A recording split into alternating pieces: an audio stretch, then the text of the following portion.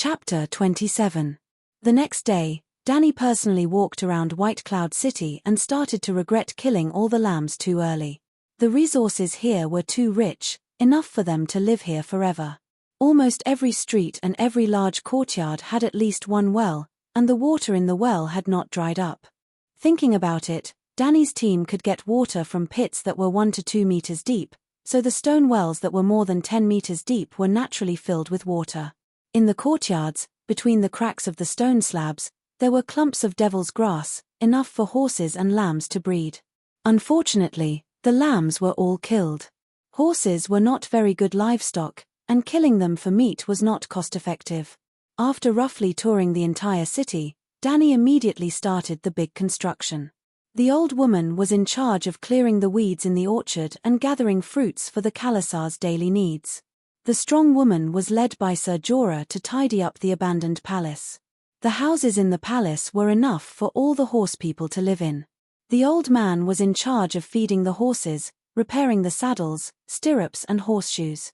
Danny personally led the Blood Alliance guards and centaur warriors to demolish the low houses in the city's slums. The extra bricks were used to repair the palace, and the empty ground was plowed by the horses together with the bare ground. After that, Danny led the Khalasar out and found a large amount of firewood and weeds outside the city.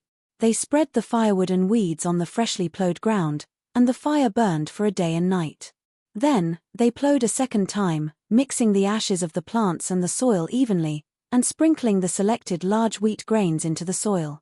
Well, in this world where summer could last for more than 10 years, there was no such thing as sowing in spring and reaping in autumn.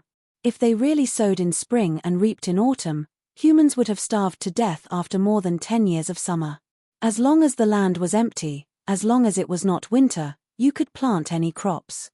Peaches in spring and pears in autumn did not exist. Fruits that only appeared in different seasons on Earth could be seen on different fruit trees at the same time here. Turnips were also one of the staple foods in this world, and Danny's Khalasar always carried them. At this time, the shriveled turnips were cut into pieces and stuffed in wet cloth to sprout seedlings, and then taken out and planted separately. Other than the turnips and barley that had been used as rations, they also discovered beets, onions, garlic, blackberries, peppermint, and other plants in the gardens of White Cloud City. The inedible flowers and plants in the garden were pulled out to feed the horses, and the empty space was used to plant crops. The children were not idle either. They wandered through the winding and complicated alleyways, shuttling between the windowsills of the houses, looking for ancient bronzes, rusted iron pots, and weapons. There were old men in the Khalasar who knew the craft of blacksmithing. They had been Drogo's slaves, abandoned by the new Khals like Bono and Jocko because they were too old to lift hammers. Danny picked out the 4 weakest centaur warriors and had them change their jobs to blacksmiths. "We are great horse-riding warriors. We are born to kill and be killed. We cannot work as slaves." The centaurs seemed to have suffered a great humiliation, their faces flushed red as they protested loudly. Danny really wanted to mock them. "You didn't kill anyone, you'll only be killed. With your skills, other than helping others practice their saber techniques, what else can you do? Who said that blacksmiths can't kill people?" Danny put on a straight face and started to spout nonsense righteously. "Do you know who I am? I am the princess of Dragonstone Island, born in the storm. I was once the daughter of the king of the Sunset Continent. My brother Rhaegar was no weaker than any Khal except Drogo, but he died at the hands of a usurper. That man, Robert Baratheon, killed my brother and stole the throne that belonged to my father and my brother. He is almost as powerful as Khal Drogo, the greatest of them all." The 4 centaurs were confused. Of course they knew about Khaleesi's background. They knew that she was the last princess, and that was why the original Khal Drogo was willing to marry her. "Khaleesi, I don't understand," one of the centaurs said. "Sigh, that usurper, Robert Baratheon, a man as strong as Khal Drogo." Danny looked at the sky at a 45-degree angle and said in a melancholy voice, "He's just a blacksmith." Cough, cough, cough. Sir Jorah choked on his own saliva. "I just want to tell you that even if you learn the craft of blacksmithing, you can still become a great warrior," Danny concluded.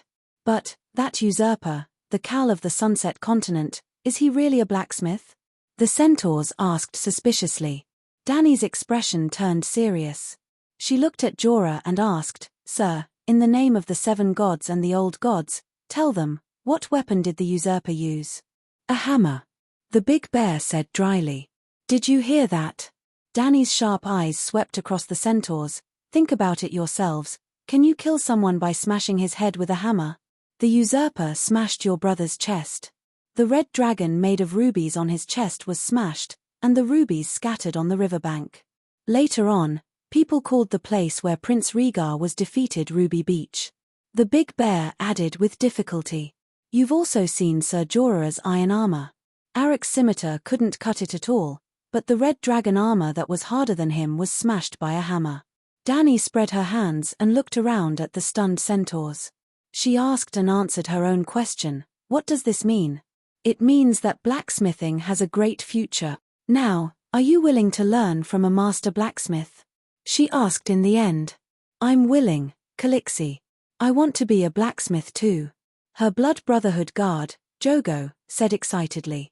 The way Dany looked at him, soon, the 4 blacksmith apprentices began to reforge the items they had collected under the guidance of their master. Not long after, the centaurs found a batch of scrolls in a stone house. Dany rushed over happily. Unfortunately, she found that the long time had changed the quality of the scrolls. Other than the first page on the surface, the rest of the scrolls were all pasted together. They would immediately shatter into powder if touched forcefully. However, she still had a great harvest. She found a scroll of map in the stone house that seemed to be a library. The words and pictures on it were already blurred. The parchment was also almost decayed. However, Dany still remembered her current location. Yes, the center of the map was White Cloud City. There was a continuous mountain range to the west. Further west of the mountain range, there were 3 cities marked. Dany easily identified the name of one of the cities. It was Meereen, written in the ancient Valeglia language. There was also a continuous mountain range to the east. Further east of the mountain range was the sea. The most valuable thing was the geographical information south of White Cloud City. The sea was directly south. There was no standard measurement, so she couldn't determine the specific distance. She could only measure the distance between White Cloud City and the Larza River. White Cloud City was probably between the Larza River and the sea in the south. Dany walked for 5 days. It was about 500 to 600 kilometers. However, they didn't walk in a straight line. The starting point was also not at the Larza River. She estimated that if they walked another 600 kilometers south, they would definitely reach the sea. This was good news. The second piece of good news was that there were 2 other cities within 100 kilometers southwest of White Cloud City. Similar to White Cloud City, they were cities located in the Red Wasteland. Like White Cloud City, those 2 cities should have turned into a dead zone over the years. Just as Dany thought before, the map marked that there was once a river that ran from the Larza River to White Cloud City and the other 2 cities. Now, the river had completely disappeared. So, Dany had 2 new pieces of farmland. For the second time, she regretted slaughtering all the lambs too early. Otherwise, she could have turned White Cloud City into farmland and developed the other 2 cities into pastures. That would have been perfect. Reality proved that she had thought too much. The next day, the knights that were sent out followed Dany's instructions and found the 2nd and 3rd white cities. Yes, they were the same as White Cloud City. They had white city walls, white towers, and white buildings. Other than the fact that they were smaller than White Cloud City, there was almost no difference. However, Qiao Ji, who led the team to search for the cities, told her, "Calixi, the nearest city is too strange. There was a circle of iron spears with red rust outside the city walls. There were skeletons hanging from the spears. When the breeze blew, I could hear them laughing. That was the devil's laughter. I didn't dare to go in." Dany was speechless. "You also know that there was a breeze. Devil's laughter? If there were really devils, they would also laugh mockingly at you centaurs for being too cowardly." Qiao Ji seemed to have noticed Calixi's displeasure. He quickly took out an iron bracelet that glowed with black light from his pocket. In the middle of the bracelet was a fiery red opal the size of a thumb. The opal was fiery red and translucent. It was natural and unpolished. Calixi, look. I found it in the second white town. It's just an opal. It's not worth much. Dani shook her head. How can it not be worth much?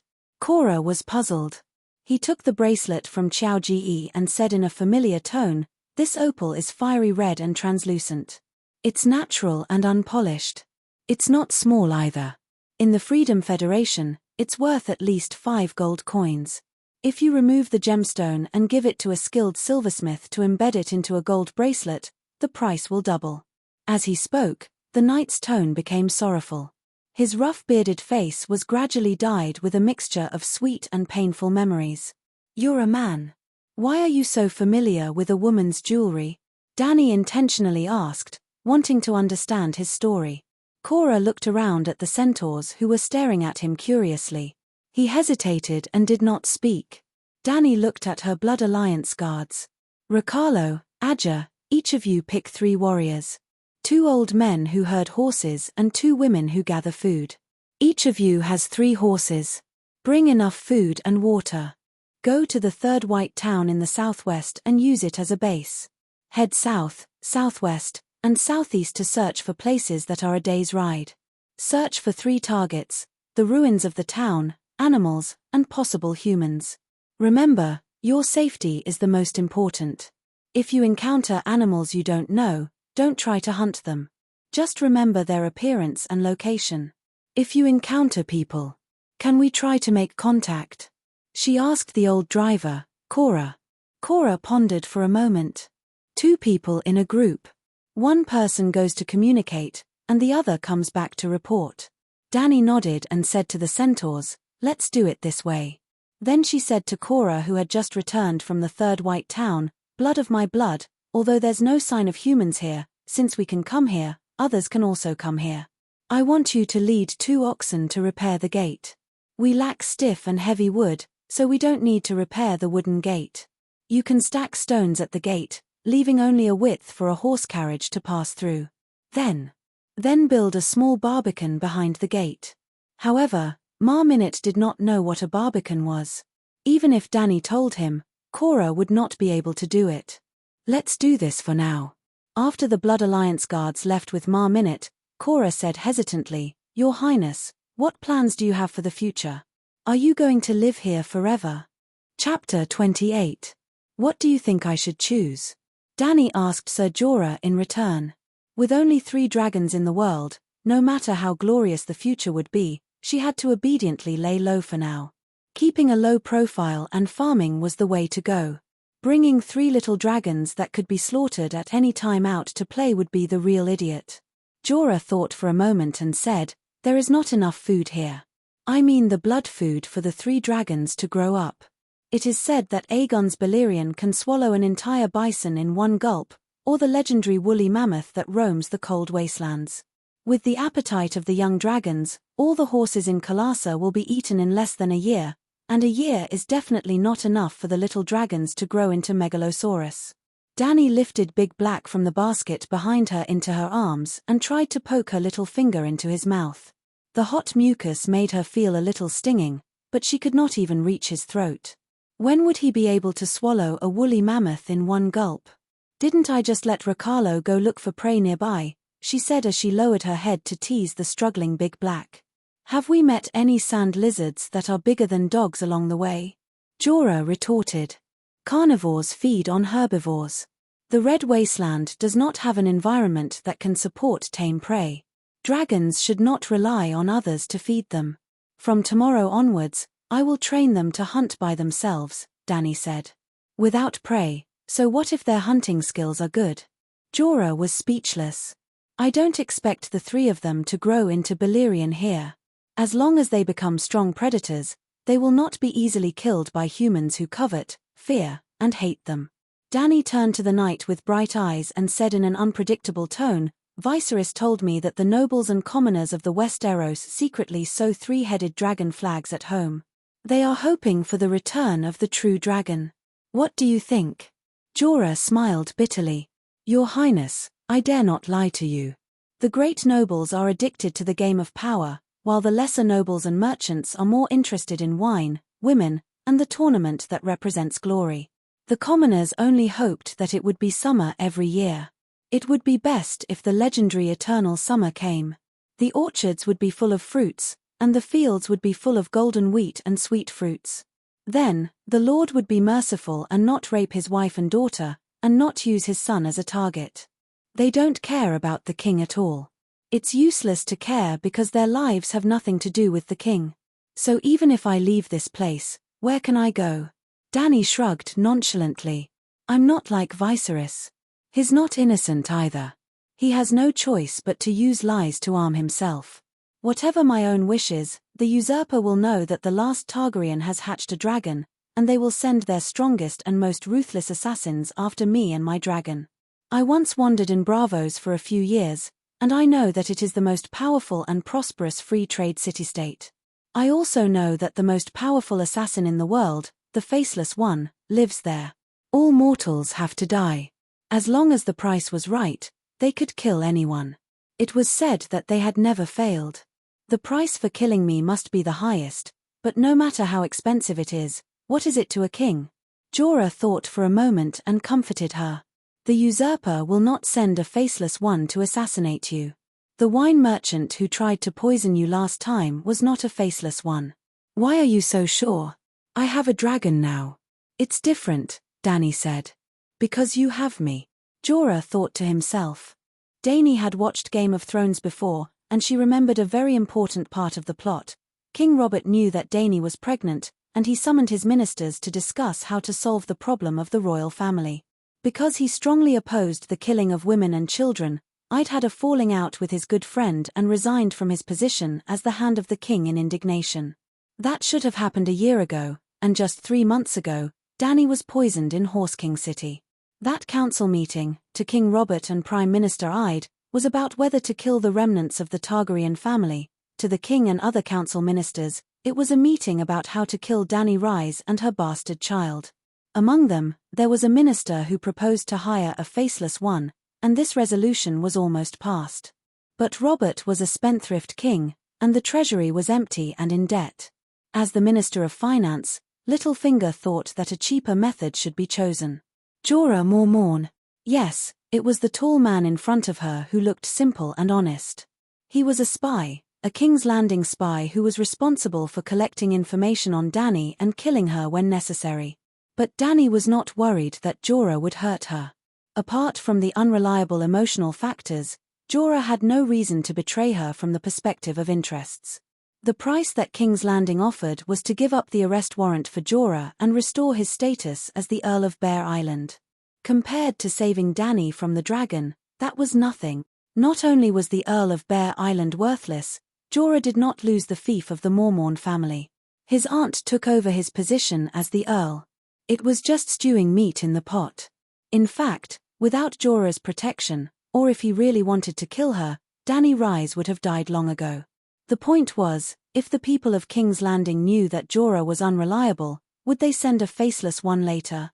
Because of the political chaos in the original plot, new kings kept appearing and falling, and the people of King's Landing seemed to have forgotten about Dany.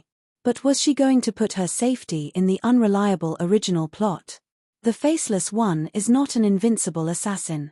The kings of the Targaryen family were not without enemies, but none of them died in the hands of the Faceless One. The Faceless One is a legendary existence to ordinary people, but in the face of the legendary Kingsguard, their tricks are not so effective. Jorah comforted her softly, and with a firm expression, he promised, "Have you forgotten?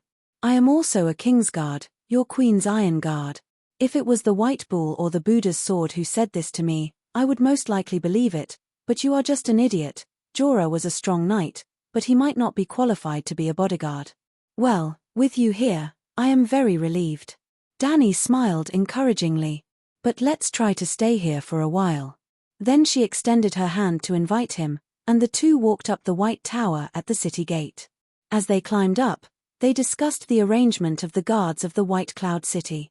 When they reached the top, Dany threw the 3 dragons into the sky, letting them soar in the sky while hissing. A few days later, after the Black Dragon, The white dragon and the green dragon also learned to fly and spit dragon flames. The three colorful little dragons chased each other under the blue sky.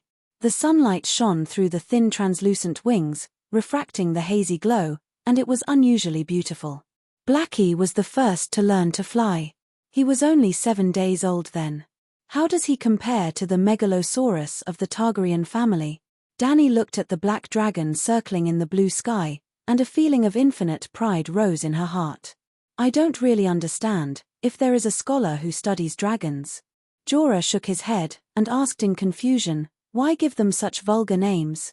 Aegon's dragon is called Balerion, Visenia's dragon is called Vargal, and Rhaenys is called Miraces. They are all taboo names of the ancient Valeglia gods. Dany also did not mince her words. My dragon and I are too weak, and I don't want too invasive names to alert others. I can also name my dragon after my ancestors, such as Brother Rain and Viserys, but I want to draw a clear line with the previous Targaryen. Why? Jorah asked in shock. In this era, in this world, nobles who had a little family history were all proud of their great ancestors. They even used the same ancestor's name for several or more generations. For example, the countless Brandons of the House of Stark, and the many Aegons and Rhaenys of the Targaryen family. Even Dany Rise evolved from the virgin girl Dany's thoughts, with only 1 or 2 additional letters, and more than 100 years ago, the Targaryen princess who married the Dornishman was also called Dany Rise. I am different from them. The foundation of the Targaryens was the Targaryen family, and now Dany. The dragon was her child, and Dothraki was her clansman. The Targaryens only brought her burden and danger. Let's not talk about me. She changed the topic and looked at Cora with a smile. You know everything about me, but I know very little about your story. Tell me about yourself. Me? What do you want to know? Sir Jorah asked dryly. You are the Earl of Bear Island in the Northern Territory. How did you come to the continent of Ursos, tens of thousands of miles away? Dany turned her head and looked at the dragon flying in the sky. She said softly, you seem to know a lot about jewels and their value. Is there a gem mine on Bear Island? If Bear Island really had a mine, I wouldn't be stranded in a foreign land. The knight smiled bitterly. He picked up a milky white stone from the ground and drew a rough map of the Westeros on the stone slab of the tower window. Look, this is Bear Island. It is located in the distant frozen bay, almost as far away from the Great Wall as the Northern Territory.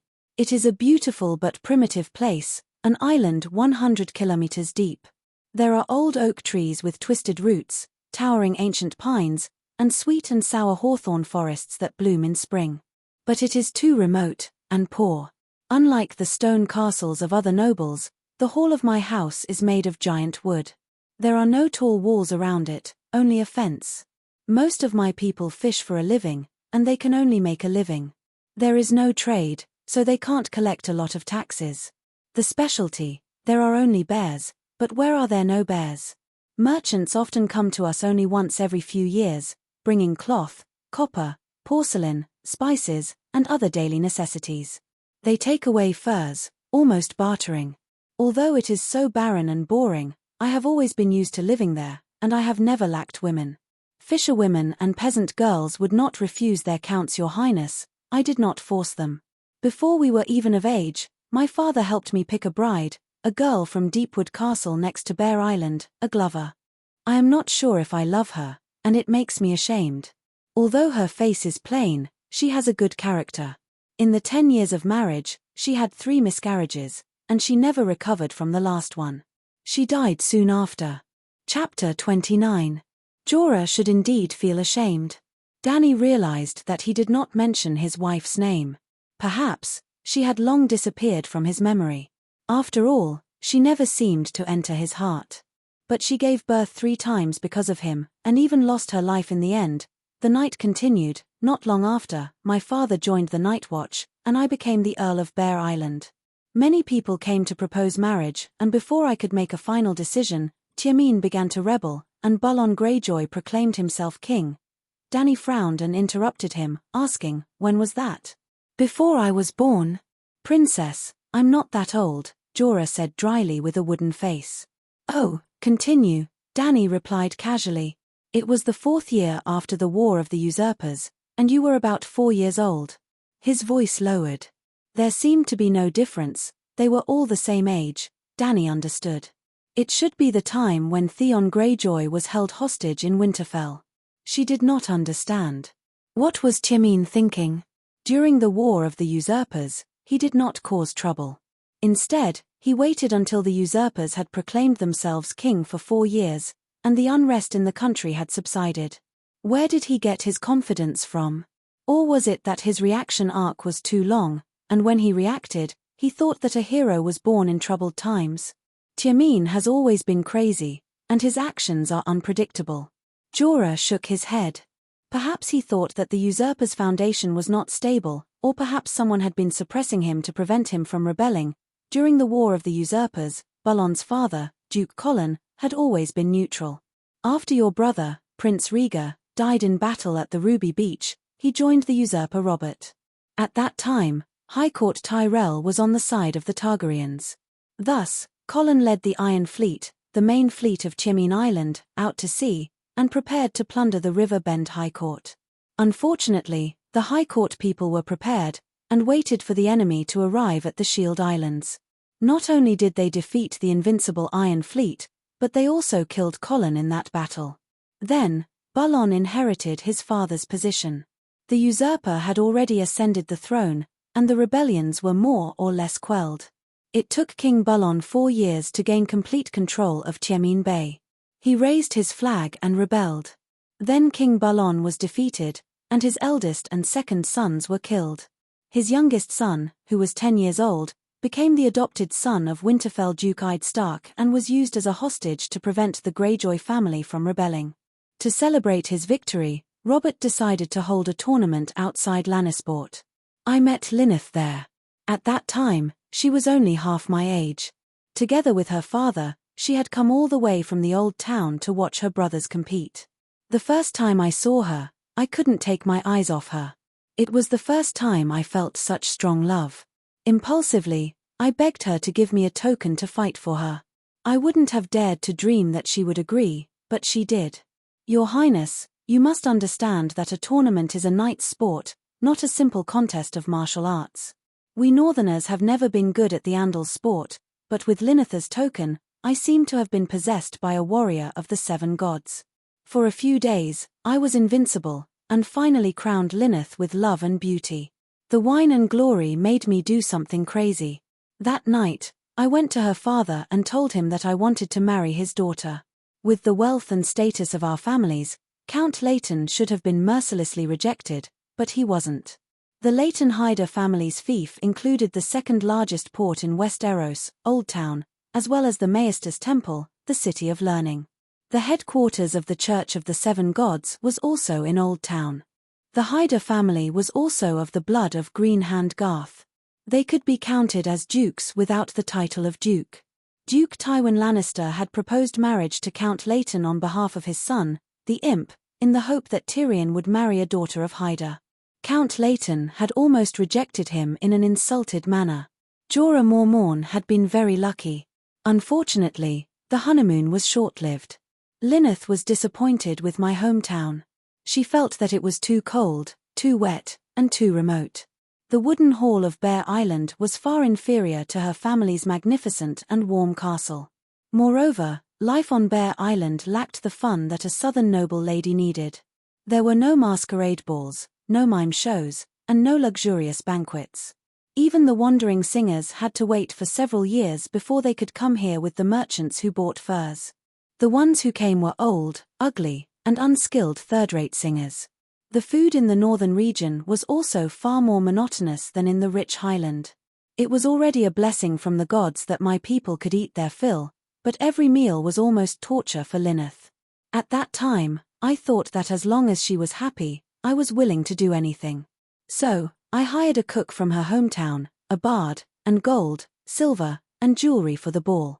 On Bear Island, where every silver coin was counted, I had no choice but to familiarize myself with the price of most of the jewelry. So, do you understand why I was able to estimate the value of the opal bracelet so skillfully? Jorah smiled like a husband paying his wife's bill on the internet on Double 11. I tried my best to satisfy whatever she wanted. As I said before, because of her, my potential exploded and I became the champion of the tournament. The usurper was a generous, an arrogant and licentious king. He was extravagant and loved to hold tournaments, and the champion of each tournament was richly rewarded. That time, not only did I receive glory and beauty, I also received 50,000 gold royals in my pocket. That much? Danny couldn't help but exclaim. With the memories of the original host's difficult life in the various cities, she had a rough understanding of the purchasing power of the three currencies of this world: gold, silver, and copper. She remembered that once, on the streets of Mill, Viserys used 2 copper coins to buy 2 barbecued sausages and a small bowl of goat's milk from a vendor. Viserys quickly finished his portion and snatched the remaining half of his sister's sausages. In terms of purchasing power, let's say 1 copper coin was worth $5. After all, it was pure meat sausages, and the portion was quite sufficient. Under normal circumstances, that sausages could be used for breakfast, but Viserys was in the developing stage at that time, and his nutrition couldn't keep up. And 1 gold royal could be exchanged for 30 silver moons, so 1 silver moon could be exchanged for about 800 copper coins. In other words, 1 gold royal equals 2,400 copper coins equals 12,000 renminbi purchasing power. 50,000 gold royals was about 600 million. Holy shit. Danny remembered that in the original plot, Robert had been on the throne for 14 years, and owed a total of 6 million gold royals, of which 3 million belonged to the Lannister family. This, hearing Danny's exclamation, Jorah also lamented, "That's right, Bear Island can't even earn 5,000 gold royals in 100 years. In terms of spending money, the usurper is more like the Mad King than your father." Sorry, I mean. The knight's face flushed red, and he didn't know what to do. Danny didn't say anything, and only nodded calmly. Sir Jorah heaved a sigh of relief, and continued his love story, saying, "It was also because of that 50,000 gold royals that I was able to satisfy all of Lynnis's requests in the days before. In order for her to attend festivals and banquets everywhere, I specially built a large ship for her. Port Lannister, Old Town, King's Landing, Lies, Pentus, she appeared there. The furthest we went was to Bravos. From Bear Island to Bravos? Are you crazy?" Danny was shocked again. Bravos was actually very close to the Northern Territory, in a straight line. If there was a plane, flying from Bear Island to Bravos was about 3,000 kilometers. 3,000 kilometers seemed a little far. The key was that Bear Island and Bravos were separated by a continent and a strait. If they took a ship, they would have to circle around the continent of Westeros. Probably, it was really too far, and the sea conditions were very complicated, so it was very likely that they would have to take a detour. The only thing that was certain was that the voyage was definitely more than 10,000 kilometers, farther than from Shanghai to Los Angeles.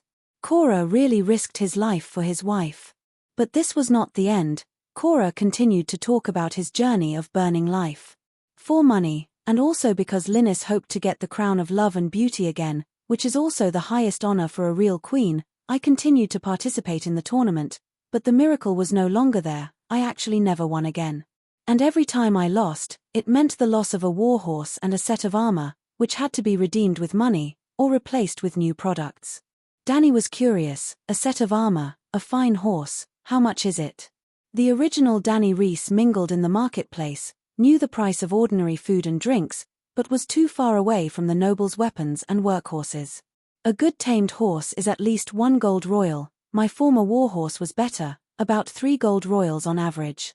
And a good full-body armor is about 4 or 5 gold royals. I have to buy good armor. He solemnly told Danny, "For us knights who have a long history of family learning, we are as familiar with armor as we are with our own palm prints. Under normal circumstances, I only need a glance to see the flaws in the opponent's armor, if there really is a flaw. Similarly, my opponent can also see the flaws in my body. So, I can't have too obvious flaws, and I can't use substandard armor, or else my life will be in danger during the competition. I'm not afraid of death, but dying in a noble's game because of a problem with my armor is really an extremely cowardly thing." After a pause, Knight Korra said in a complicated tone, "I've participated in many tournaments, and every time, there were knights who lost their lives, most of them free riders seeking wealth and fame. Almost none of the children of great nobles died, because no one could break through their defenses under the rules of the competition between cavalry and spear. If Dany had watched the Prime Minister's tournament held at King's Landing more than a year ago, she would have a deeper understanding of Cora's words. One of the matches was Rayleigh versus Hound. During the high-speed collision, Hound stabbed Rayleigh in the chest, causing him to fly out from the saddle, flying more than 10 meters in the opposite direction from where he came from.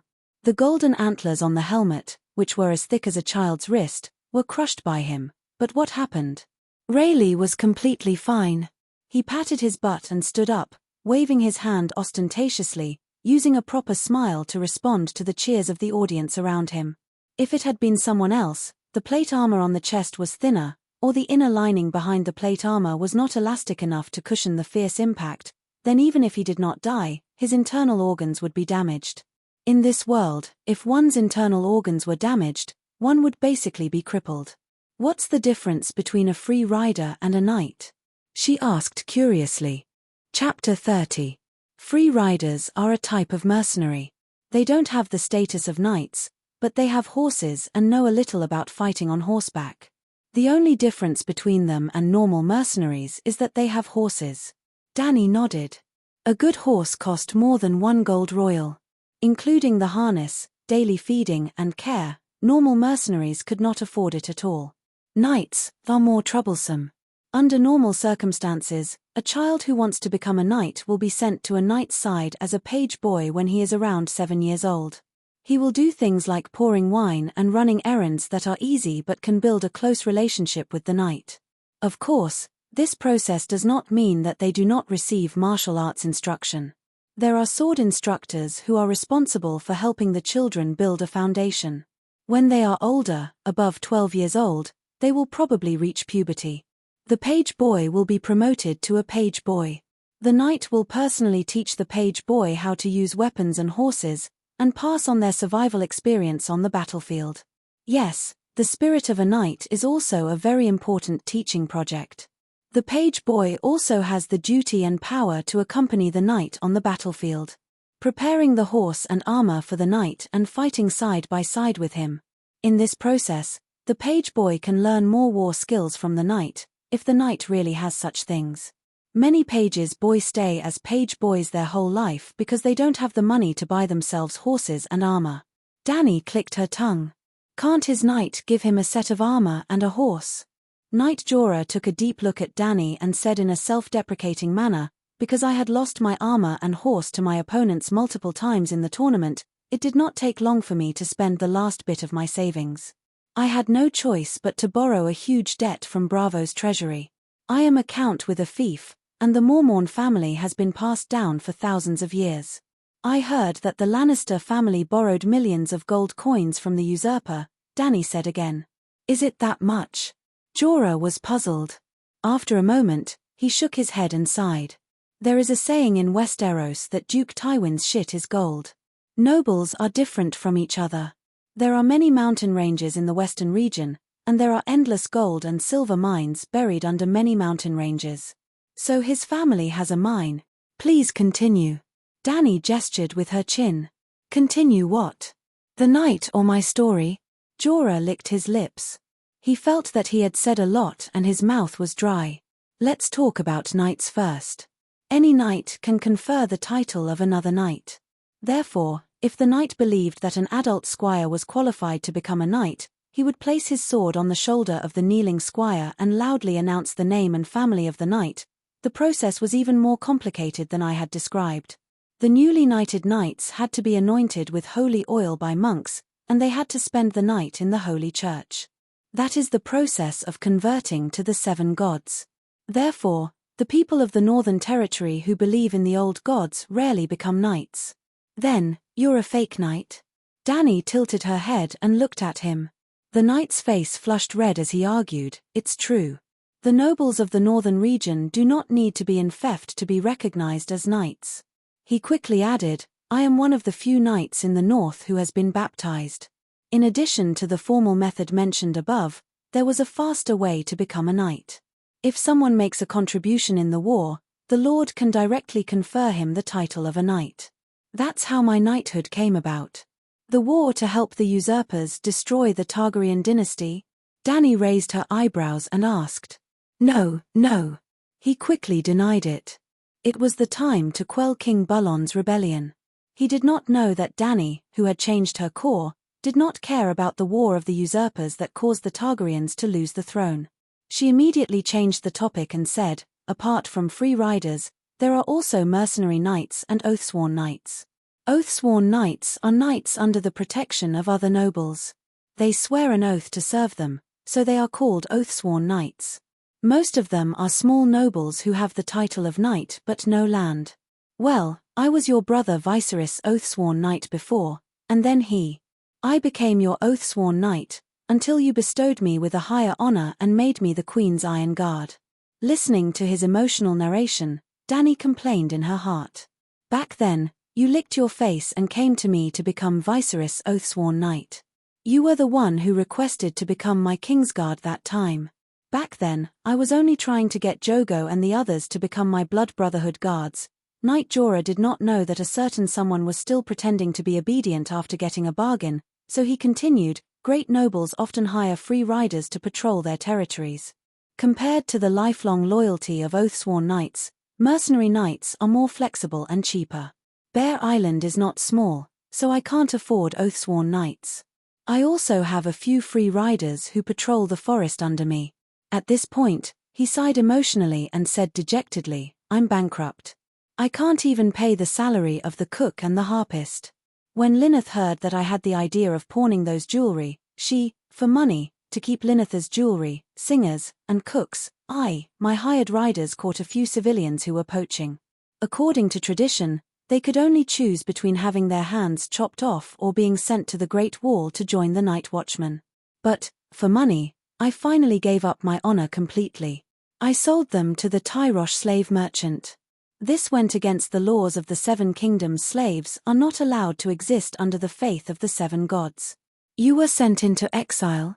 That's a little harsh. I can first fine you as a warning to others and warn you not to do it again, Dany said.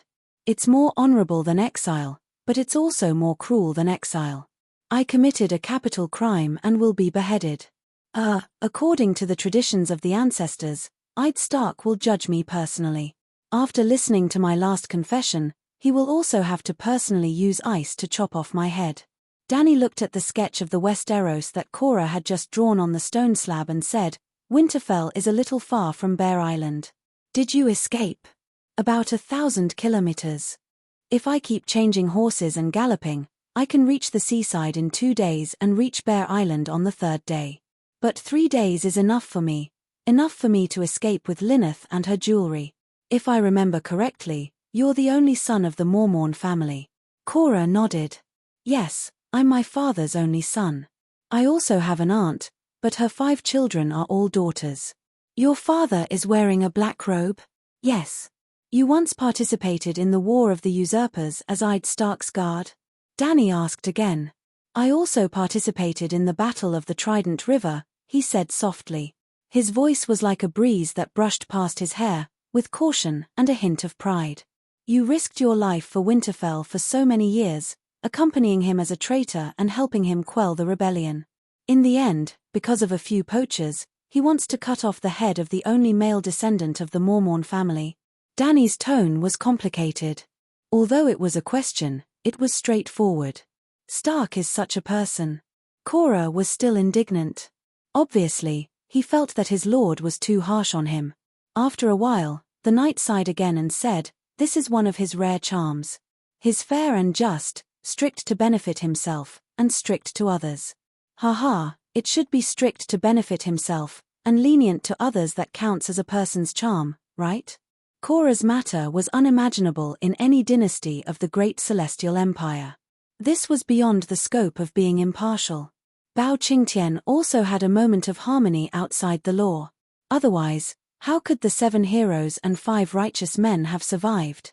It could only be said that Ed Stark lived too comfortably and was too inflexible. Dany couldn't help but think to herself, is it so easy to defend one's country in this world? The House of Stark's position as the king of the northern region is still as stable as a mountain. But how did Targaryen lose his country? Could it be that the father of this body, Mad King Eris, is even more scheming than I'd? The heavens have pity on them. They, who have no political skills, can maintain the kingdom for hundreds or thousands of years while doing their best. When the last kings of the great celestial empire know about this, they will probably be so envious that they will drool. In fact, only the people of the northern region are inflexible. Families like Lannister, Tyrell, and Martell are not inferior to any of the famous kings of the great celestial empire. Well, you continue. She felt that she still had a lot to learn. This world was too different from the Eastern survival rules she was familiar with. She could only adapt and change. At least the dragon must be strong enough that it can't be killed by crossbows. It seems that there is no dragon that can't be killed by crossbows. Should I let the Megalosaurus learn from the Westeros Knights and get a full body armor to wear? If it was a naked duel, just the current little Kalasa could find 10 centaur warriors who could kill Korra. But if he wore armor, none of her bloodguards would be a match for him. Dany's imagination ran wild, but Korra continued, I told myself that as long as Linus and I were truly in love, honor, identity, hometown, title, family, and so on, nothing was important. I took her and fled to Lies. That big ship was worth a little money, and we lived a rich life for half a year. When she heard the word true love, Dany knew that Korra was going to have a tragedy. Sure enough, his fierce bear-like eyes turned red and watery. His bearded square face twisted into a word, bitter.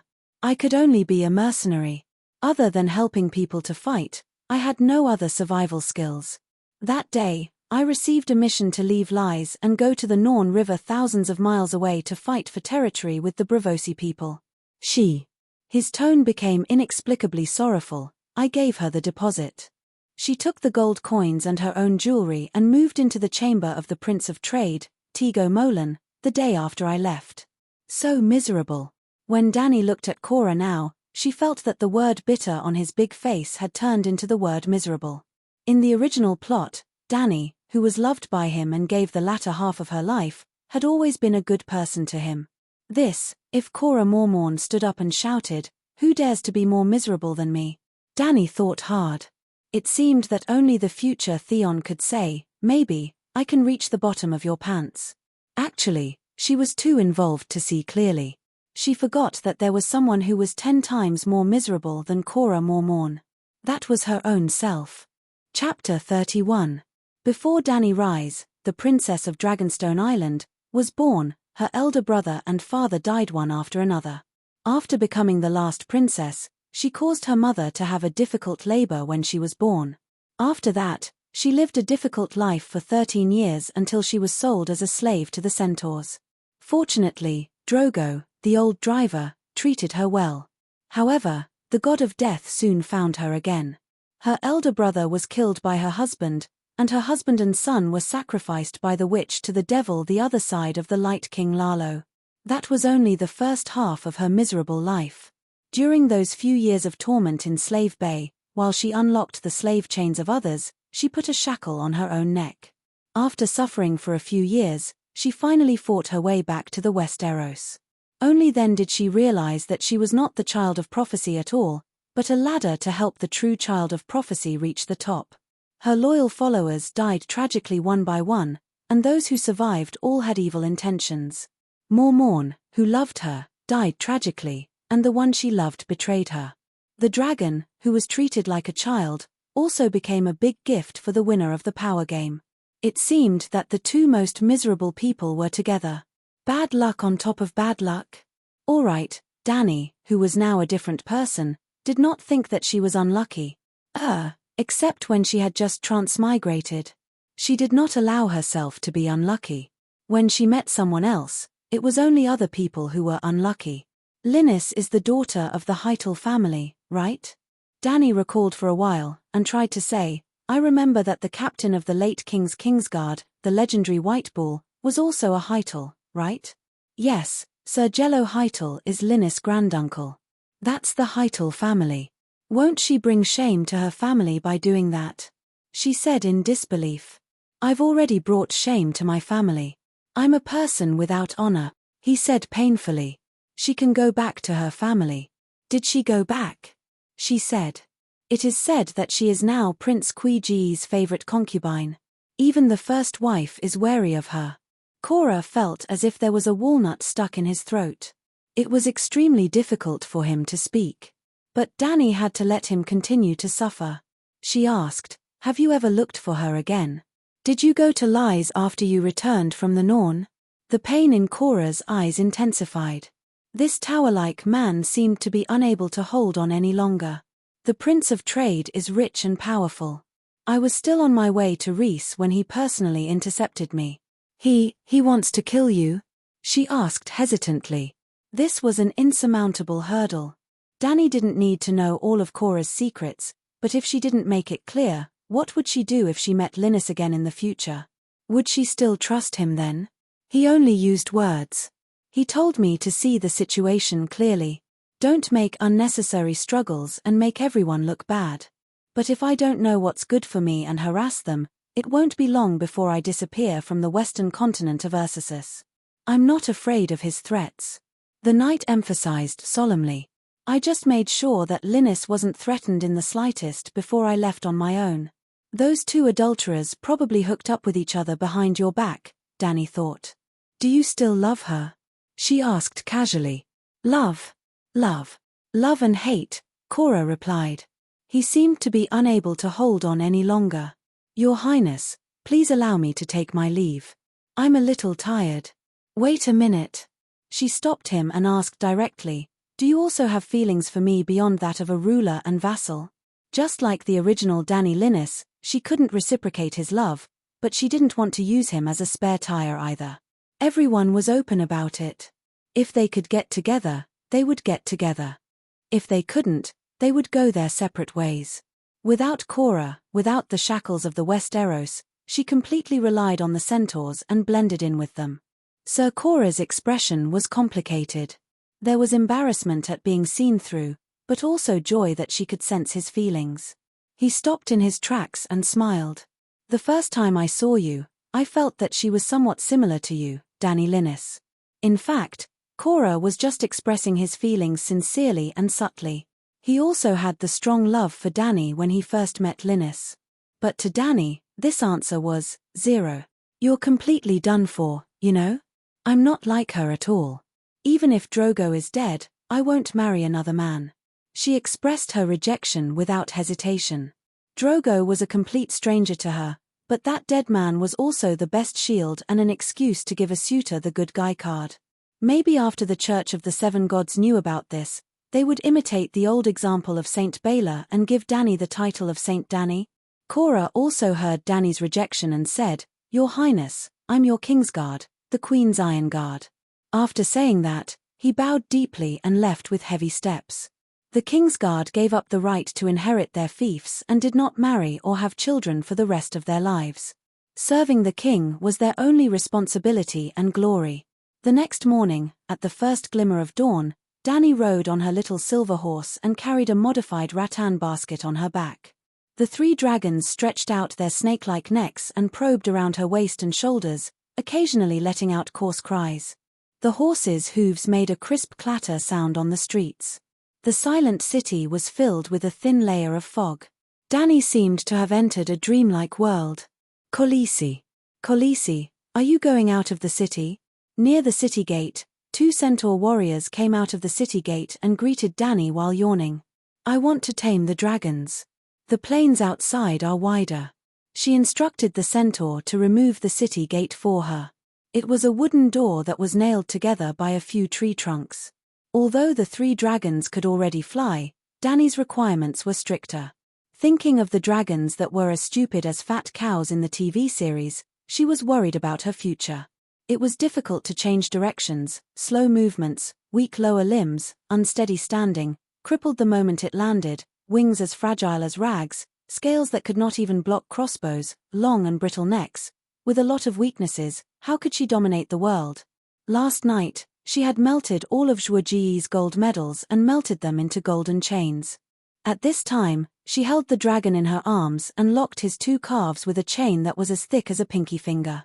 There were only 3 chains and they were less than 10 centimeters long, adding about a pound of weight to each leg. Come, Blackie, you're the big brother. Set an example for your brothers.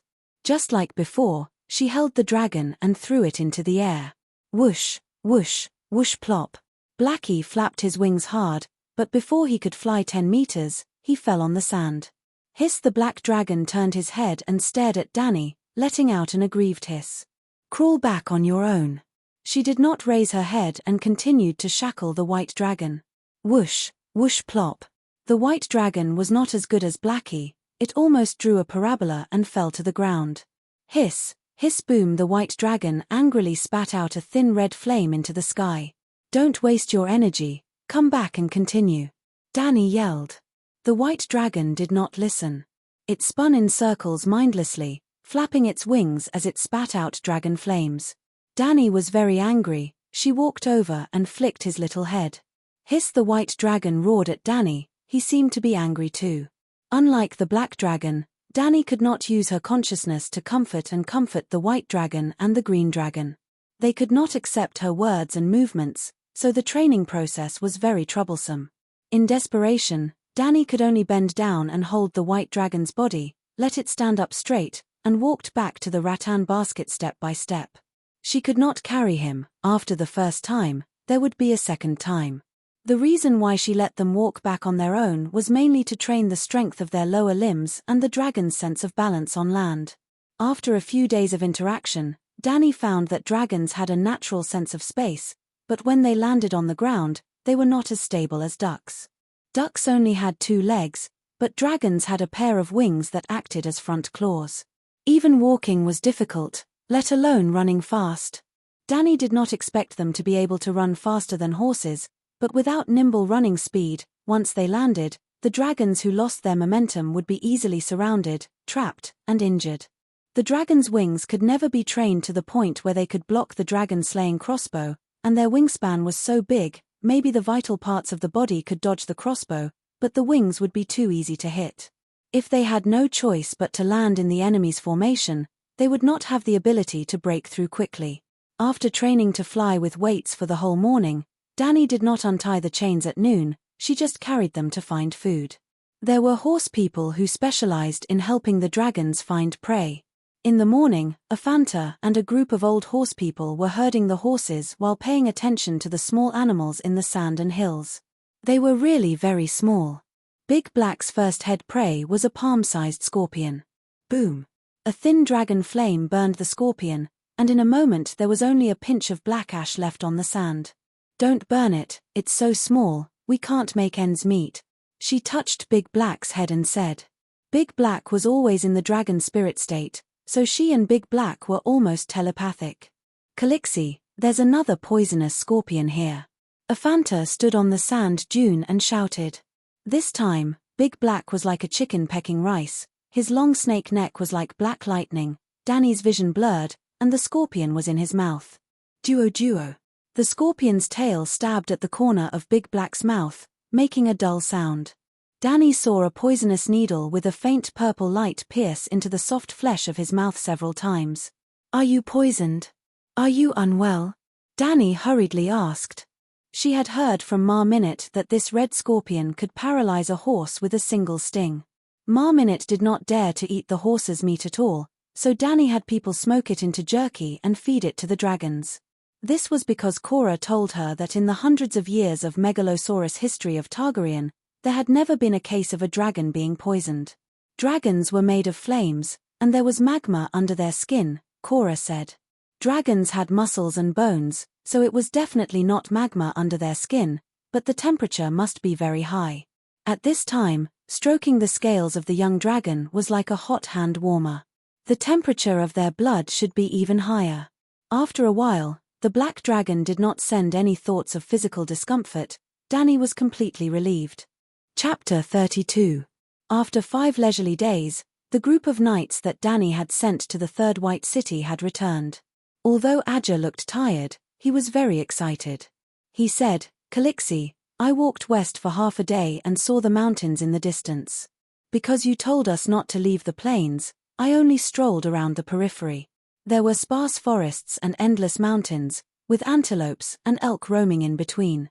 I hunted a deer with a bow and was going to bring it back for you, but the weather was too hot, and maggots grew in half a day after entering the red sand plains.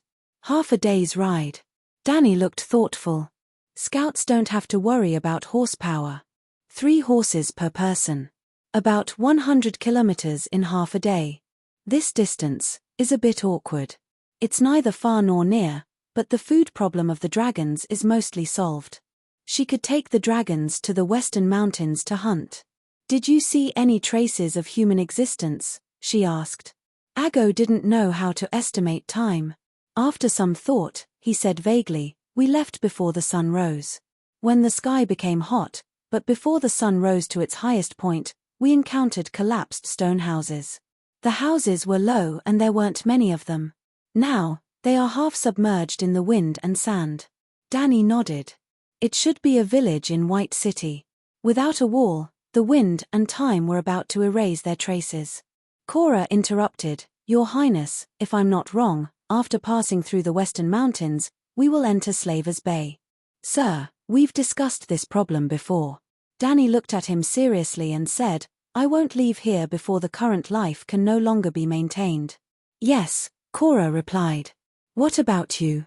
She looked at Riccardo. No traces of humans or large animals. The further south we go, even the devil's grass becomes sparse. Riccardo's lips were cracked, and his skin was dark red. It was obvious that he must have had a hard time these days. At least we know that the southern environment is harsh. We can focus more on developing the western mountains, Danny comforted. Calixi, the south isn't completely worthless. Look at this. He untied the long charcoal hanging from the saddle and said excitedly, Calixi, guess what this is? Isn't this charcoal used to filter muddy water? Danny took the stick in surprise. Oh, this is so heavy. No, it's so light. She uttered 2 contradictory words in a row. From afar, it looked like a piece of grayish-black charcoal, but it was much heavier than charcoal in his hand. Taking a closer look, it had a metallic luster and the texture of black iron, but it was much lighter than an iron rod. Suddenly, the name of a weapon flashed through Danny's mind. It was the dragon bone bow that she had fished out from Zhuoji's crematorium. These are dragon bones. Primitive dragon bones that had not been processed, but how was this possible? Could it be that you found a dragon corpse? She asked in shock. Aya, you guessed it. Riccardo was very surprised. Seeing the shock on Danny's face, he was very proud. It's a dragon corpse. Only a skeleton bigger than a stone house is left. Most of it was buried by the wind and sand.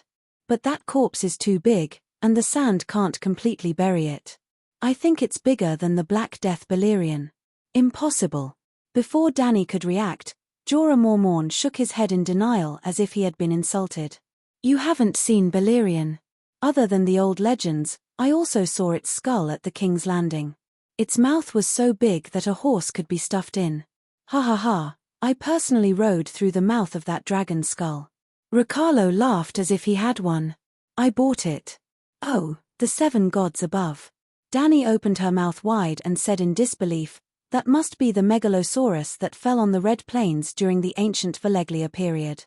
The Black Death Balerion is the biggest dragon of the Targaryen family. Not to mention the significance of the megalosaurus to the people of Valeglia, the dragon corpse has always been the most precious treasure. Why didn't the people of Valeglia recover it? Jorah asked in confusion. I thought of a possibility. A glint flashed in Danny's eyes as she said faintly, he is the 6th megalosaurus to escape the great cataclysm of ancient Valeglia. The Targaryen family was originally one of the dragon kings of Valeglia's Freedom Fortress. Before the volcanic eruption destroyed the land of Long Summer where Valeglia was located, the virgin girl of the Targaryen family, Dany Sai, received a prophecy in a dragon dream. Ancient Valeglia was about to be destroyed. The current head of the family, who was also Dany Sai's father, believed his daughter's prophecy. Ignoring the mockery of Valeglia's nobles, he sold all the castles, manors, and shops in Valeglia and led his entire family and the 5 dragons to leave the land of Long Summer by boat. During the Great Cataclysm, the dragons and Valeglia all died in the hot magma that spewed out from the Earth's core. Even the Megalosaurus could not withstand the high temperature and poisonous smoke of the magma. As a result, only the Targaryen family had the Megalosaurus left in the world, and the Targaryens became the last Dragon King. Now that she heard Riccarlo's description of the size of the dragon's corpse, she immediately thought, could there be a Megalosaurus that escaped from the Great Cataclysm? He was heavily injured and struggled to fly to the Red Wasteland. Not long after, he died in pain, leaving behind a huge creature for future generations to pay homage to. After listening to Dany's guess, Ser Jorah nodded in agreement and sighed. As long as there is enough food, the dragon's body will continue to grow. Because Balerion reached the limit of his growth, he naturally died of old age. As a result, there is almost no Megalosaurus that is larger than him, unless. There is one more thing. The Red Wasteland is next to Slave Bay, and to the west of Slave Bay is the land of Long Summer. Ancient Valeglia is at the mouth of Slave Bay, so the distance is very close. The place where the dragon's corpse fell was a little far from the Third White City, close to 300 kilometers.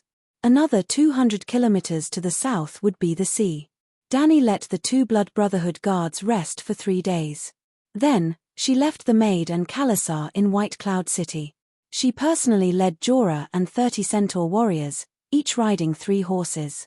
They set off at 4 or 5 in the morning, and arrived at the Third White City at 8 in the morning before the sun had driven away the last bit of shade. When they passed by the Second Devil's City, Dany purposely stopped to take a look. There was a circle of 2-meter-long iron spears outside the White City walls, like the guards of the White City. The tips of the spears were propped with pale white skulls. As the wind passed through, the skulls made a crisp cracking sound, as if they were smacking their lips. No wonder her Blood Brotherhood guards were shocked. Even Dany felt a chill down her spine when she saw it. Fortunately, the air in the Red Wasteland was dry and dehydrated. After hundreds of years, the iron spears had only developed a layer of reddish-brown rust, and had not completely rotted into rust powder. It's really a little strange. Dany turned to ask Aggo. Do the centaurs have such a custom? No. The Blood Brotherhood guard said uncertainly. Calixi, every Khal has different habits, and they do things differently. This kind of thing doesn't go against our tradition, a fan interrupted. Yeah, the old man came along too. He was in charge of taking care of the horses for the next few days. Maybe the residents of this city resisted too fiercely, and caused a lot of casualties to the Khal's Khalasar, Kola said softly. Before leaving, he suggested, even if the centaurs don't want to live in this city, we should send someone to clean it up. Maybe we can find some valuables, like that opal bracelet. Qiao Ji shook his head when he heard that, and shouted, we can't take the devil's things.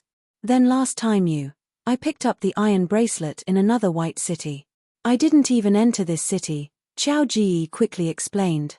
Our goal this time is to explore the dragon bones. Let's put everything else aside for now, Dany decided. Looking from outside the city, the Third White City seemed to be a smaller replica of White Cloud City, but Dany, who had entered the city, keenly noticed the difference. Firstly, the density and height of the houses were not as high as White Cloud City, and secondly, there were no luxurious palaces in this city. There were originally 7 or 8 centaurs left in the Third White City, and when Dany and the rest arrived, they had already prepared food. Yeah, 3 dragons flew above the city in advance, and the centaurs knew that Calixi was about to arrive when they saw the dragons. During lunch break, Dany went to the library that Qiao Ji mentioned. It was actually the office of the city lord. Similar to the parchment found in White Cloud City, the books could not be read, and only a few scrolls could be read. Through one of the pictures, Dany could roughly determine the meaning of the existence of these white cities. The Silk Road of Another World. Quirs, the pearl of the strait that connected the Jade Sea and the Summer Sea, its status was similar to the Suez Canal on Earth. Meereen, the largest and most prosperous city in Slaver's Bay, and also the world's largest slave trading market. At this time, on the map, Meereen, White Cloud City, and Quirs were connected in a straight line. Compared to the long sea route, crossing the Red Wasteland reduced the journey by 70%, and the land was safer than the unpredictable sea. So for a period of time, the White City was very prosperous, just like the famous cities on the Silk Road of the Celestial Empire. So, there's an ancient road between Meereen and White Cloud City. Dany's finger slid lightly on the map, her mind racing. If White Cloud City could not support the 3 dragons in the end, she could follow the Silk Road to the northwest, and finally build a city in the mountains near Myrine. She was sure that as long as she followed the path on the map, she would definitely come across the 4th and 5th White Cities. Maybe they would not be as grand as White Cities, but at least she would be able to find the small villages that were used for travelers to rest a few hundred years ago. Then, she could carry out her plan to farm to the end. Entering the Red Wasteland did not seem to be a dead end, but an otherworldly paradise arranged by God. No one paid attention to her, and no one knew that she had dragons. Prophesies, deviant ghosts, Jon Snow, and games of power in the Westeros could all go to hell. When the Megalosaurus grew up, she would ride the Megalosaurus to the north, sweep through the Dothraki Sea, and be crowned as the only female Khal to unify the 8 barons.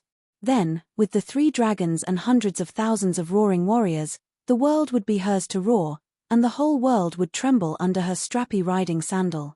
Qin Shi Huang, Genghis Khan, Alexander, Caesar, Napoleon, they were all her, and they were all inferior to her. Hee. Thinking of the beauty, Dany could not help but giggle. Calixi, what's wrong with you? Aggo's shout woke her up from her dream. Why are you looking for me? She roared back in an unfriendly tone. Aggo did not care about her attitude at all, and only widened his black almond-shaped eyes, shouting, "It's getting dark." So be it. Oh, it's time to go. Dany understood this time. Their operation this time would be like when they crossed the wasteland, traveling at night. Chapter 33. The last time the Blood Alliance guards received orders to explore the terrain and resources, they naturally couldn't travel at night. Although the weeping blood star in the sky dyed the sky red, it was completely impossible to rely on the faint red light to see the scenery in the distance. So, Aggo and the others really had a hard time last time. This time it was different. The goal was clear and there was no need to check if there were people or large animals nearby. The weeping blood star of blood and fire hung above their heads. Without the old, weak, women and children of Kalasa holding them back, Dany took the lead. The little silver horse galloped happily on the red sand, leaving a thin trail of red dust between the horse's hooves. Cora and her blood guards were 3 horses behind Dany, followed closely by 20 Dothraki roaring warriors. The rumbling of the horses' hooves spread far and wide. The sand lizard with reddish-brown scales poked its head out of the grass, as if feeling the tremors of the earth. Squawk squawk boom, a sharp and rough cry suddenly sounded above their heads. The sand lizard the size of a wildcat was alerted and wanted to shrink back into the grass, but it was a string of dark red flames falling from the sky. The black smoke mixed with the smell of sulfur ignited the demon grass beside it. The sand lizard screeched and escaped from the sea of fire. The next moment, the sky darkened and it rose into the air without any support. The pain of being pierced by sharp teeth in its weak abdomen had not driven away the panic in its heart. With a boom, a ball of flames swept over and the sand lizard completely lost consciousness. Thud thud thud, the horses trampled over the demon grass, which was ignited by the dragon flames, quickly sank into the shallow red sand, leaving only wisps of white smoke swaying with the wind. Dany raised her head to look at the dragon whelps in the sky who were fighting for food. A satisfied smile appeared on her face. The centaurs had a very good sense of direction. They did not take any detours and found the dragon bones at midnight. Thinking about it, it was true that people with a bad sense of direction could not become Kalasa's scouts because the sea of Dothraki grass was even more difficult to identify than the Red Wasteland. The scouts were scattered in all directions, and the furthest they could go was a day or 2 away from Kalasa. 7 gods, is this really the skeleton of a creature? Even though she had heard many times that Balerion could swallow a wild bull in one gulp, Dany could not help but exclaim when she saw the dragon bone the size of a destroyer. The bones that were exposed above the sand were grayish-white. The deeper one went into the ground, the darker the bones became. Originally, only a small part of the skull was exposed. Last time, in order to investigate the size of the dragon bone, Riccarlo had dug up the sand that had buried the skull. If I were to completely dig up the sand, the project would be too big, and it would take a lot of time. Dany climbed to the top of the 2-story Megalosaurus's head. Looking at the burial ground that had accumulated into a curved hill, she began to hesitate. Cora frowned as he looked at the huge skull and said, "Your Highness, what do you plan to do with this dragon skeleton? I'm afraid it's not realistic to transport them all back." This. Danny smiled bitterly. "To be honest, I did plan to transport it back.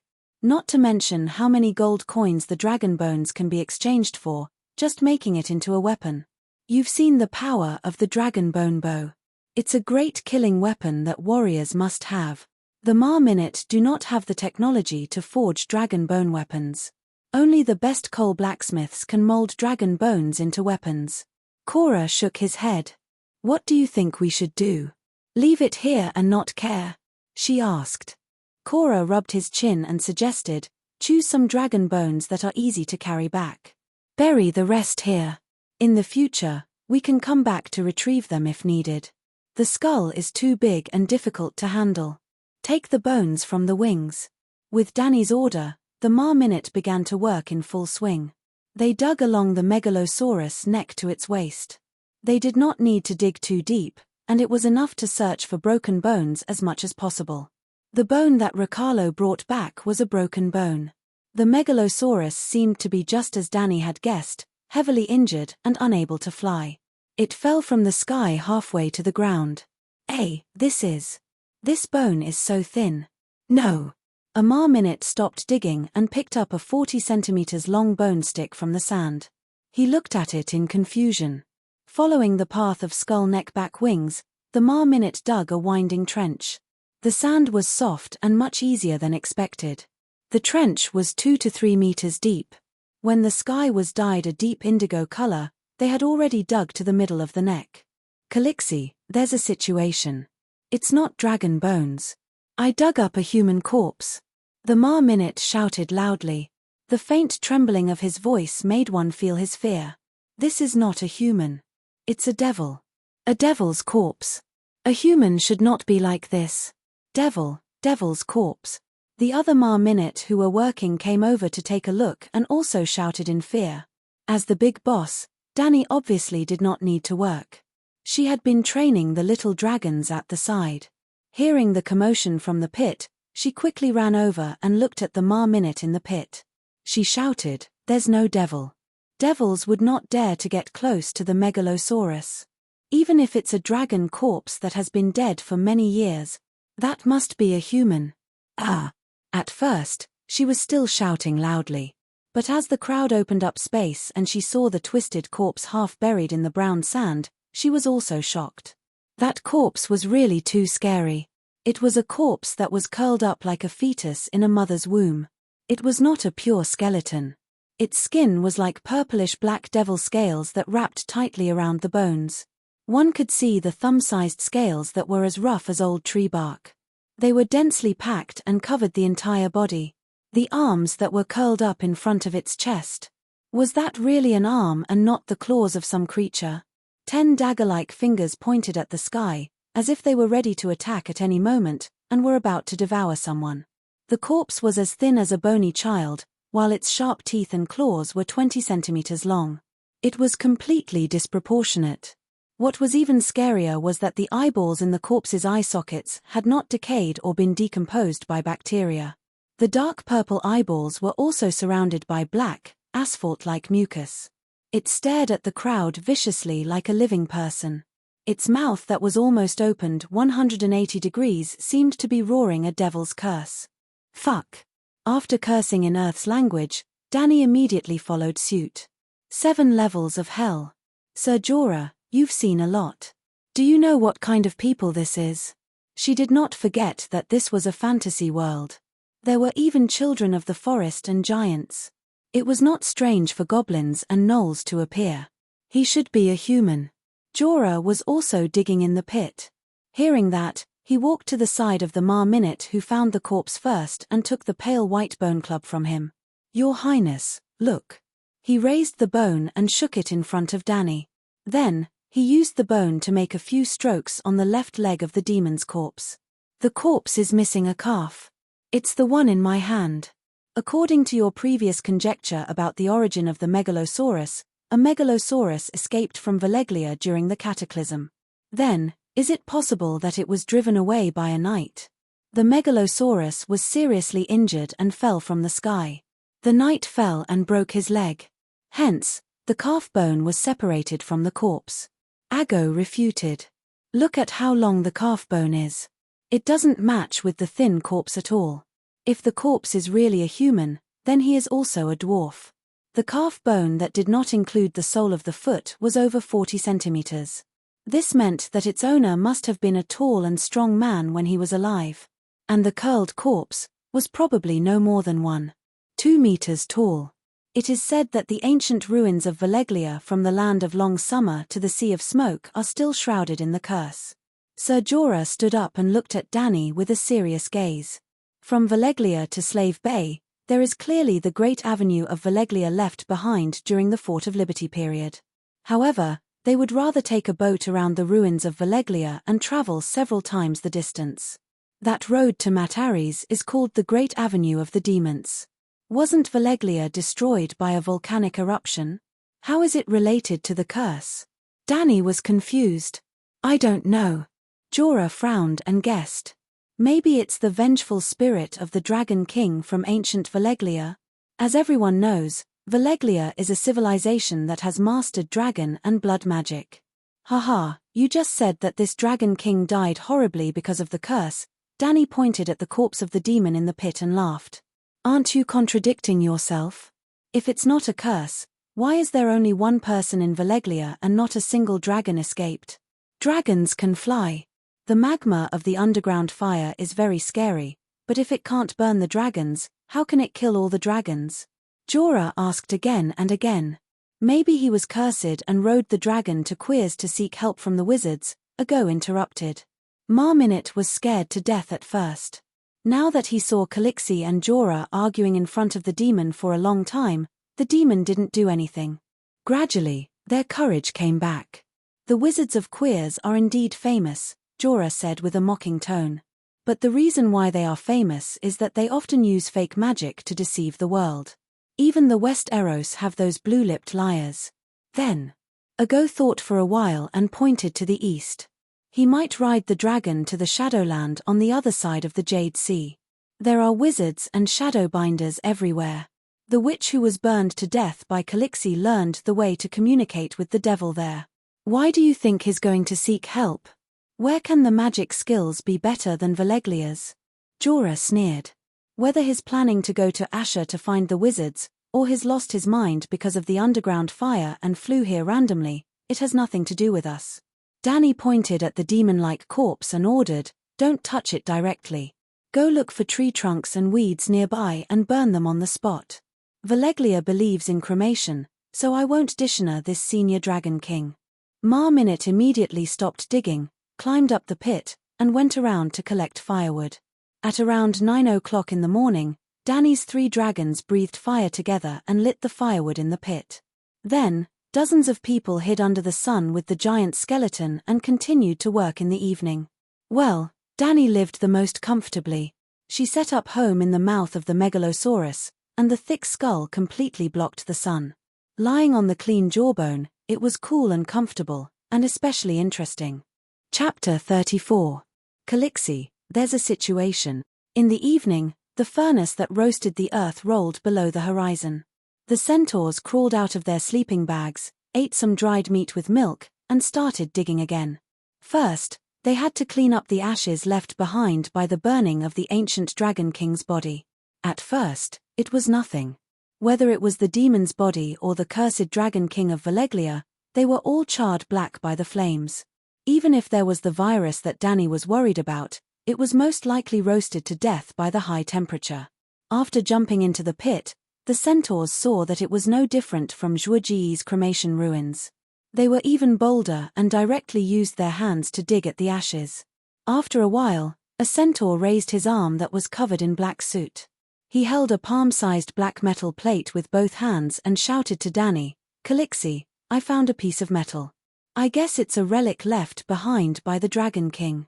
Cora took it and used sand to wash away the stains on it. He checked it carefully before handing it to Dany. This is Valeglia steel. It has the dragon-shaped emblem and ancient Valeglia runes. Our previous guess should be correct. This metal plate should be like an identity card, like the hand-shaped brooch of the Hand of the King. The Prime Minister of the Westeros Kingdom was called the Hand of the King. The Hand of the King could design their own Prime Minister's emblem. It could be a brooch, a cloak pin, a necklace, but there would always be a small metal palm on the emblem. The metal plate was slightly heavy in her hand, barely covering Dany's small hand. It reminded her of the 6.5-inch Huawei phone that she had just gotten. It was about the same thickness and weight, but only 1/3 of the surface area of the phone. Valeglia steel was also a kind of steel. If it was brought to the laboratory for elemental analysis, it would be found to be no different from normal steel. However, during the forging process, it was added with the unique magic of the Valeglia civilization, making it almost indestructible. Right, weapons forged from Valeglia steel also had powerful anti-magic effects, such as killing deviant ghosts. Ignoring the thick material, the carvings on the iron plate were also very exquisite. On the front was a megalosaurus with wings that were about to take flight. The megalosaurus claws were holding a large sword that was shining with a cold light. It was very exquisite and very lifelike. One could feel the majesty of the megalosaurus face and distinguish the gemstones on the crossguard of the sword. There was a circle of runes around the megalosaurus. Dany could read the most authentic Valeglia language, but she could not understand any of the runes. Dany also couldn't understand the other side of the iron plate. A mountain peak was carved on it, which was different from the rough technique on the front side. Gently stroking the mountain pattern, he could clearly feel the convex and concave engravings. There seemed to be wisps of smoke at the top of the mountain. The engraving was too rough. Dany was not sure if it was black smoke or a big tree. If the pattern on the front is really the family emblem, the megalosaurus is holding a sword. The megalosaurus might be hinting at the Dragon King himself. Everyone, look carefully.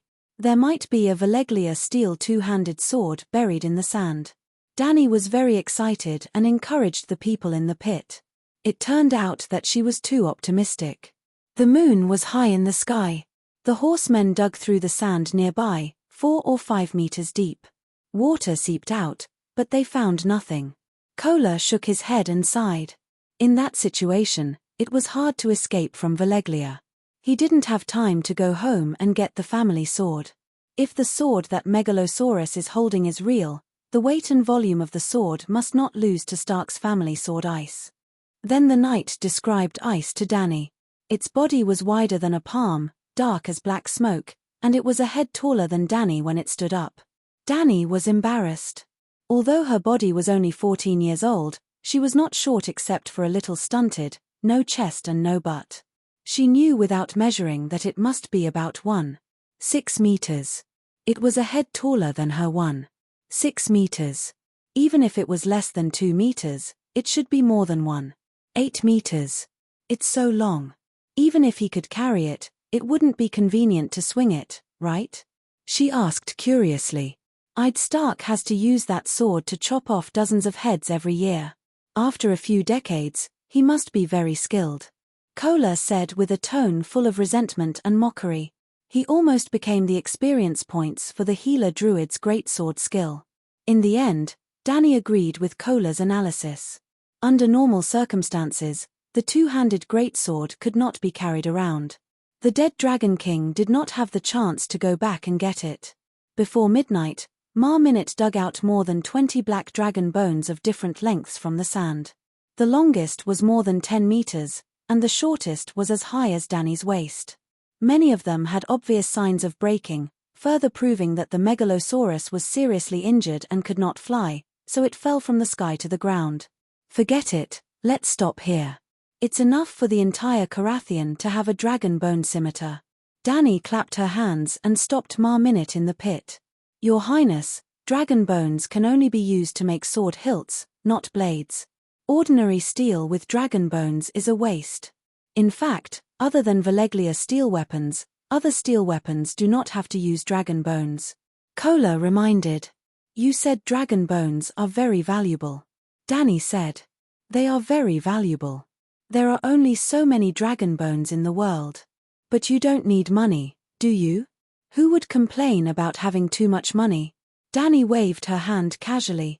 Before she left, Dani asked her men to bury the dragon bones and pile them up into a small hill. This was her treasure, and she could not let others have it. As long as the original dragon bones showed traces, even a fool would know that she had found a dragon corpse in the Red Wasteland. Now that she had buried it, even she was not sure if she could find it next time. In fact, there were too many similar low hills in this plain, and there were no special markers nearby. Piling stones and rubbing wooden poles could only be effective for a short period of time. After a long time, they would be buried and blown down by the wind and sand. Big Black, do you remember?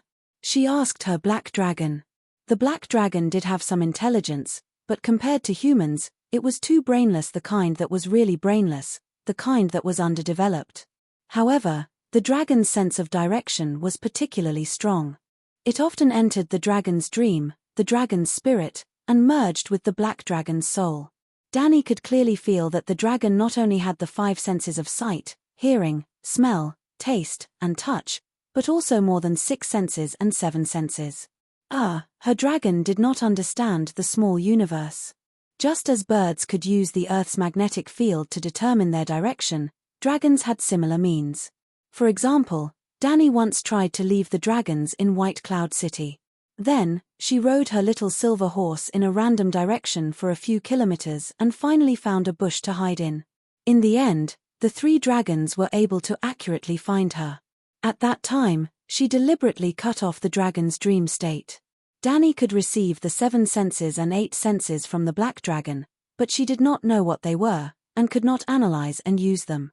After asking several times and leaving a distance of 2 kilometers, she let Big Black fly back and try again. Dani was sweating all over, and finally reluctantly confirmed that he might have really remembered.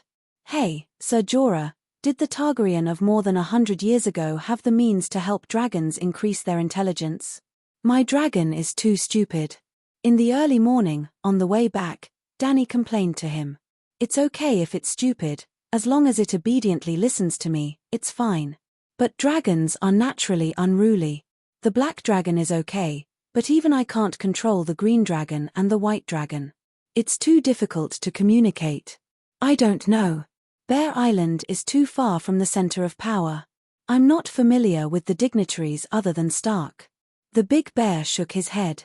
You're the official son-in-law of the Hythar family, and the Hythar family controls the City of Knowledge, Dani reminded him. In any case, Jorah Mormorn had been a guest of the Hythar family for a few years. He should have been to the City of Knowledge a few times, and at least met a few knowledgeable doctors in the City of Knowledge. Well, there were also grades for a bachelor, apprentice, bachelor, doctor, and grand scholar. The bachelor's grade was judged according to the depth and breadth of knowledge they grasped. At that time, I had no interest in the bachelor and the City of Knowledge at all. In fact, I have no interest in them now. They did not encounter any accidents along the way. 2 days later, they returned to White Cloud City with the dragon bones. In the days that followed, Dani carried the dragons out of the city to exercise in the morning and evening when it was cool. In the morning and afternoon when the sun was hot, she began to give the 3 dragons cultural lessons. Their bodies grew bigger and bigger, from a thin cat to a big Pekingese, and now there was a trend of becoming a mongrel. The bigger their bodies, the more food they ate every day. The sand lizards, scorpions, and sand snakes on the red sand plain could no longer satisfy them. So, Dani used food to tempt them to learn. The process was very difficult. In the math class, she demonstrated elementary school math to the black dragon in the dragon dream state. In the language class, she opened her mouth wide and made sounds while telling it the meaning in the soul connection state. There was also physical education. Dani used a wooden stick to hit their scales. In the beginning, the scales of the baby dragons cracked like hard eggshells. White smoke seeped out of the dragon's skin, and before the blood dripped down, it was burned to ashes. Because the black dragon was connected to her soul, she kept comforting and encouraging the little dragon in the spirit sea. Although the black dragon roared angrily, it could still cooperate with her. The white dragon and the green dragon were not so obedient. A month after they were born, Dani completely lost the dragon spirit connection with Little White and Little Green. The closer she was to the black dragon, the greater the estrangement between her and the other two dragons. Not only could she not attend the language class and math class, but the physical education class that trained her body. Once, Dani hit Little White's back and made it bleed. The little guy did not care and sprayed a dragon flame on her wrist. The temperature of the dragon flame was higher than the flame of burning firewood. For the first time, she was injured in the flame. The skin on her wrist had a circle of blisters the size of cockroaches. It was painful and itchy, and it took 4 to 5 days to recover. The only consolation was that there was no scar. Maybe she could really draw power from the flame, or maybe it was because of the increasingly close dragon spirit connection with the black dragon, her injuries recovered faster and more completely than ordinary people. For example, the scar on her stomach. In order not to let others find out about her plan, Dani did not let the maids help her bathe for the next half a month. Well, she explained that water was scarce, and in the future, everyone would use fine sand to clean the dirt on their skin. She also asked someone to prepare a sand bed covered with fine white sand.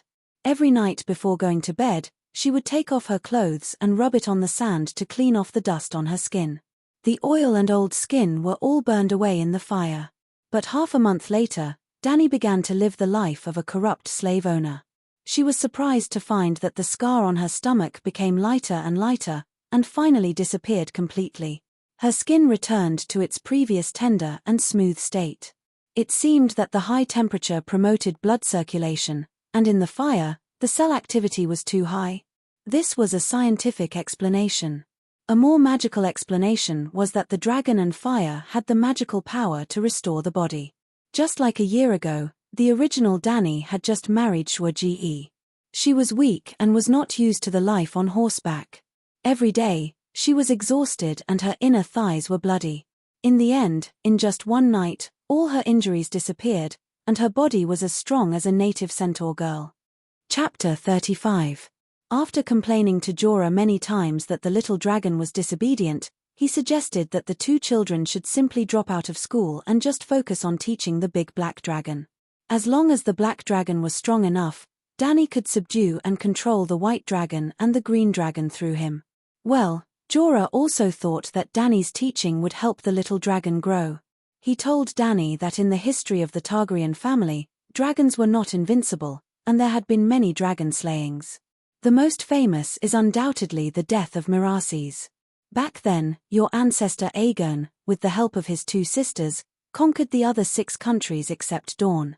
But in the process of attacking Dorne's prison gate, because of a moment of carelessness, Queen Rhaenys Megalosaurus was shot in the eye by a crossbow arrow, and Megalosaurus Merases fell to the ground and died on the spot. Jorah looked at the 3 little dragons flying in the sky looking for prey and sighed. The eyes, which are so narrow, can be hit, and the body and wings will often be attacked. No matter how you look at it, they're still too young. Dani accepted part of Jorah's suggestion, and she did not completely give up on Little White and Little Green. In fact, in the face of such a situation, as long as one was a student of the Great Celestial Empire, they would know what to do. Yes, classes, fast classes, slow classes, and rocket classes. Little Black was a top student, 1 dragon in the rocket class, and the other 2 were naughty and bad students. Being able to get a graduation certificate was enough to make Dani's mother happy. She was busy training the dragons, and her Khalasar was not idle. The old man and the woman took turns to plunder the wealth buried by the years of the 3 white cities. The young and strong men went hunting in the mountains in the west in batches, and in addition to the warriors' own food, they also brought back smoked bacon. Jorah, at Dani's request, taught the Mar-Minute children the way of knights. To put it bluntly, the Dothraki roaring warriors were light cavalry. Light cavalry's poor ability to attack, even the military illiterate Dani knew. The Westeros knights in full armor undoubtedly had more impact and survival on the battlefield. The reason why the Mar-Minute only wore a sleeveless leather vest and fought with their lives was not really because they were brave as they said. It was mainly because they were poor in all aspects. Their civilization level and social system were very poor. They had no financial resources to buy armor, no ability to produce steel, and no technology to forge armor. In the Sea of Grass, the value of a set of armor far exceeded the value of a roaring warrior's life. But now it was different. The centaurs had Dani. She would certainly bring a more advanced system to the Dothraki, greatly increasing the centaurs' productivity. In the future, the centaurs would have the ability to produce a large number of knights, and in the future, Dani would also need a large number of loyal knights. After staying in White Cloud City for 3 months, Dani happily raised the turnip the size of a child's fist in her hand and announced to the people around her, "The first batch of food is about to ripen. We don't have to worry about famine anymore." This world was really weird. A 2-year-old turnip bore fruit in 3 months. Although it was a little small, it was still in such a hot environment. However, when she thought about the strange scene of the peach trees blooming on one side of the orchard and the peach trees dropping fruit on the other side, she understood. Isn't this eternal summer? In the eternal summer, the poor would eat until they were full. In the cold winter, the nobles would also starve to death. The centaurs did not give her any face and did not cheer loudly. Instead, Adja walked out and said loudly, "Calixi, we are centaurs, and centaurs are not cowardly farmers. I think we should give up on this city and go to the mountains in the west to hunt. We have too many people, and the main rations for nomads' lambs and fat cattle have been killed long ago. Only horses with very low meat yield are left. The uncertainty of hunting is too high. We need a stable source of food, and we need this safe and rich city." Dani glared at him and said, "There is no one else in the Red Plains. Where is the danger coming from?" Her blood riders were unconvinced. "Report." With a long shout, a handsome horse galloped to the side of the farmland. "Report, report Calixi, there's someone entering our city." The warrior on the horse shouted excitedly. Adja was slapped in the face by reality. "It's all your fault." Dani glared at him again and asked the knight, "Who's coming? How many people are there?" "3 people. The centaur warrior had a strange expression. "They call themselves dragon seekers, and even asked me if this was White Cloud City, and if there was a Targaryen girl who hatched a dragon." "What?" In shock, Dani blurted out a sentence in English. "How is that possible? Are you sure they were asking about White Cloud City?" she asked hurriedly. "Yes, that's what the shadow-binding knight said." "Shadow-binding knight?" Dani was shocked again. Although she named this city White Cloud City, she had always thought that no outsiders would come here, so she did not hang a White Cloud City signboard at the city gate. "Also, where's my dragon?" She looked at the sky and asked the people beside her, "White dragon and green dragon, did they fly back?" "No." The centaurs shook their heads. The black dragon was in the rocket class, so his studies were even more important. He spent most of his time beside Dani. At this moment, he was standing on the little silver horse's saddle, flapping his wings and looking at the people around him with his deep red eyes. Little White and Little Green, the 2 mischievous wild children, couldn't do well in cultural studies, so they could only become sports students.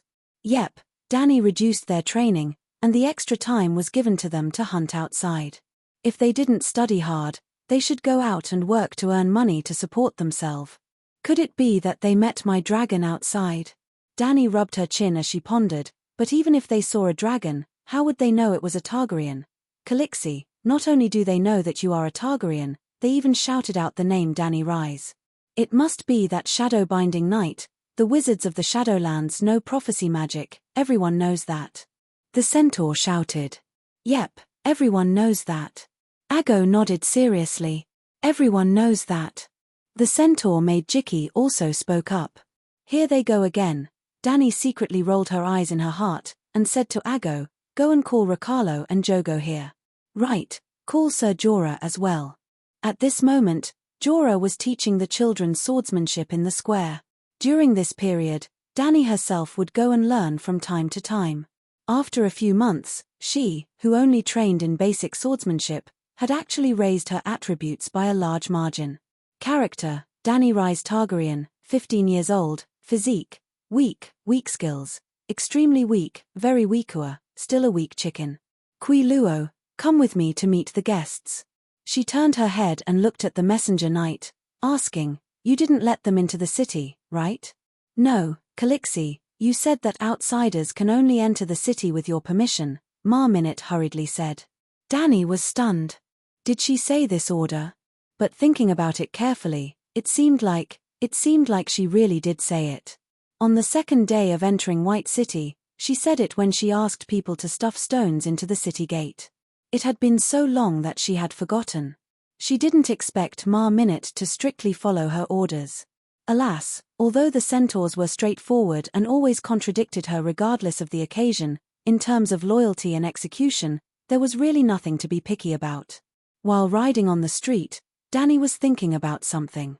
Unknowingly, they had already arrived at the city gate. The wooden gate was hung high, and she led Kui Luo and a dozen other roaring warriors through the cramped city gate to the outside of the city gate. As soon as they were out of the city gate, Danny's heart skipped a beat. Not to mention the three people, their mounts were camels. She was not a strategist, nor an elite politician, but she was quick-witted and understood almost instantly. The Red Wasteland was a dangerous place for the centaurs, but for others, it was just a slightly more difficult path. The Red Wasteland was not a dangerous place, which also meant that it was no longer a protective barrier for her little Kalasa. This place was not safe. Why was it so difficult for the centaurs to cross the Red Wasteland?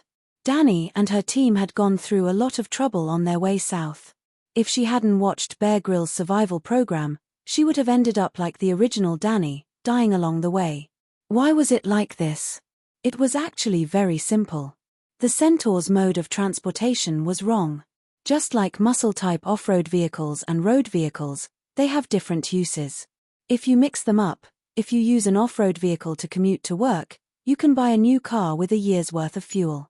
If you drive a BMW to challenge the wilderness where there are no man-made roads, you will probably die the moment you leave the road. The grassland horses that centaurs rode were strong and powerful. Their charging power, speed, and endurance were all first class. The Dothraki people had existed for thousands of years, and grassland horses had also been cultivated for thousands of years. The Dothraki people walked on the grassy plains of the Dothraki Sea and the Norn River. Their war horses were also born for such an environment. But they were ultimately just war horses suitable for grassland. Their resistance to heat and drought was too poor, and they could not adapt to the environment of the Red Wasteland. So Danny could not control them too much. She could not squeeze the centaur's stamina. Everyone in the Kalasa had a horse to ride, but they could only travel 100 kilometers a day. Camels were also known as the boat of the desert. Crossing the wasteland overgrown with demon grass was like taking a stroll in their own courtyard. I am the dragon breeder, Danny Rise of the Targaryen family. Welcome, guests from afar. The weather outside is hot, let's enter the city. Danny did not even ask for their identities. She directly invited them after they introduced themselves. The three camel riders were also very polite. They skillfully untied the Arabian headscarves wrapped around their heads. After they were fully equipped, they introduced themselves one by one. The man on the left with white skin, blue lips, and shriveled cheeks said in rough Dothraki, "Great Mother of Dragons, Khaleesi of the Great Sea of Grass, I am the Archwizard of Queers, Kaya Blee." He was talking to Danny, but his eyes were blazing as he looked at Blackie, who was sitting cross-legged on top of her head. The bald, fat man in the middle was also very white. His skin was milky white, whiter than Danny's white skin. One side of his nose, which was bigger than Jackie Chan's, was embedded with a thumb-sized green jade. He spoke in Valeglia, which was popular in the Free Cities. "Princess of Targaryen, thank you for your invitation. Your kindness is as conspicuous as your beauty. I am Zaro Zanvan Dassus, one of the 13 princes of Queers." This fellow spoke of his admiration for Danny, but he looked at her as if he was evaluating the value of goods. But compared to the other two, Danny was more willing to deal with him, because he was the only one who did not have power beyond the mortal realm. Chapter 36. The third person was a shadow-binding knight from Asher. She wore a wooden mask and spoke fluently in the common language of the Seven Kingdoms. "Hello, Mother of Dragons. I am a shadow-binding knight from the Shadowlands, Kue Shi." The red-painted wooden mask covered her eyes and facial expression. Danny was unable to hear her inner thoughts from her calm voice. Danny nodded and got the centaurs to make way. She and the guests went ahead, and they followed behind. Just as they passed through the city gate, Dany saw Ser Jorah and her bloodguards coming together. So, on the way to the palace, she introduced them to each other again. "You came to find the dragon?" Jorah asked the question that had been buried in Dany's heart. "But how did you know that there are dragons here?" "The stars in the sky guided us," Kuashi said briefly. "Stars?" Jorah was confused. "That's it." The male wizard pointed at the red comet that was still hanging in the sky. It had been 3 months, but the comet had not completely disappeared. It was just much dimmer than before. Perhaps not long after, when people raised their heads, they would be puzzled to find that it had completely disappeared. "Weeping Blood Star? It keeps changing its direction. How can it guide you? Also, does its appearance have anything to do with dragons?" Jorah asked. "To mortals like you, it's just a comet that's rarely seen in 1,000 years. However, we, who possess mystical powers, can personally feel the tremendous changes in the world," the male sorcerer said in a faint voice as he stared at Big Black. "Isn't that too exaggerated? It's not like there have never been dragons before. Although everyone has always said that dragons have been extinct for more than 100 years, that's only in Westeros. Tiamin said that there are legends of sea dragons and ice dragons in the depths of the Sunset Sea. Even the Megalosaurus has news of them from hidden places in the world." Jorah thought that the male wizard was boasting and was probably trying to deceive his princess. He. The male wizard's strange blue lips were clearly mocking. He did not even bother to answer the question of mortals. "TSK. This is a city full of sand and decay, completely unworthy of the honorable mother of dragons." The merchant, Queers, whose head was as round as a boiled egg, whipped the camel's buttocks and hurried to Dany's side. "Khaleesi, you were born to wear the most luxurious jewels, wear the most exquisite gowns made of Mirish silk, be surrounded by servants, and live in a magnificent palace closest to the gods," he said in an exaggerated tone. "Only Queers, at the center of the world, could satisfy all of this. And it just so happens that I have the ability and the most sincere heart to provide you with these services. Leave this wretched place, and follow me to Queers." "Haha, Mr. Dassus, you are a noble and generous gentleman, but I still have a large group of people to take care of." Dany smiled and declined politely. "Ha ha ha."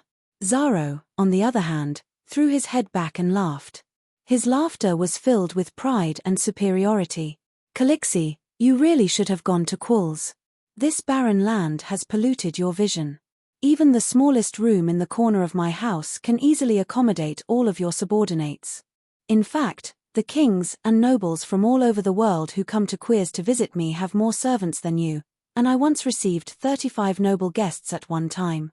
Well, it was easy to understand. Any toilet in my house is bigger than your entire house, and my house has 35 toilets." Dany wanted to say, "I have 3 cities. Sigh, you might not know, but Khal Drogo is already dead." She sighed. "Of course we know," Xaro immediately said. "The most powerful Horse King has died, and there are a few more Khals in the Sea of Grass. The entire Urso continent knows." Dany was stunned. She was surprised by the strange speed at which information spread in this world. Actually, she would not be so shocked if she had seen the crazy abilities of the messenger crows with her own eyes. "The problem is, the usurper has not let up on his pursuit of me. He even dared to poison me in the Holy Horse King city. Without the Khal's protection, what if he sends more people after I leave this place? Khaleesi, don't worry. The one who usurped your father's throne, Robert Baratheon, has been dead for almost half a year." Then, Xaro began to tell her the news from the land of the setting sun similar to the plot of the TV series that Dany had seen. The old man drank Lancel's spiked wine while hunting, and was knocked to death by a wild boar in a daze. How great he was when he was alive, how cowardly he was when he died.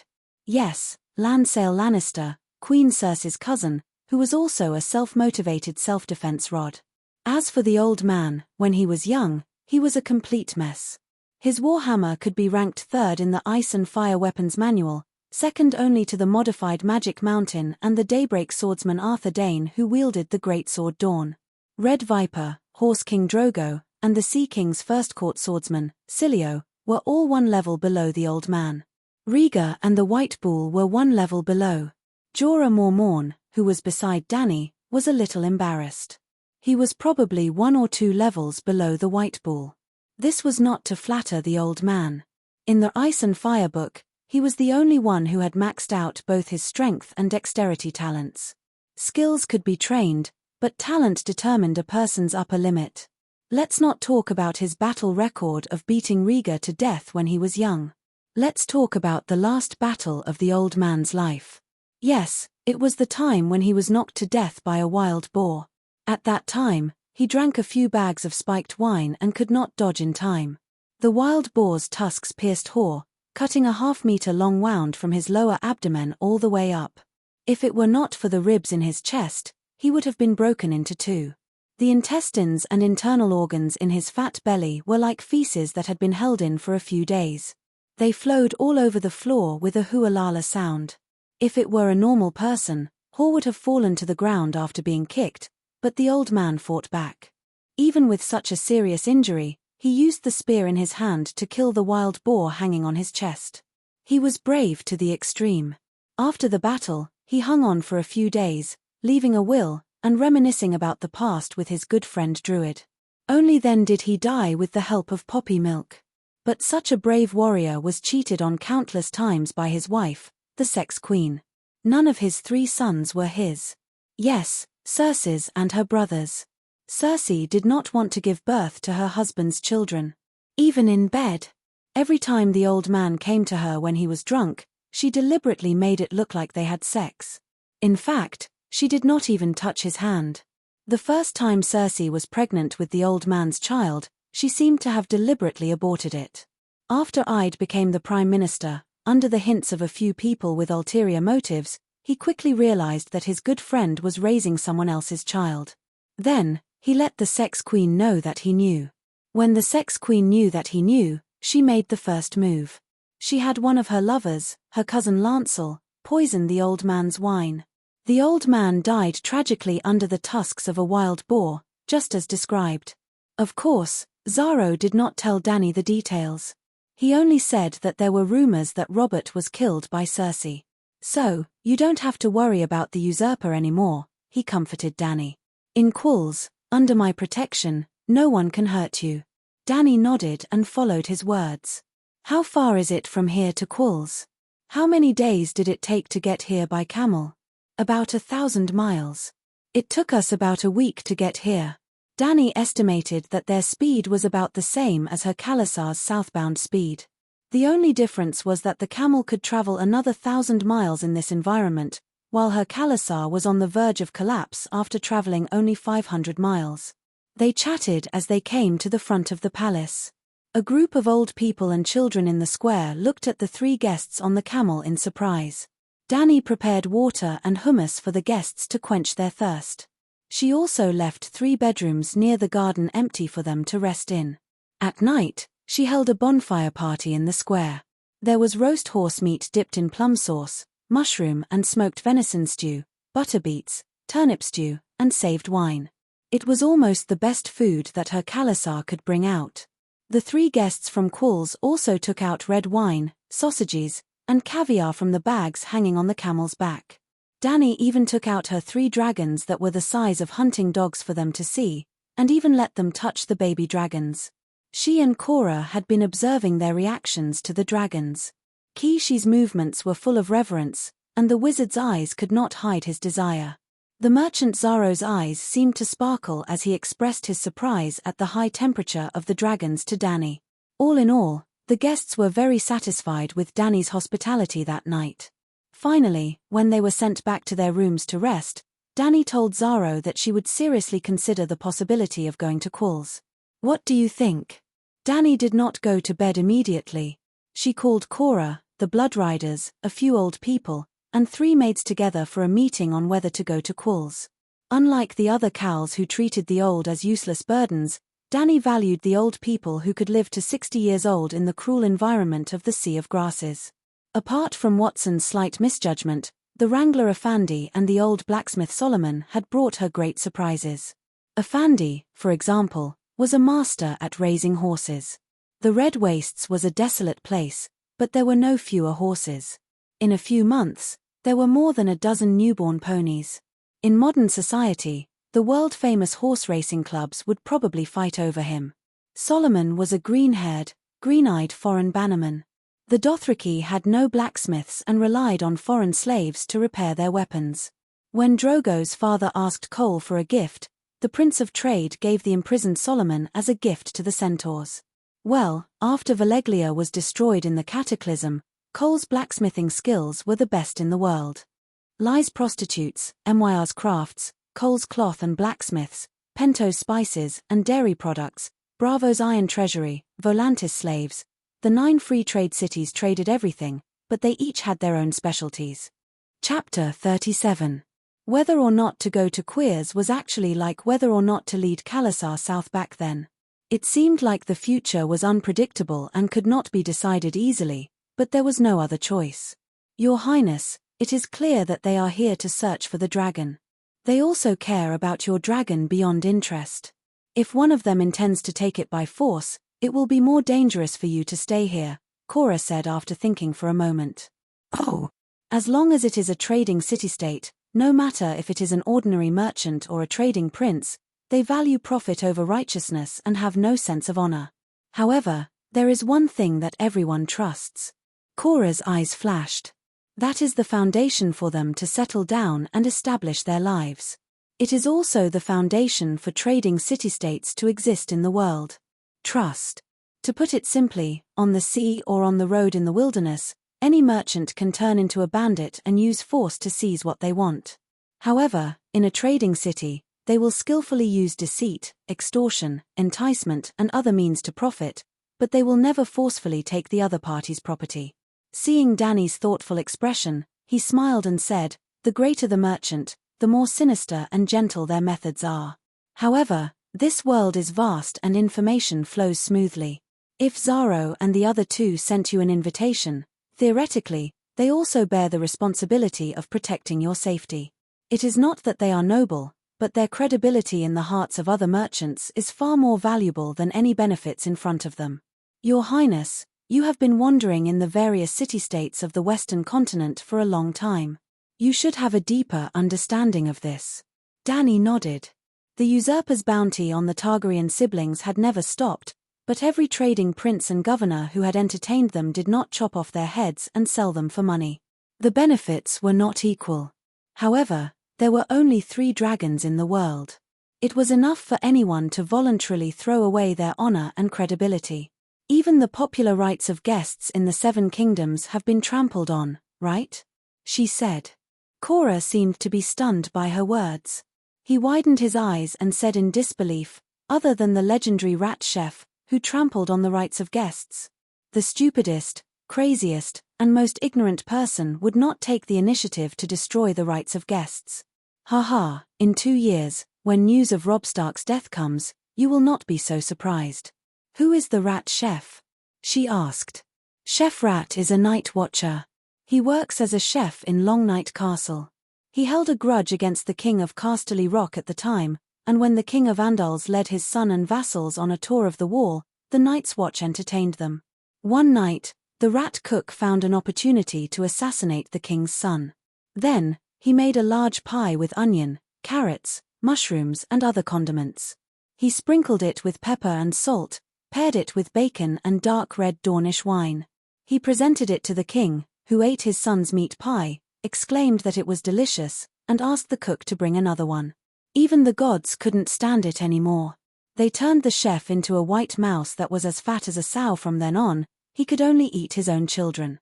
The rat chef has been wandering around Longnight Castle, driven by a hunger that can never be satisfied, constantly devouring his own offspring. Under the dim light, Cora's blurry face had an indescribable gloom. Danny's 2 centaur maids huddled together, their almond-shaped eyes filled with panic as they looked around, as if looking for a white mouse that would appear out of nowhere. "Ahem, a great bedtime story, but isn't this a little too weak?" Danny coughed a few times and said, "This is true. In the north, even children know about it," Cora said unhappily. "The first half of the story should be true, but the punishment of the gods at the end." Danny shook her head and asked him, "Which god do you think punished the rat chef?" Cora immediately said, "The gods are the gods." Of course, all the gods can't stand the rat chef's behavior of trampling on the guests' rights. Haha, the north, especially the area around the wall, is the territory of the old gods, and the Andals believe in the 7 gods. Perhaps the humans will accept the reality of the 7 gods and the old gods coexisting because of political harmony. But the doctrine of the 7 gods only recognizes itself as the only god. If it is true, why would it cooperate with the old gods to punish a human? Cora sighed and said helplessly, "Your Highness, the purpose of this story is to warn the world. A person has the right to revenge, but the gods will never forgive killing the guests under their roof and trampling on the guests' rights. Whether or not the gods exist, or which god punished the rat chef is not important. What's important is that we have to understand the principle of respecting the sacred rights of guests through this story," he concluded in the tone of educating naughty children. "Sigh, the one who doesn't understand is you, Big Bear." Because the meaning of this story was too obvious, the authenticity of the story was greatly reduced. This story made smart people understand one thing: using others' trust in the guest's rights, one could easily and freely take revenge, but the gods would never punish him for it. The rat chef's ending might be tragic, but the one who punished him would only be the sad king, not the gods. To the rat chef, he was a commoner who was even sent to the wall. He had almost lost the chance to take revenge forever, not to mention that the target of his revenge was a king. The guest's rights meant nothing to such a person. However, there were some things that she could only think in her heart. If she really said it out loud, others would definitely look at her differently. "I didn't expect your highness to be such a person." It was as if she had already done something. "So," Danny just asked, "you suggest we go to Quills?" Cora nodded and said seriously, "Quills is a big city that connects the eastern and western worlds. There are things you need there, such as ships and sailors. If we find that the people of Quills are up to no good, we can immediately leave by ship. Robert Bella Theon is dead. Do you really not have any thoughts?" He stared at her, as if he wanted to see through the violet fog in front of him and go straight to the depths of her heart. "Let the other ghosts be the king of the 7 kingdoms," Danny complained in her heart, but did not show it on her face. Instead, she showed a look of desire and said, "I have a chance." The Westeros was Cora's hometown. He was willing to be a spy for Robert in order to go home. There was no doubt that between Theon Bella and Danny, the balance in his heart was greatly tilted towards Danny. However, if he knew that Danny had no intention of returning to the 7 kingdoms, the other side of the balance would no longer be loyalty to the King's Landing and the current king, but the temptation to go home. Homesickness and love were existences on the same level. Besides, someone had already given the poor knight the good guy card. "I can't receive any information here, and I can't judge the current situation of the 7 kingdoms. The only thing is that even if the usurper is dead, he still has 2 sons, and the queen is Lannister. At the very least, Theon Bella and Lannister will obstruct your return. Ed Stark treats Robert like a brother, and he won't support you. Irene of the Valley and Tully of the Trident River are in-laws with Stark, and they also," Cora said with a troubled expression. He did not know that none of the queen's sons were Theon Bella, nor did he know that Ed had been imprisoned by the queen. Perhaps he had already been beheaded by the new king, Joffrey. In the past few years, the political situation of the Westeros was even more unpredictable than the storms on the sea. Kars was still too far away from the King's Landing, and the information delay was high. "Sigh, Your Highness, let's avoid the Westeros for now and wait for the dragon to grow up." Cora gave an old and wise suggestion. Danny nodded. In fact, Jorah had always been cautious and realistic. "What do you suggest?" She looked at the centaurs who had been watching the show for a long time. "Calixi, you are my blood, I will go wherever you want me to go," Xiao Ji said impatiently as he scratched the bald top of the moon gate. The centaurs did not want to go far away from the grasslands. They believed that the seawater was poisonous and should be avoided. However, their stupid brains could not think of a better suggestion, so they could only be anxious and helpless. Seeing that the other 2 Bloodridge guards had the same attitude, Danny asked the old man's representative, Afanti, "Solomon, what do you think? Why don't we sneak out of here tonight and go to the mountains in the west?" Afanti gave a rather brainless suggestion. Old Cole immediately shook his head and advised, if we lie to the people of Kars, then we will no longer be their friends and guests, but their enemies. Has anyone thought about how they found this place? Prophecy, the binding knights can prophesy. Jackie shouted in fear. Iri corrected her, it's constellation leading the way for them. I heard it from that Bluebeak wizard this afternoon. They can find us even if we go to the west. Doria nodded. Ki Luo, from tomorrow onwards, you have to guard my dragon at all times. Dani made up her mind and said to her Megalosaurus guard. Khaleesi, as long as I'm alive, no one can steal your dragon. Ki Luo said with a firm expression. Everyone reached a consensus in the meeting. Early the next morning, Dani told the 3 guests of her decision. Ki Luo's expression was still unreadable. The wizard and the merchant expressed their joy and welcome. They both solemnly promised that in Kars, Dani and her Khalasar would be under their protection. In the morning, Dani sent knights to inform the herdsmen of the other 2 white cities to bring Khalasar's horse team to White Cloud City. The hunters in the mountains in the west were also notified. Thus, 4 days later, Dani's Khalasar set off again. Their target was Kars in the southwest. Of course, Dani didn't do nothing during those 4 days. She arranged for Aggo to lead 3 horses, bring enough food and water, and set off for Kars first. Zaro wrote a letter to Aggo. When Aggo reached Kars, he only needed to give the letter to his butler, and a group of servants would lead the camel team to the Red Wasteland. The camel team would bring a large amount of food and water. More importantly, Khalasar wouldn't have to worry about horses anymore. When the camels arrived, the centaurs could switch to more comfortable camels. Chapter 38. Aja did not care about the horses. 3 days later, they encountered a village affiliated with Quill's city. Before Dani and the others had even set off, 300 camels loaded with supplies had already set off for White Cloud City. The Khalasar traveled for 4 days straight.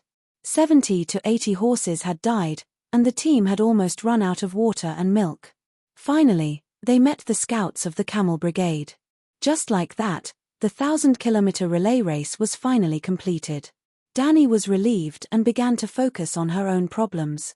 The sorceress Mealy and the prophecy of the Dragon Seeker had made Dani completely understand that other than dragons, this world really did have magic and witchcraft.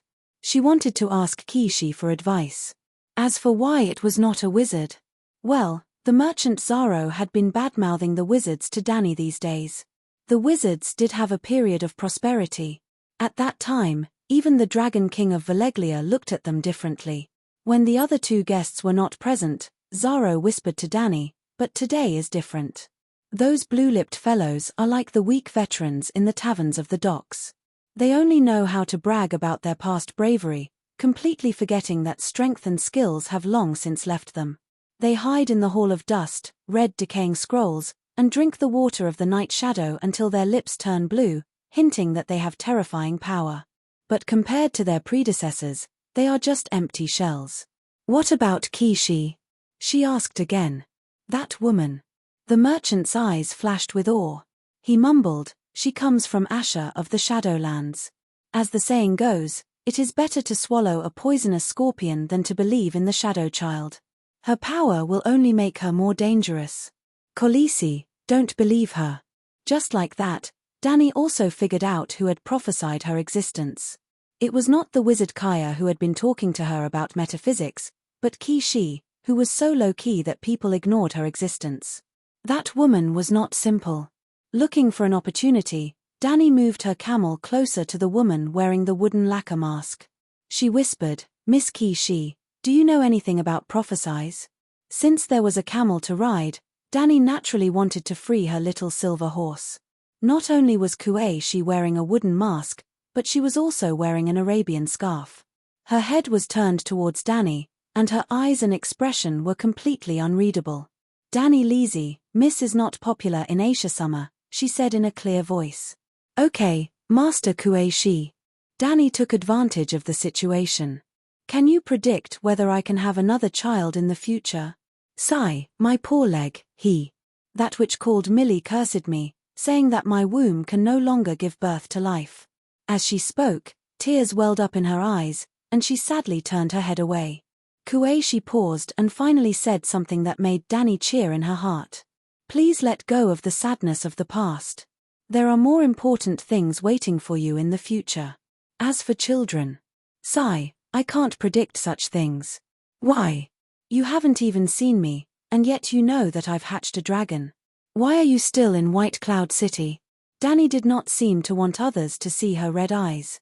She pulled the scarf around her neck and wrapped it around her head a few times. Kuei said, prophecy is a kind of elusive magic. When the blood-sobbing star appeared, I felt that the power of magic was quickly recovering, like a tide sweeping across the city on the embankment. So, I opened my eyes and tried to see the world clearly, the most fundamental world. In the end, I saw you training a dragon in the wilderness. So, do you understand now? I don't quite understand. Danny answered honestly. Mortals fear and vilify magic and witchcraft. In fact, it's a kind of wisdom that ordinary people are not qualified to learn. In essence, it's as simple as seeing the eastern horizon dyed crimson and knowing that the sun is about to rise. I understand now. Kuei looked at Danny, as if to ask if she understood now. Maybe I'm just an ordinary person who's not qualified to learn that kind of wisdom. Danny smiled bitterly. She still did not understand. Ha ha ha, ordinary people can set off a magic tide in the world again. Kuei actually laughed. Then, she explained for the third time, I saw the eastern sky dyed red, so I knew that the sun was about to rise. If I can't see it, or if I don't look, then I don't know anything. The so-called prophecy is just the information that the world shows to me. Then, I go and look, and I know.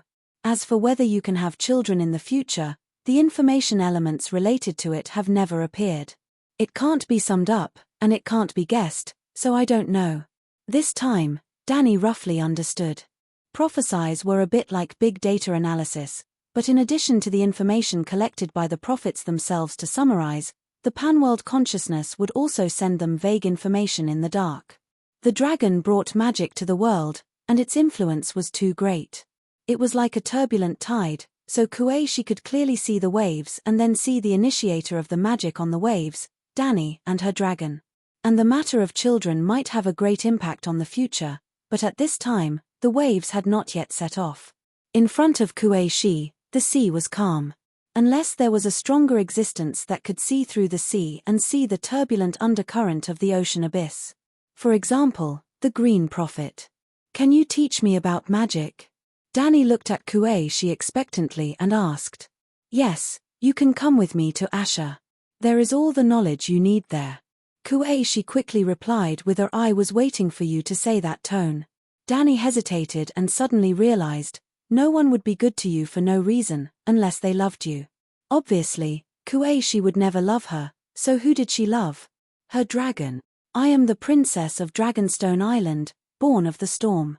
Reviving the dynasty of House Targaryen is my responsibility and mission. My goal is the West Eros of the West. I can't go in the opposite direction.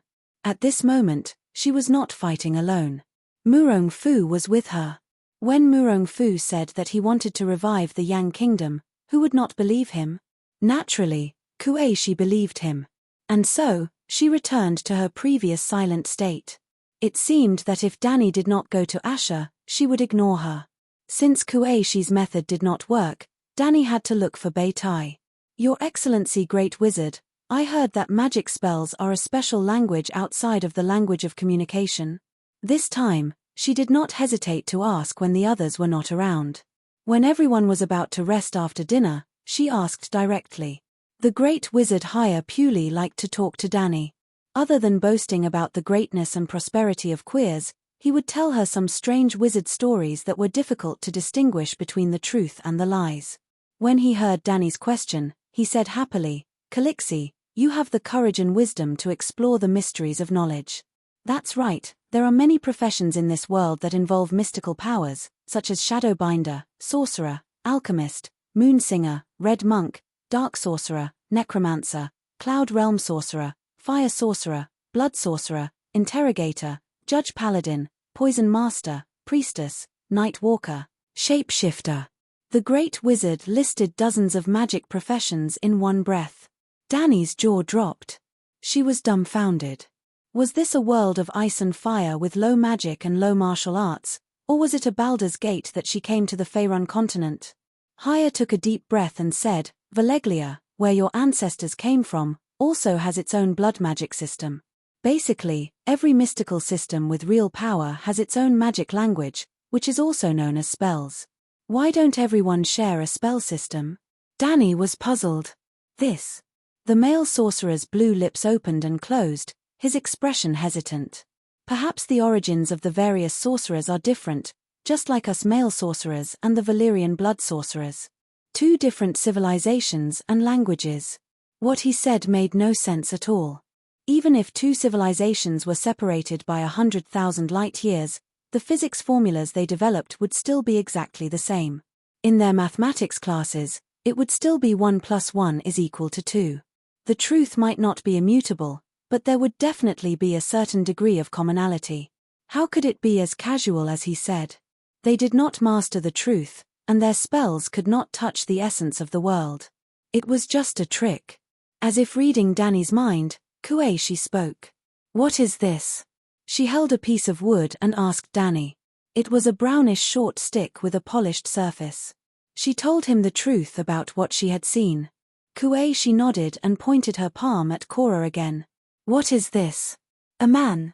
Cora asked hesitantly. Kuei nodded again and pointed her palm at the centaur made Iri for the third time. What is this? A woman?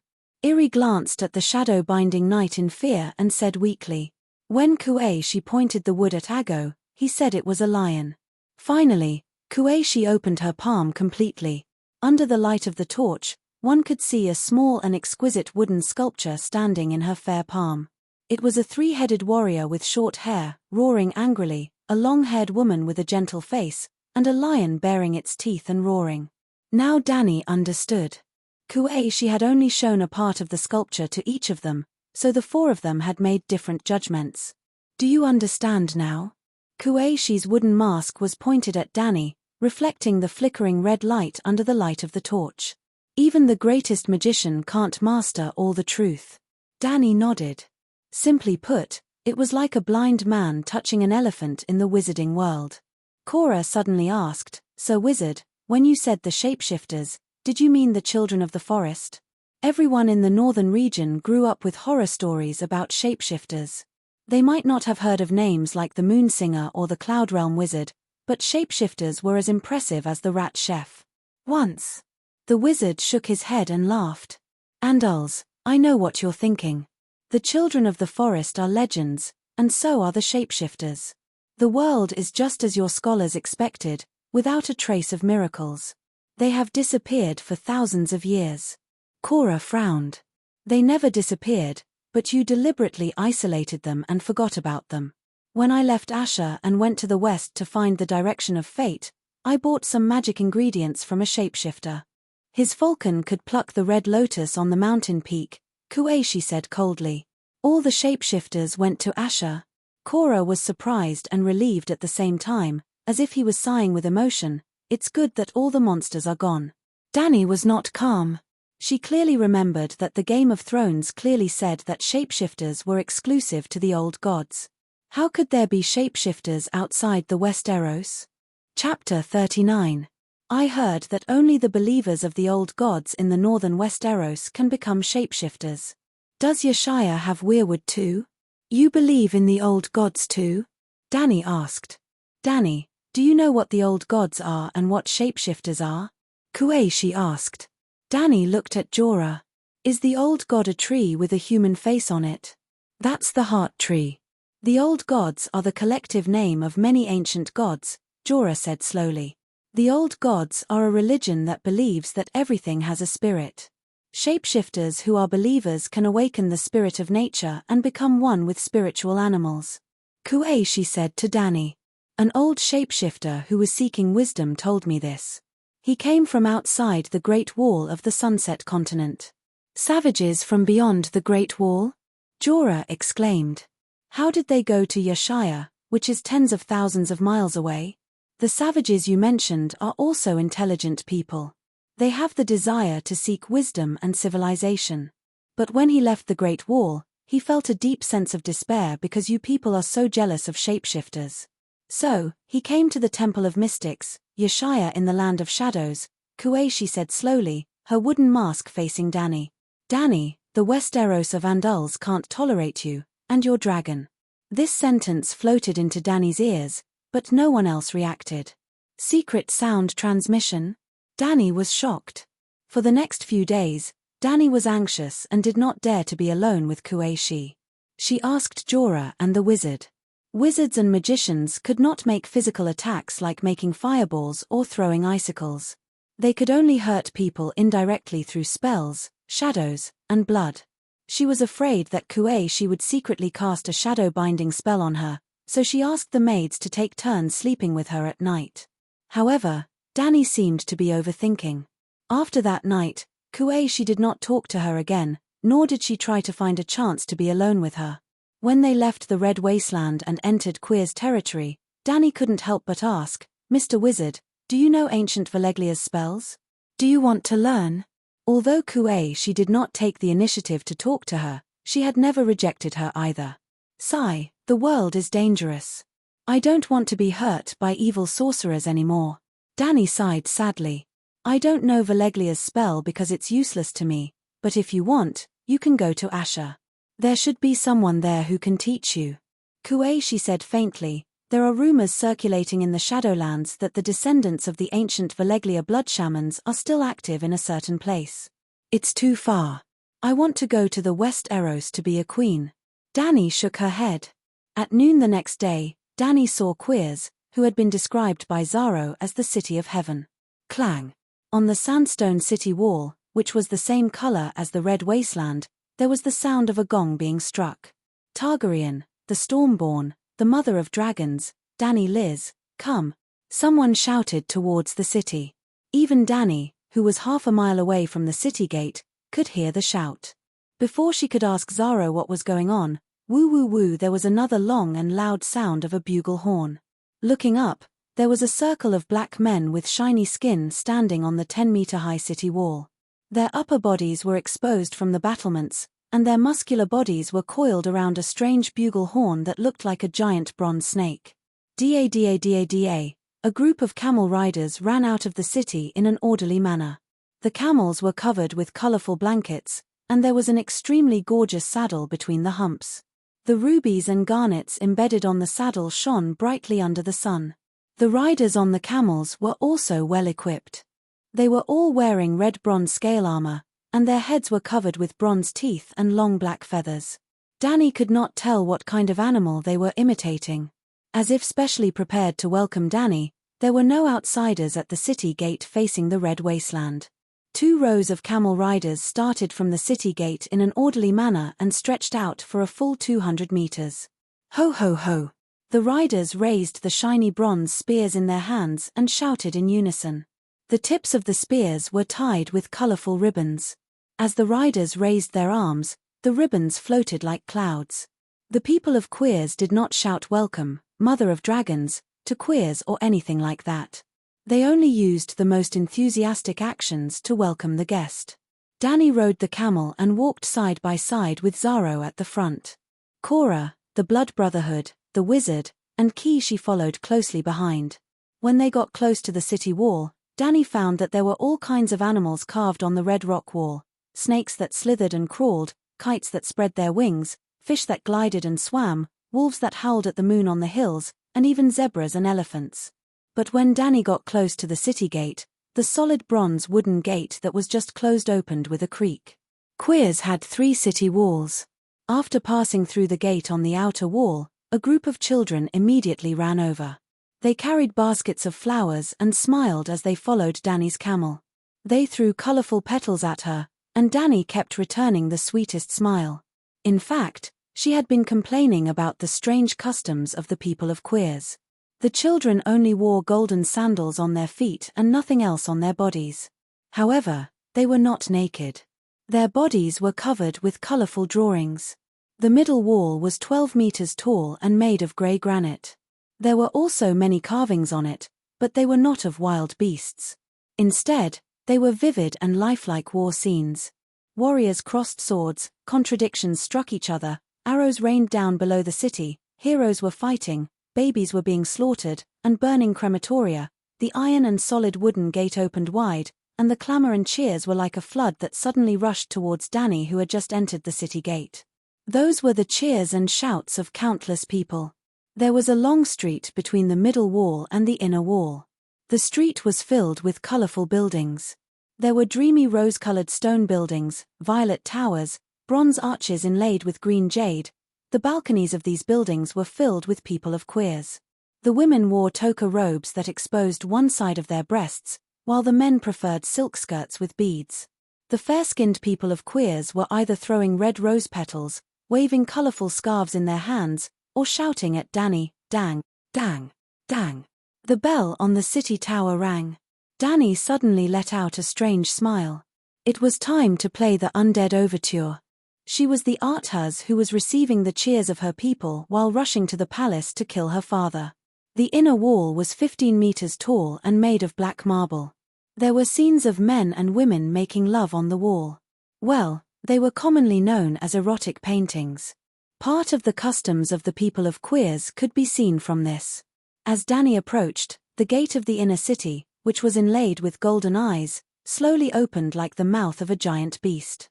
Only the pedestrians on the street stopped and looked at Dany and her group with curiosity. There was no special welcoming ceremony in the inner city. Dany saw the miraculous towers of this world. The tall spires were as dense as a jungle. There was an animal-shaped fountain in every square they walked past. Under the noon sun, there was a small rainbow hanging in the sky. It was beautiful. The merchant Kaya said proudly to Dany, "Queers is the greatest city in history. It is the center of the world, the gateway between the north and the south, the bridge between the east and the west. It is ancient and has surpassed the memory of people. It makes all the cities in the world ugly and pale in comparison." This bragging. I don't believe it. When ancient Valeglia was still around, you would dare to say such things to the Dragon King. Yes, I have been to the 9 free trade cities, except for Volantis. None of them deserve to be mentioned in the same breath as the pearl of this strait. Dany complimented happily. She could not help but notice the statues placed on both sides of the arcades. The ancient heroes of the city stood majestically on white marble pillars. It was as if they were waiting for the day when the Dothraki would come and take them to Horse King City to be placed on the Avenue of the Gods together with the thousands of stone statues. After passing through the arcades, the Khalasar stopped in front of a market. This was the intersection of a few streets. Dany had to decide which road to take next and which house to visit. The market was located in a huge building with many openings. The checkered ceiling was the home of thousands of colorful birds. Lush trees and flowers grew on the platform above the shop. Inside the shop, there was a dazzling array of goods. Exquisite creations from all over the world were gathered here. "Oh, Dany, rise, my unparalleled beauty, no matter what you like, just open your mouth and I will immediately bring it to you," the merchant said exaggeratedly. "All of Queers is hers. She has no need for these little things." The blue-lipped higher body shouted from the other side. "Listen to me, Khaleesi. Come with me to the Hall of Immortality. There, you will drink truth and wisdom." "Ha ha ha, what can your Hall of Dust provide for her?" Zaro said proudly to the great wizard. "The 13th Tycoon will give her a crown made of black jade and flamestone." Dany's face immediately lit up with joy. She tactfully rejected the male wizard and said, "Lord Higher, you know my background and understand my desire. The Garden of Liang may be good, but it is not a place for long-term love. I won't hide it. I long to return to the King's Landing's Red Keep. That is where I belong. You better not have any evil thoughts.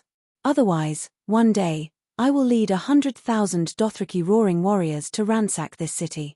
She was determined, but she had to make the people of Queers believe that she was not a threat or ambition to this city. Hire's blue lips curled up as if he was smiling elegantly. In fact, he was mocking Dany's naivety in believing the shameless merchant. "Just you wait. One day, you will come to me on your own accord. Khaleesi, you have wisdom beyond your age. Please accept my gift." We will talk another day. He handed over a jar of ointment and nodded to Danny. On the way to Queers, you showed your desire for mysterious power. This jar of holy oil can help you see the spirit of the air. After Danny took the gift, he rode his camel and left in another direction. Your Majesty, you have made the wisest choice. The merchant looked at the wizard's departing figure and said in a low voice, there is a saying in Queers, a wizard's house is bones and lies. We are all jackals of the same tribe. Why laugh like a crow laughing at a pig? Chapter 40. Zaro lived up to his name as one of the 13 giants of Quills. Even the knowledgeable Danny was amazed by the residence he had prepared for her. There was a large garden full of exotic flowers, a wide marble bath, a towering crystal divination tower, an observatory, and even a garden labyrinth. The palace was even larger than the bazaar she had seen before. It could fit twice as many people, let alone 200. In fact, Zaro had prepared 200 servants for her. After the Colossus centaurs had settled down in the palace, Danny sat by the pool, enjoying the pleasure of the fish kissing her toes. She was amazed that the Quills people even had kissing fish. Suddenly, the sky above her darkened. She turned around and was surprised to see Kuei appear silently beside her. I'm leaving, she said. Oh, goodbye. Danny was shocked. She thought something had happened. Be careful. Kuei said without thinking. Ah. She was stunned for a moment before asking, be careful of what? Be careful of everyone. From now on, they would have to witness this miracle of rebirth day and night, and then greed would suddenly arise. Because a dragon's flesh is made of fire, and fire is power. Dragons are the source of all mysterious power. Although the red mask covered her expression, Danny could still hear the seriousness in her voice. After warning Danny, Kuei left as inconspicuously as she had come. Danny had lost interest in the luxurious life of the palace. She immediately called Cora and the Blood Brotherhood to the pool. She told them about Kuei's warning while letting them enjoy the gentle kissing of the kissing fish. I don't like her, because I can't see through her. Cora spoke first.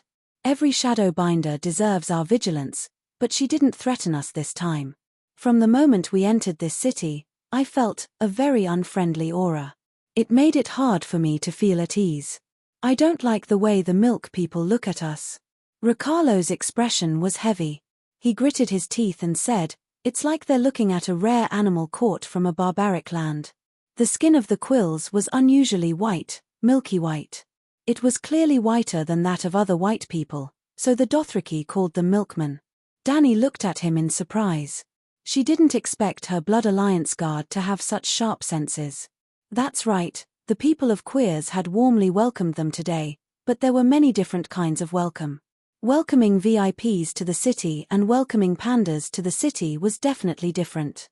Therefore, when Danny passed through the middle Wall Street, she would unconsciously put herself in the shoes of Arthas. Lordaeron welcomed Arthas's victorious return with the sound of bells, cheers, and petals that filled the sky. Arthas then unleashed the undead calamity in Lordaeron and massacred the entire city. They want to see the dragons. Danny turned to Kuei Luo. Arrange 2 groups of guards, one in the open and one in the dark, to guard the 3 dragons. As long as they're here, they can't let their guard down. Ag, Jogo, arrange for people, men and women, to find out the topography of our base, the structure of the houses, and the situation of the palace guards. Finally, she looked at Jorah solemnly. Sir, I understand our current situation very well. So, I want you to go to the streets, the docks, the taverns, and even the brothels. Find out the attitude of the ordinary people of Quills towards us, as well as information about the upper class of Quills. After some thought, she added, since this is the center of trade between the Westerners and the Eastern world, there must be Westerners and merchants from other cities. While you're looking for information, you can also spread the news about me and my dragons. Sir Jorah looked hesitant. You were worried that the usurper would send someone to assassinate you. Now that you've taken the initiative to announce to the merchants of the 7 kingdoms that you're returning to the West Eros with your dragons, then, even if the usurper is dead, there's still his son. Sigh, that was then and this is now. The matter of the dragon hatching has been exposed. If the King's Landing has been keeping an eye on me, they'll definitely know about it immediately. Why don't we make this the focus of attention? Not only will it protect us, but it would also distract everyone's attention and conceal her true goal.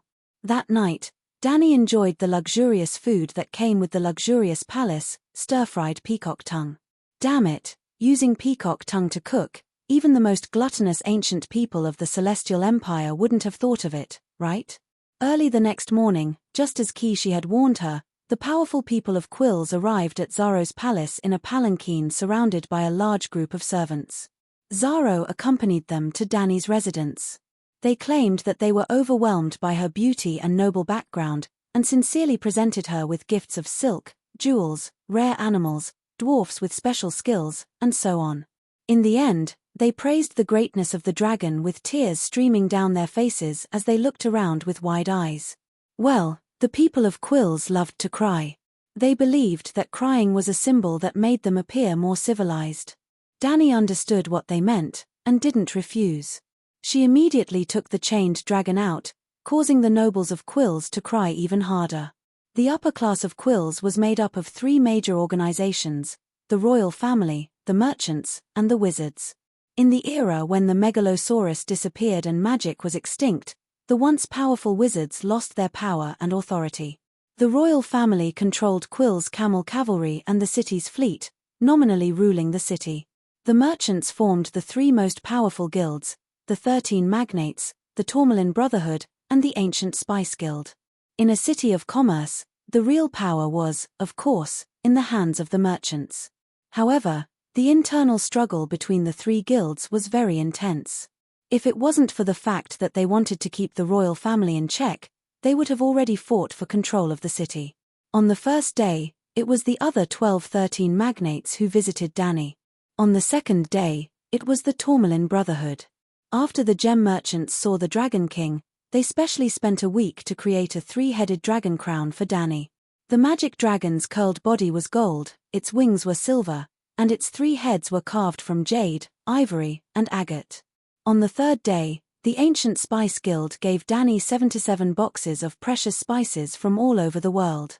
Well, when the Targaryens united the Seven Kingdoms, in order to integrate into the Westeros as conquerors, they abandoned the ancient gods of Valeglia and converted to the Church of the Seven Gods.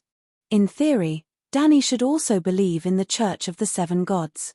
And to the followers of the Church of the Seven Gods, 7, 77, and 777 were all auspicious numbers. On the fourth day, Dany began to receive the middle and lower class people of Quill's power. Small merchants, government officials, fleet commanders, camel cavalry captains. When she asked if the Zaro royal family would come, he said with disdain, "The royal family now, other than supreme dignity and ancient glory, what else is left? You should accommodate them and take the initiative to meet them." However, it was not that easy to meet the royal family.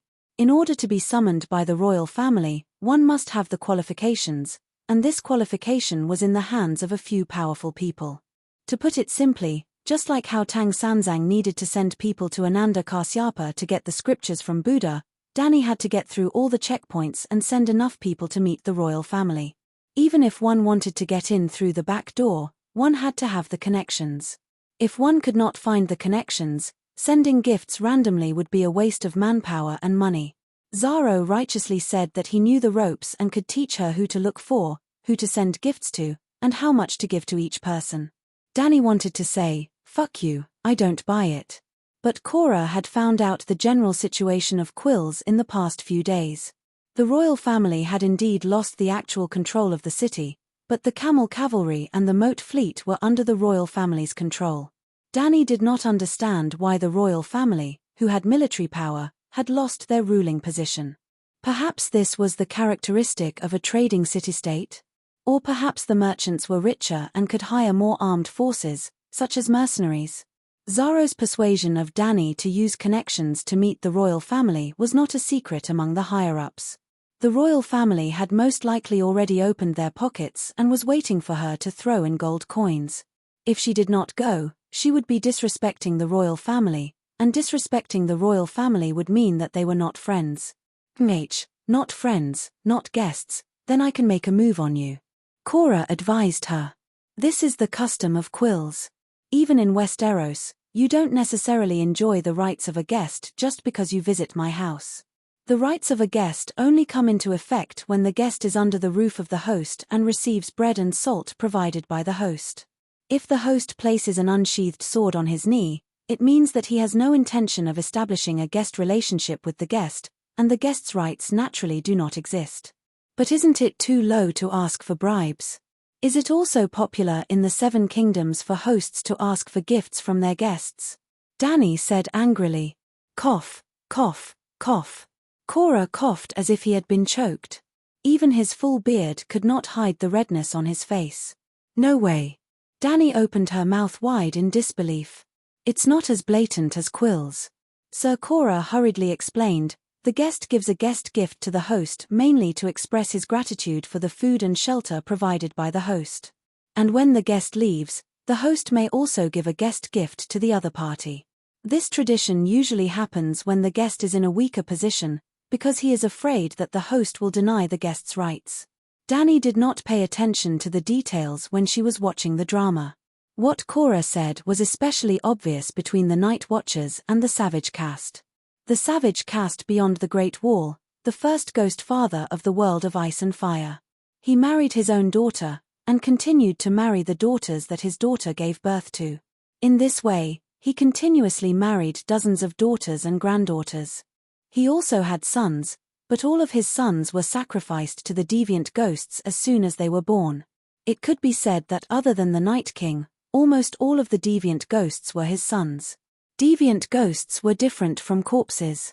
Deviant ghosts were transformed from living people, while corpses were dead people who were revived by deviant ghosts. Without caste providing a house and food, the Night Watchers who left the Great Wall and went north would almost double the mortality rate. Therefore, the Night Watchers had to ask caste for help. Not only did they turn a blind eye to his incest, but they were also often blackmailed by caste for iron weapons, which were guest gifts. It was also because of the guest's rights that the Night Watchers Commander-in-Chief, Elder Sheung, could not harm caste even if he knew that he was related to the deviant ghosts. The guest's rights were two-sided. Not only could the host not harm the guest, but the guest would also not harm the host even if the host was making a deal with the devil. Cora saw that Dany was in deep thought and could not help but persuade her again. The ancestors have a tradition of guests' rights, and the Andals have a similar law. Perhaps the guests' rights are universal, but the specific forms of expression are different. All right, I give gifts to the royal family. I hope that they can give me some guest gifts too. Dany sighed. Chapter 41. Although Dany had never thought of asking Xaro to help her with the money, that guy kept saying that he loved her, but he never offered to help her. Dany had to pay for the help herself, and he was only responsible for telling her who to ask for help. For the first step, Dany brought a red mare, a grey bison hunted from the border of the Red Wastelands, and a large black dog bought from the market to the Temple of the Queers. The Milk People worshipped the god of memory that she had never heard of before, so she sacrificed herself to the god of memory's priests. The mare represented the centaur's sacrifice, and the bison was an ancient custom. It was said that before this trading city was built, the original Milk People hunted the creatures of the Red Wastelands for a living.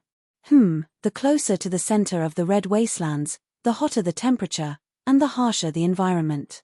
The plains near the sea were rich in water, and there were many wild animals and plants. As for the black dog, it was very strange. The people of Queers, like the great celestial empire, loved the taste of dog meat. The priest was very satisfied with Dany's understanding of the situation. The old milk person with snow-white hair and skin told Dany that she could come to the god of memory to search for the memories of time. After asking again, Dany understood that this was also the library of the people of Queers. The priest of the god of memory was also the city's historian. For thousands of years, they had recorded every major event that happened in Queers. Mother of dragons, you, your dragon, your centaur warriors, your great feat of crossing the purgatory plains to Queers, and even your trip to the temple today, have already become a part of the god of memory's history. The old man said with a smile. If it was the original Dany, she might not be interested in books that recorded history, but the current Dany was screaming in her heart, worth it, it's so worth it, 2,000 queers gold coins is completely worth it. On the surface, she only gave 3 beasts, but last night, Ago and 4 centaurs carried 2 boxes of newly exchanged radiant coins into the old priest's backyard. Yes, he really went through the back door. From the back door in the alley, he entered the backyard of the old shaman's favorite 13-year-old mistress residence. Quills used the radiant coin, which had been popular since ancient Valeglia. It was a round currency with a crown on the front and a hideous skull on the back. The radiant coin was relatively small. 1 radiant coin was only 1/3 of the weight of a gold royal. 2,000 coins would be about 2,000 times 4,000 is equal to 8 million yuan in purchasing power. This was equivalent to the Middle Ages, and their productivity was far inferior to the modern Celestial Empire. 2,000 radiant dollars was definitely a huge sum of money. It was easy to understand why the old shaman was so nice to Danny. After obtaining the library card from the memory temple, the second back door Danny went through was the keeper of the Register of Queers, who were also the city's administrative officials. Bags of gold coins were sent out, and Danny suddenly found that half of the Zhuoji's gold that she had stashed away had been used up. She told Zaro bitterly, "I have no money left. I only have some antique jewelry that I excavated from the City of Bones." Zaro's heart was as cold as ice in the face of a peerless beauty's request for help. He did not have the slightest intention of paying out of his own pocket. Instead, he gave her a bad idea. The news of the existence of a true dragon has spread throughout the East, and more dragon seekers have come to visit. Now, there are countless people in Queers who want to see you and your dragon. Why don't you accept their requests? At the same time, everyone who meets you will receive a gift. Danny thought about it. This was beneficial to her. Not to mention how many zoo tickets she could receive, as long as her reputation was spread, and she and her dragon were known in the East, some people would not dare to use the most direct and vicious methods against her. Wasn't this the reason why she asked Cora to spread the news of the dragon in the docks and the taverns on the streets? When no one knew that she had a dragon, she would rather hide in the White Cloud City for a long time and try her best not to let this news leak out. But as long as one outsider knew about her and her dragon, then the hidden plan would be completely destroyed. When no one knew about the birth of the dragon, she was the safest, and her threat index was 1 star. When a few people knew about the birth of a true dragon, she was the most dangerous, and her threat index was 4 stars. In the Far East, after everyone knew about her story, some people had scruples, and her threat index was lowered, and her threat index was 3 stars. When the news traveled tens of thousands of kilometers and reached the Westeros in the far west, her threat index rose again, and her threat index soared to the most dangerous 5 stars. But whether it was a few people or all of Queers who knew, the speed at which news of her dragon spread to the Westeros would not change. Given the distance between Queers and King's Landing, she had about 2 years of buffer time for the news to spread quickly. Either her dragon could grow up in the next 2 years, or Danny could establish perfect security measures in the next 2 years, which was commonly known as building up her own force. In that case, she needed money. Danny agreed to Zaro's plan to build a megalosaurus zoo. That afternoon, Jorah brought a captain to the living room of her palace. "Your Highness, I've brought you a sea merchant from the Midsummer Islands." It was a black uncle. His dark skin was like polished obsidian, dark and shiny. "Your Highness, my name is Kuhulu Mo, the captain of the Laurel Wind. I come from High Tree Town in the Midsummer Islands." The black man with a yellow and green feather cape, dressed like a peacock, bowed and introduced himself. "He brings you news of King's Landing," Jorah said. "You came from King's Landing?" Danny asked. "No, I set off from the old town half a year ago, and brought a ship full of wine from Qingting Island. You've been away from home for a long time, and you must miss the taste of home, just like how the people of the 7 Kingdoms miss you," Kuhulu said. He had given Danny 3 barrels of high-quality wine as a gift. If they were sold in Queers Market, they could be exchanged for 4 radiant coins. How stingy. But she quickly remembered that this captain's business wasn't very big. 4 radiant coins was already quite a fortune for him. "Thank you for your gift." Danny sat on a sofa made of soft cushions and nodded to the Midsummer Islanders. "I'm looking forward to you bringing me news of the 7 Kingdoms." Sigh, It would be even better if you came from King's Landing. Your Highness, King's Landing is facing a war, and no foreign merchants dare to go there. It's useless even if they go. After the death of the usurper, King's Landing is in chaos. They can't even feed themselves, so where would they find the goods to sell to us? The black captain sat on a small stool, and his words were full of disdain for the current ruler of King's Landing. There's a city of knowledge in the old town, and news of the 7 kingdoms gather there. After all, every noble has a scholar to serve them, and all the scholars come from the city of knowledge. When I stayed in the old town, I asked around about the current situation of the 7 kingdoms. Dany felt that he was a little long-winded, so she asked directly, "How did the usurper die?" "He was killed by a demon-like beast." "I want to know who killed him." "You don't really believe that he died under the tusks of a wild boar, do you?" Dany said lightly. As if he sensed Dany's impatience, the captain of Laurel Wind quickly said, "There are indeed many conspiracy theories about the reason for the king's death. Now, the 14-year-old King Joffrey has ascended the throne, but everyone knows that the political affairs are controlled by the Lannister family. The scholar's apprentice in the tavern once swore that the queen betrayed the king and gave birth to a bastard child with her brother. Because her actions were exposed, she took the risk of murdering her husband. Thus, the throne completely fell into the hands of the Lannister family. It was not difficult to understand why Robert's 2 brothers fled King's Landing. Rumor has it that the brothers Bella and Theon intend to counterattack King's Landing and proclaim themselves king. When I left, there was a rumor that Duke Renly intended to rebel with the Tyrells of High Court. High Court and Stormlands, the little king's position is not secure. In addition to the rumor that the queen murdered the king, there are also rumors that the prime minister killed the king. The new king and queen immediately claimed that Ed Stark murdered his king. Some believed it, some doubted it, but it was said that most of the citizens of King's Landing believed it. Gods above, I remember that the prime minister was King Robert's best friend. How can anyone think that he betrayed the kingdom? Yes, the others don't believe that Ed Stark would betray the kingdom. Are the people of King's Landing crazy or stupid? Cora nodded in agreement. He said with certainty, even if the ever summer comes, that guy will not tarnish his precious honor.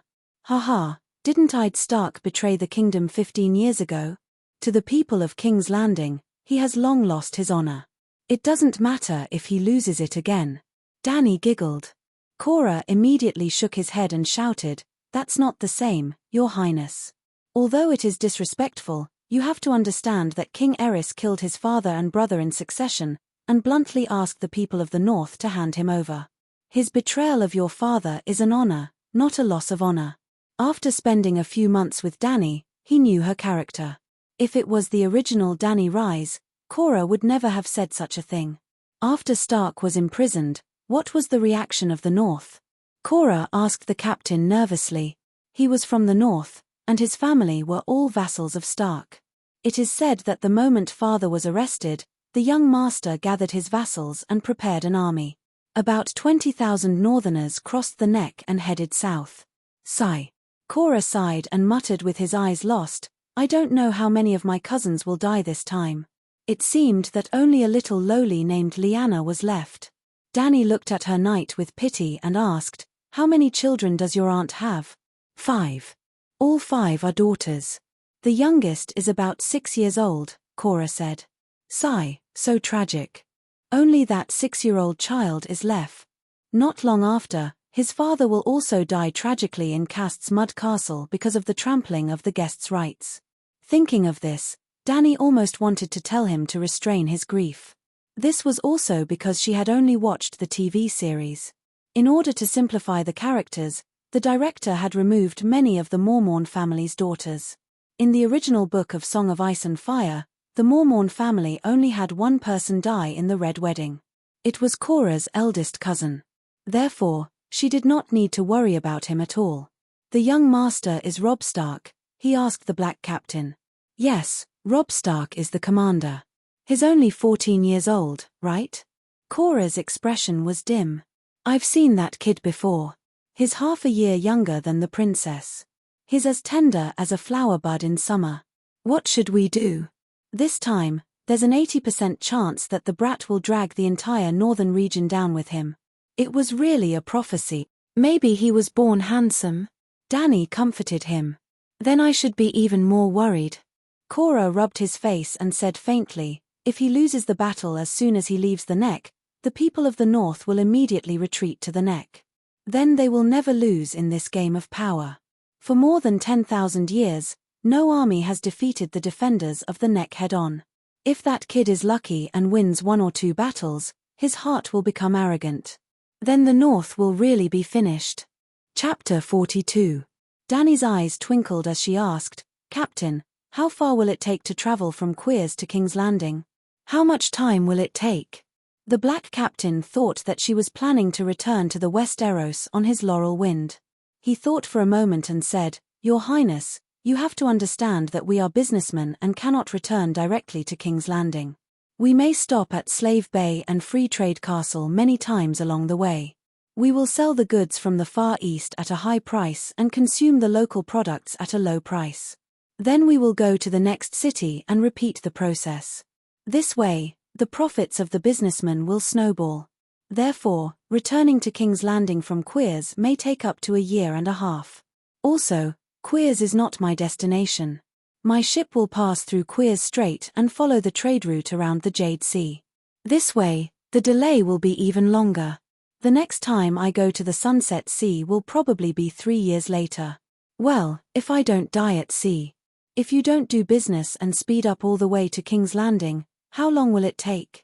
Danny asked. Even if you don't do business and run empty, you will still need to replenish food and water along the way. You also need to let the sailors rest. It will take at least 3 to 4 months, and this is assuming that the sea doesn't lose its temper. Danny nodded and thanked him. You have brought me valuable information. I wish you a safe journey and a prosperous business. I should be the one thanking you. Your Highness has given me the most generous reward. The captain's eyes lit up. Oh, what reward? Danny asked. Dragons. He looked straight at the dragons gnawing on bones beside Danny. I saw a real dragon. This is the miracle of my life. I will repay you even more. Danny smiled and waved at him. Come and touch them. This.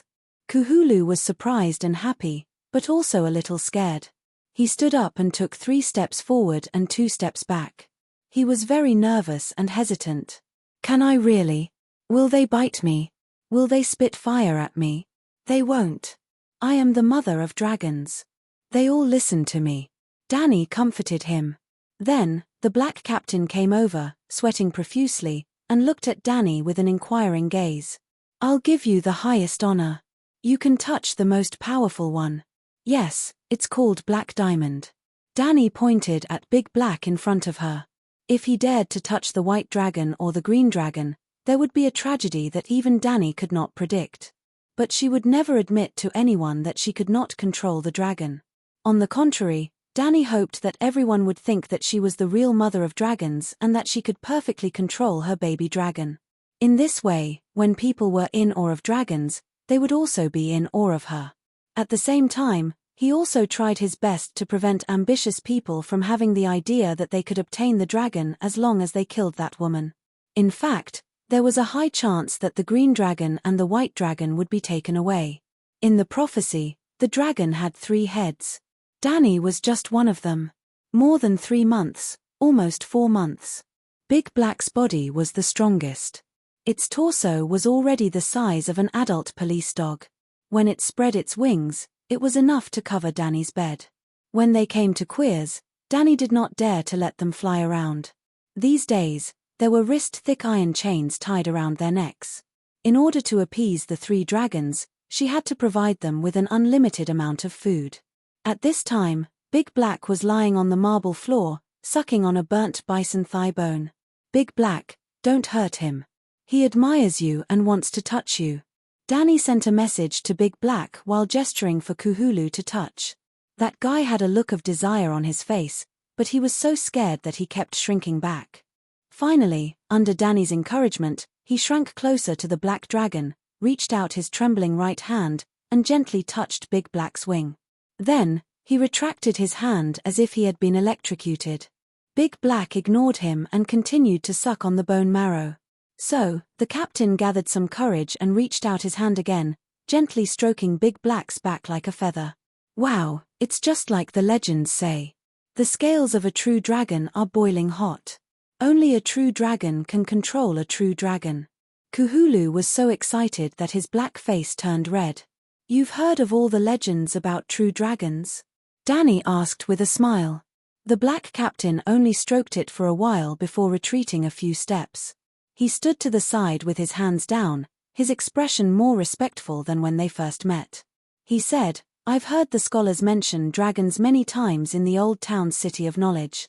They said that only the true dragon blood of House Targaryen could subdue the Megalosaurus. Others could not even withstand the high temperature emitted by the Megalosaurus. At that time, I didn't believe it. What kind of animal could be so hot that its rider could not withstand it? At most, a saddle would be added. But today, I understand that if the Megalosaurus grew to the size of Balerion, even a saddle would not be able to withstand its furnace heat. Even if the scholars think that the Megalosaurus is a beast without much intelligence, it is still the most legendary creature in the world. The scholars even know how intelligent the Megalosaurus is. They've studied the Megalosaurus in depth. Danny was curious. If they don't even study the Megalosaurus, the miracle of the world, is there a need for the scholars to exist? Cthulhu's tone was complicated as he said a philosophical sentence. Did the scholars find out the extent of Balerion's intelligence? Danny asked. This time, before the captain could speak, Cora said, a child of 7 or 8 years old. My scholars told me. Yes, Balerion's intelligence is beyond that of other Megalosaurus. Cthulhu agreed. Hee. Danny chuckled and said to Big Black, Mr. Cthulhu gave me 3 barrels of wine. Draw a painting for him. Painting? Cthulhu was confused. Without Danny's order, Reese's maid immediately came over with a large wooden tray. On it was a roll of parchment paper and a small bowl of ink. The maid was not afraid of Big Black at all. She squatted beside him and spread out the 1 meter long and ½ meter wide paper. She pressed paperweights on both sides. Then, she placed the bowl of ink at the bottom left of the roll of paper. Big Black glanced at Cthulhu and extended its right claw. Dragons, like humans, had 5 fingers. Big Black's other 4 fingers were clenched into fists. After dizzying in the bowl, the pen moved like a dragon. Lines quickly appeared on the snow-white roll of paper. At first glance, the lines were messy, as if a child was doodling. Cthulhu did not expect much at first, but he was not disappointed when he saw this. At least it did not use its dragon claws to make a handprint. But as time passed, he saw something different. The stripes of varying thickness and depth gradually outlined 1 or 2 figures, and one of them was, God bless me, I'm not seeing things. He opened his mouth so wide that one could stuff a goose egg into it. This is me talking to His Majesty. Even the gauze by the window of the palace makes me feel the breath of the breeze. This. Even the court painters of Bravos are not as good as this. Cthulhu swallowed hard. His gaze towards Big Black was no longer one of reverence, but of pure reverence. There was no fear. In his heart, the black dragon in front of him had already been sanctified. It had the will of a god and would not hurt people like a wild beast. Actually, he was thinking too much. Big Black's intelligence might be higher, but it was still far from that of an 8 or 9-year-old child, let alone a god. At this time, Big Black could also calculate. If Danny asked Cthulhu to add and subtract within 100, Big Black could probably give the answer too. It used its claws to carve words on the floor. But that was it. It was not as shocking as drawing an audience with the Queen on the spot. It was also during the cultural class that Danny was surprised and shocked to find that a dragon's spatial sense had such a huge effect on drawing. Those who had taken sketching classes knew that one of the most important skills was the 3-dimensional analysis of the structure of objects. Why did Da Vinci keep drawing eggs from different angles? Wasn't it to cultivate body sense? And the black dragon's natural body sense talent was full points. Its perspective was more complete than a human's. Cthulhu took a scroll of parchment and left in a daze. What he saw and heard today had changed his worldview. The visit of the captain of Laurel Wind set a precedent for normal visitors. Merchants from all over the world came like a trickle, gathering into a torrent at an unimaginable speed. The captains of the merchant ships brought lace from Myr, boxes of saffron from the barbarians, amber and dragon crystals from Asia. The poorer traveling merchants offered bags of silver coins. Other than merchants, there was also a large number of craftsmen, wandering poets, singers. The silversmiths brought rings and necklaces. The blacksmiths made an Arak scimitar and two-handed sword for Dany based on her body size and arm length. The dyers and weavers gave her colorful cloth. The rich colors made her exclaim in surprise that the ancients had such great wisdom. Then, countless tailors rushed into the palace, volunteering to sew the world's most beautiful clothes for her. There were also flute players playing for her, actors performing acrobatics to make her laugh, and entertainers performing magic tricks. 2 dwarfs rode on a sow and a large dog, learning from the Westeros knights, competing with each other in lances. There was a young Volantis man with blonde hair and blue eyes. He begged Dany to take him in as her attendant, promising that he would write poems with the queen as the main character in the future. In between his words, he even hinted that he was proficient in the 7 cries of spring from Cayuan City. Dany couldn't stand the man's lecherous gaze, so she had the bloodguards throw him out. Later, even the Jugasnai people from the north of the barbarians came. They gave Dany a zebra with black and white stripes. The barbarians, it's the great celestial empire of the world of ice and fire.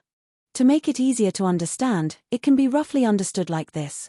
Westeros equals England, the city of Gith at Slavers Bay equals ancient Egypt, the western continent of Ursus equals Europe, the Dothraki Sea equals Russia, the Dothraki people equals Karsaks, Keys people equals Suez, the barbarians equals Great Celestial Empire, and the Jugasnai people equals nomads to the north of the Celestial Empire. Just like the works of all Westeros, as long as it involves the capital of the Great Celestial Empire. Ice and fire isn't too dark. It's just that the area of the barbarians is too small, and the Westeros are too big. Alright, I've digressed. Dany invited the 2 Jugasnai people to stay as guests, and they accepted, overwhelmed by the favor. During the banquet that night, Dany told them, "You are like the Dothraki people, warriors on horseback. I would like to ask the 2 of you for some wisdom in leading a tribe." Chapter 43. Like the Dothraki, the Jugasnai were a barbaric nomadic people. They also had no interest in the sea or ships, living as nomads, plundering the surrounding cities for ironware and other resources. They formed tribes similar to the Khalasar, led by leaders similar to Khal, and lived in tents similar to yurts. Their skin was also similar, with the Jugasnai having waxy yellow skin and the centaurs having bronze skin. However, the Jugasnai could not compare to the Dothraki in terms of appearance and physique. Their men and women were accustomed to binding their faces at the age of 2. Did Fat Martin imply binding their feet? Their heads were all pointed, and their faces were small, making them very ugly. They were also short and fat, not as tall and strong as the centaurs, and had long limbs. However, the Jugasnai's mounts were stronger than the Dothrakis. The centaurs rode horses, while the Jugasnai rode ferocious zebras. One was a centaur, the other a zebra. However, compared to the Dothraki, the Jugasnai had several customs that Dany admired. Honored guests, please tell my people how the great Jugasnai maintain the integrity of their people. Dany asked the guests warmly, pointing to Aggo and a dozen other centaur warriors who were eating together in the living room. The Jugasnai were very pleased with Dany's subtle compliment, and were secretly delighted by her sincere attitude of asking for advice. I understand what Khaleesi means. Your Khalasar often splits, which eliminates most of the cowardly Khals, but the bravery of one person is no match for the strength of an entire tribe. Of the 2 Jugasnai, one was middle-aged, the other had white hair and beard. The middle-aged man was silent, while the older man spoke frankly. At the end of the day, the Dothraki have not established a perfect marriage system. Ordinary centaurs have no wives, no children, and no blood ties to their Khalasar. You know, blood is the strongest bond in the world. Most of our tribes are held together by blood, and can last hundreds or even thousands of years without collapsing. Jaha, the leader in charge of war, is not a coward, and is often chosen from the sons of the previous Jaha. As long as Jaha has enough wives, he will have enough sons. With so many sons of good blood, it is enough to choose a powerful warrior. Dany nodded approvingly. This system is very good. We can learn from it. This was the purpose of this banquet. There were some things that she could say herself, but how could it be more impactful than a living example in front of her? Hearing the mother of dragons praise, the old man became more and more excited. He proudly said, Jaha is only the leader of the tribe. Above Jaha, there is Jahata. All the Jahas in Jugasnai accept Jahata's command. Therefore, when facing a strong enemy, we Jugasnai people always work together. As if she had caught a glimpse of the centaur's disapproving expression, Dany immediately chimed in, this is also a very good system. I'm sure there must have been many epic hero-level Jahata in Jugasnai. Every nation had its own epic heroes, and Dany didn't expect the old man to name a truly earth-shattering hero. She was well aware of one thing, and that was that people who inherited their bloodline would all use magnificent poems to boast about their ancestors. Even the barbarians of the Stone Age who ate raw meat and drank blood would become immortals in the myths and legends of their descendants. So after asking, she took a sip of red wine and quietly waited for the pointy-headed old Jugasnai to brag. Old Jugasnai seemed to have never been so excited before. He danced and sang, the great mother of dragons, your eyes are like torches. Only the wise can see through the wisdom of another wise. There is no doubt that you are as wise as our Jugasnai ancestors. You flatter me, you flatter me. I'm far from it. The thickness of my face is really far from yours. Dany smiled humbly on the surface, but she couldn't help but complain in her heart. Our ancestors attacked the kingdom of Nigel until only one city remained. It was a city where many necromancers and interrogators gathered. If not for 90% of the city's space being hidden underground, it would have been broken through by us. As if to increase the greatness of this achievement, the old man lowered his voice and added, don't underestimate necromancers, and don't think that they are liars. Do you know the long night that shrouded the world thousands of years ago? Deviants! Cora exclaimed. I know about deviants. Those living dead people are the masterpieces of necromancers. It is said that the long night was summoned by the Bloodstone Emperor, the son of the barbarian land, using necromancy. But such a powerful kingdom of necromancers was still almost destroyed by us. The old man said proudly. Wow, that's really powerful. Dany began to flatter him again, but she was still skeptical. The barbarian land was a few continents and seas away from the Westeros. The deviants didn't go to the Easterners, but they went to the Westerners. Let's not talk about the reason. How did they get there? Did they take a shortcut through the Arctic Circle? The Westerners were connected to the barbarian land? This was too sci-fi. It was not fantasy at all. This was a fantasy world. We also destroyed the country of the descendants of Higher Cologne, the short old man continued. Forgive me for being ignorant, but why did they give it such a weird name like Higher Cologne? Dany asked curiously. They might as well call it Higher Brotherhood Country. Sigh, even as enemies, we Jugasnai people have to admit the greatness of Higher Cologne. The old man sighed and asked, Calixi, do you know the red sword of the hero? Dany thought for a while before she remembered the fairy tale of the red sword. You mean the light messenger? Cora said in horror, 8,000 years ago, the long night came. The deviants brought the whole world into endless darkness and cold. The heavy snow almost wiped the 7 kingdoms off the map. At the moment when the survival of mankind was in danger, a hero appeared. He was Yazuor Ahai. He held the red sword of the hero that was full of light and heat. He defeated the night and ice and brought light and warmth back to the world. That's it. The old man nodded and said emotionally, Yazuor Ahai is Higher Cologne. About the Terminator of the Long Night, every race has the same story and a similar hero. But the names of the heroes are not the same. You people in the West call him Yazuor Ahai. In the East, the descendants of Higher Cologne call him the hero Higher Cologne. The barbarians call him Yi Tal. In the Nigerians, he is called Nephron, and the shadow hunter Edric. Even though he died in the legendary era of heroes, the prophecy of his rebirth has been passed down in the East for 5,000 years. After the long summer, The stars will cry blood, and the cold darkness will cover the world. In this terrible moment, a warrior will pull out a burning sword from the fire. That sword is the light messenger, the red sword of the hero. The one who holds the sword is the reincarnation of Yazual Ahai, and he will drive away the darkness. For such a great hero, his descendants named their country Higher Cologne. It's not a big deal. The old man said proudly, but we Jugasnai people destroyed the ancient Higher Cologne's descendants. Now there are only 3 fortress cities, Shamiliana, Kaya and Bayasabad left. They are the last survivors of Higher Cologne's descendants. When I was young, I followed Jahata on the path of steel and waged a 3-year-long crusade against Kaya. I attacked the walls of Kaya twice. Now, Dani had a whole new level of respect for the centaurs next door. Compared to them, the Dothraki, who only knew how to steal the statues of other heroes, had nothing to boast about. 9 free trade cities, and not a single one was destroyed. That was too low. But this was just an appetizer. The glorious history of the Jugasnai people continued. The Nigerians and Higher Cologne's descendants are just small countries in the east. The real overlord is the Golden Heaven of the barbarians. Golden Heaven?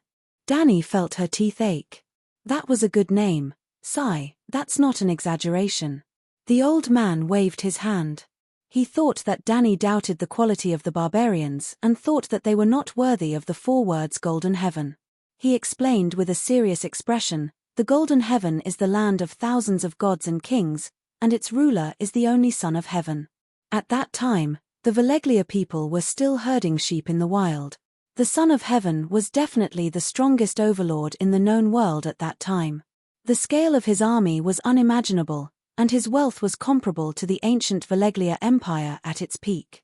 His palace was bigger than the King's Landing of the Andals, and the floor of his bedroom was also made of gold. "Sir, have you been to the King's Landing?" Knight Jorah asked in a muffled voice.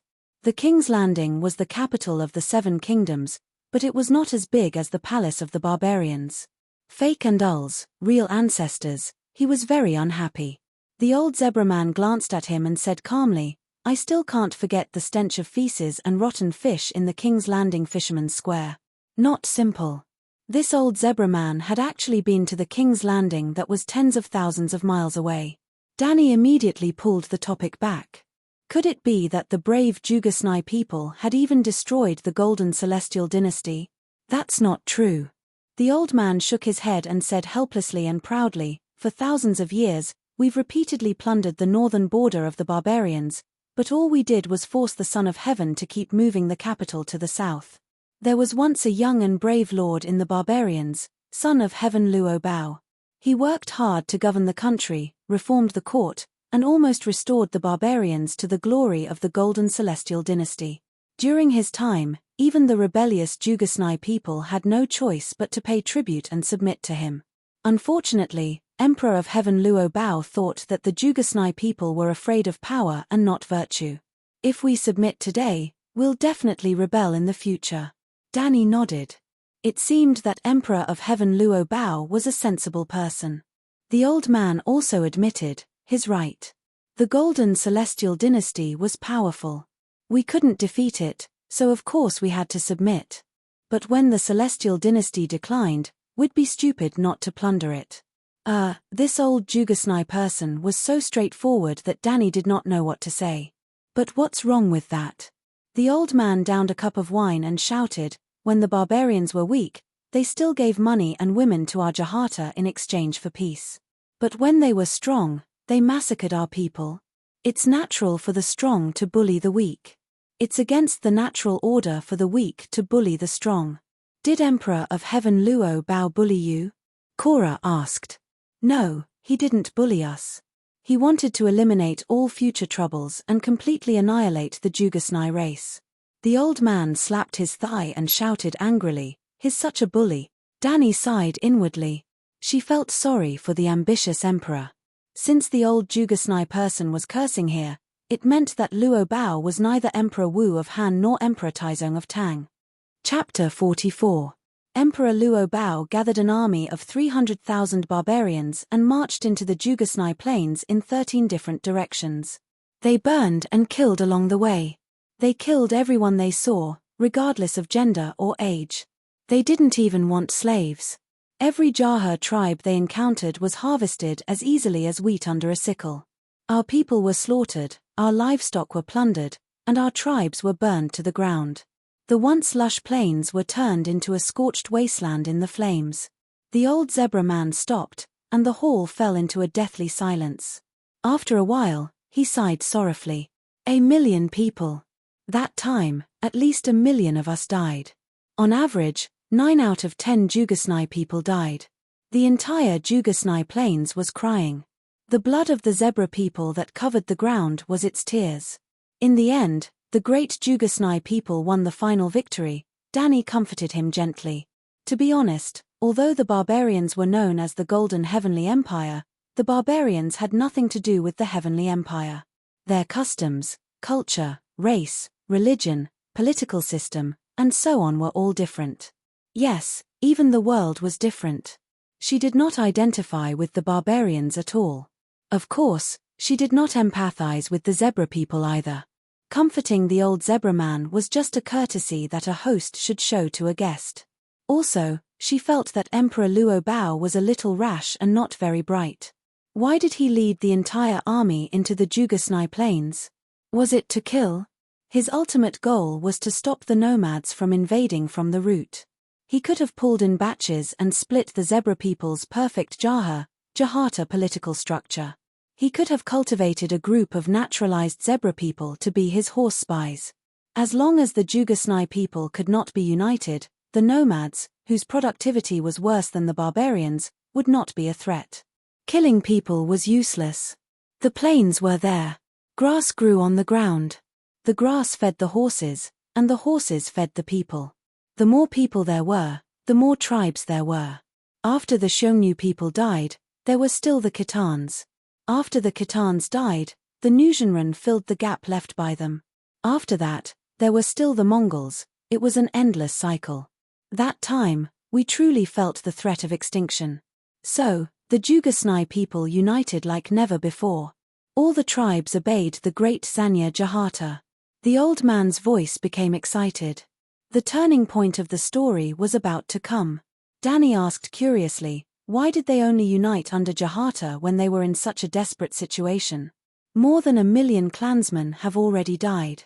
Your reaction arc is really long, she complained in her heart. Collie, it's my fault for messing up the story. The old man waved his hand nonchalantly and lamented, we didn't have the Jahata system back then. Like the Dothraki of today, the Jahas of each tribe did their own thing and fought with each other. Emperor Luo Bao also helped us.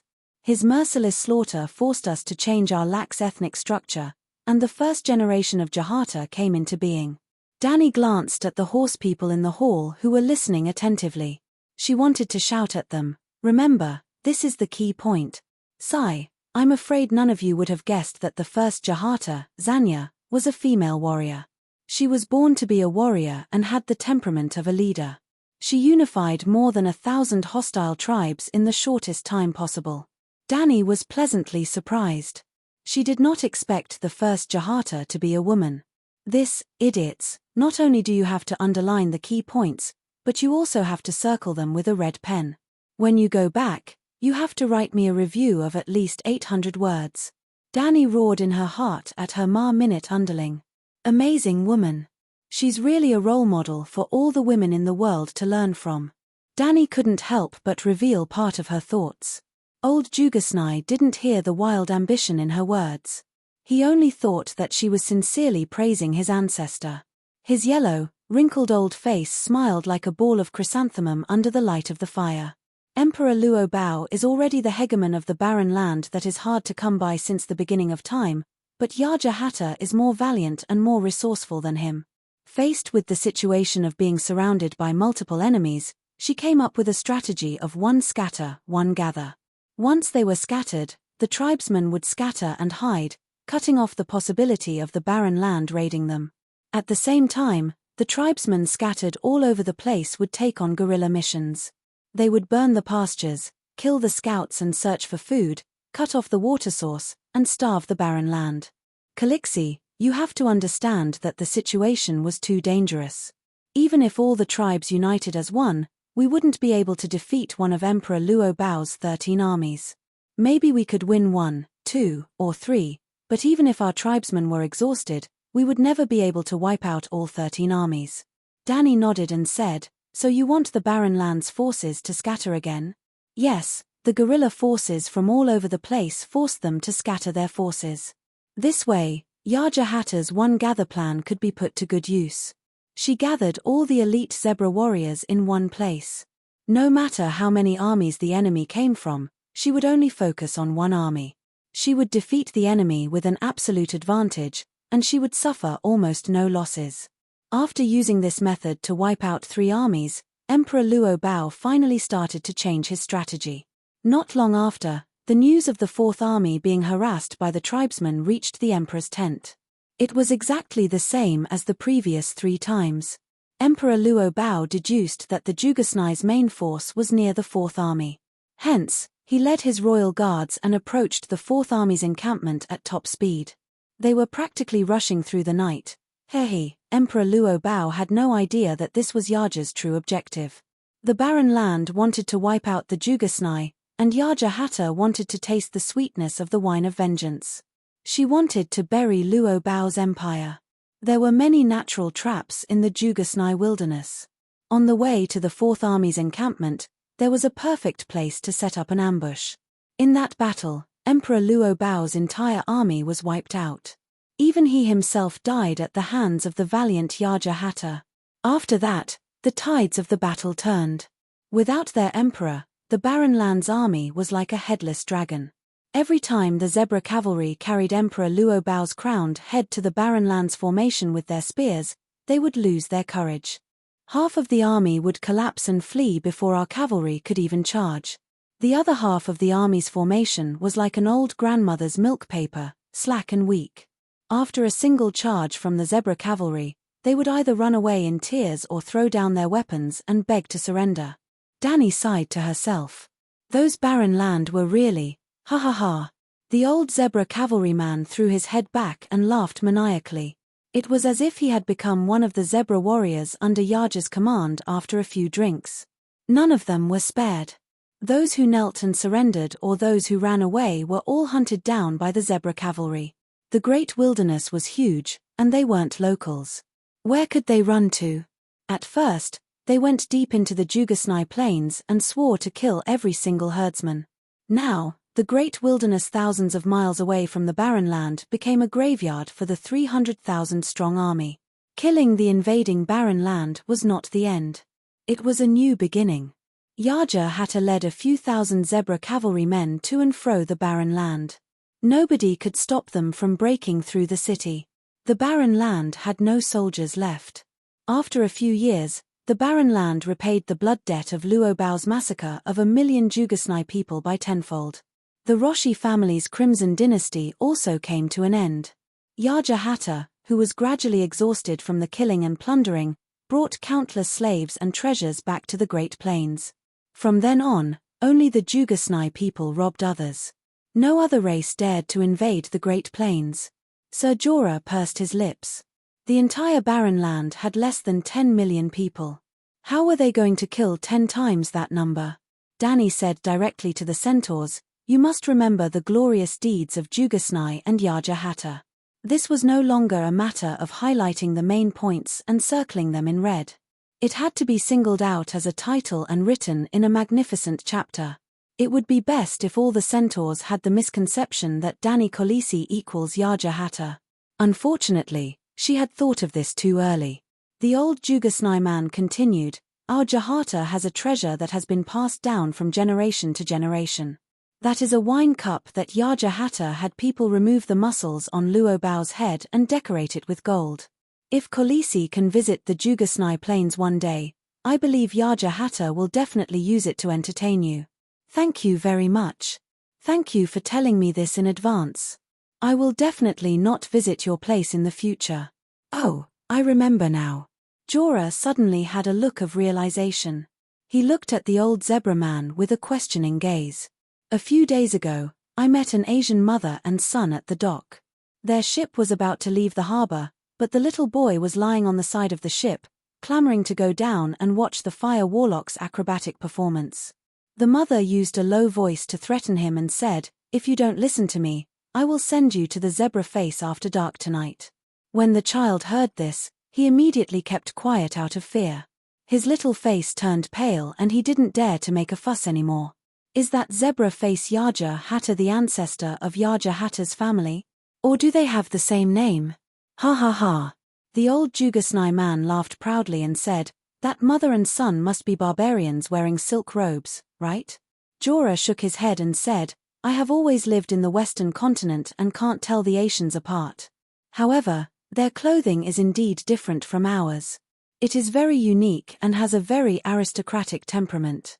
They must be merchants from the Golden Dynasty. After thousands of years, Yaja Hatter is still remembered by the barbarians. The mothers whisper her name and use those distorted horror stories to scare the naughty children. Zebraface Yaja is just one of the names. There is also Cruel Yaja, Brain-Eating Yaja, Devil's Bride Yaja. Because she has never given birth in her life, they also call her Infertile Yaja." The old man's attitude was casual and he wasn't angry at all about those names. Dany even saw the hidden pride in his eyes. Just by listening to those names, any man would probably not be able to get hard in the face of Infertile Yaja. If that was the case, she couldn't get pregnant even if she wanted to. Dany didn't want to be called Infertile Dany, Cruel Dany, Zebra. Oh, it should be Horsefaced Dany. This also had to be highlighted. However, it wasn't the horse people who did it. It was Dany who reminded herself and took it as a warning. She must create a historian profession in the future. Things like the world's most beautiful woman, the unattainable flower of the world's men, the loyal saintess, the wise as the sun, beautiful as the moon Dany, the merciful saintess, the mother of the free people, the torchbearer of the light of civilization, and so on could all be part of her titles. Cough cough, the kind with a title of a few hundred words. Oh right, the perfect old man and the emperor of all ages could also be borrowed. Thinking of this, Dany couldn't help but have a strange smile on her face. Yaja was still not as good as her after all.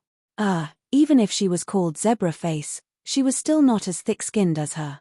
Chapter 45.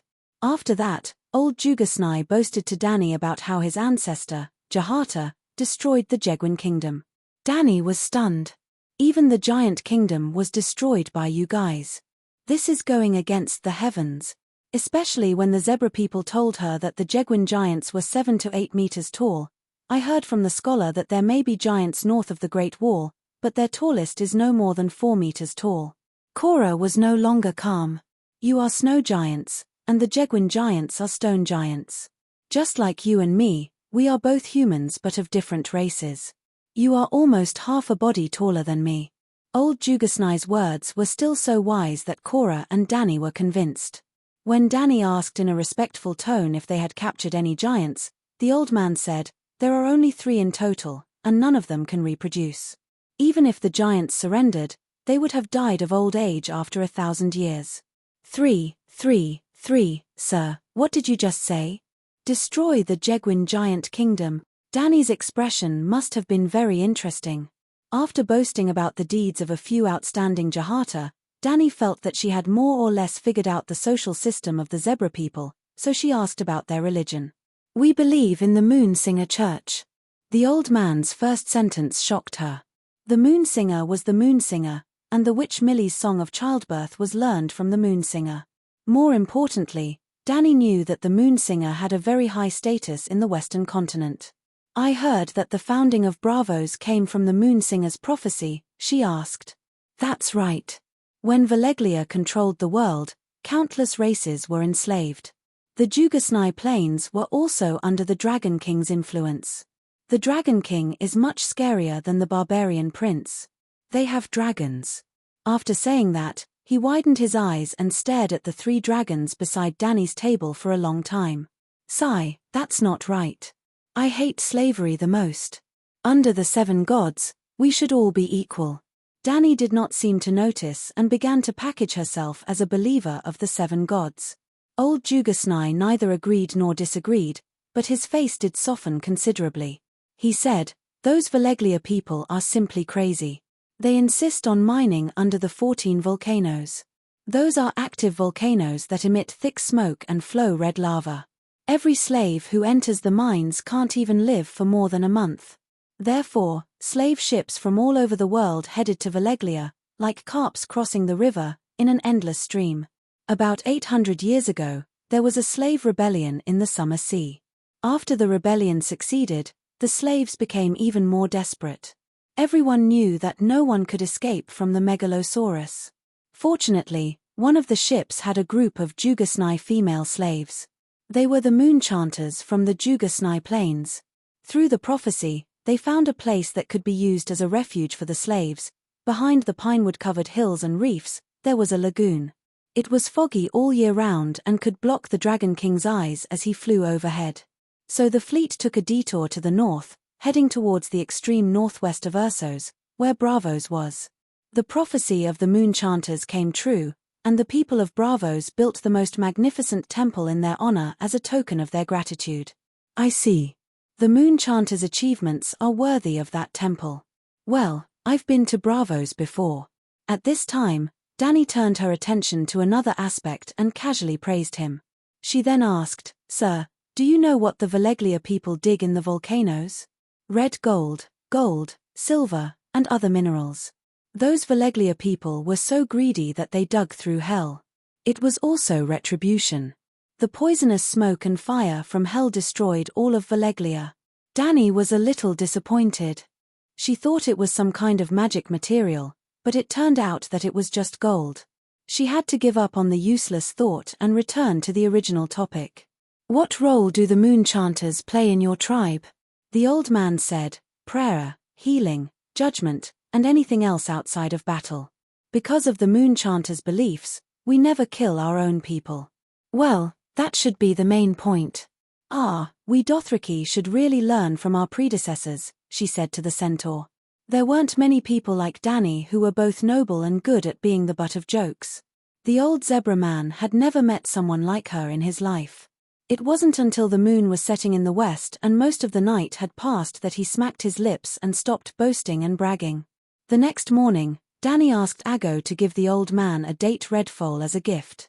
The foal was born in the city of White Cloud. It was only 2 months old, but it had managed to cross 1,000 miles of the Red Wasteland, which showed how talented it was. In the next few days, Dani received dozens of visitors. She found that in addition to receiving gifts, she also learned a lot.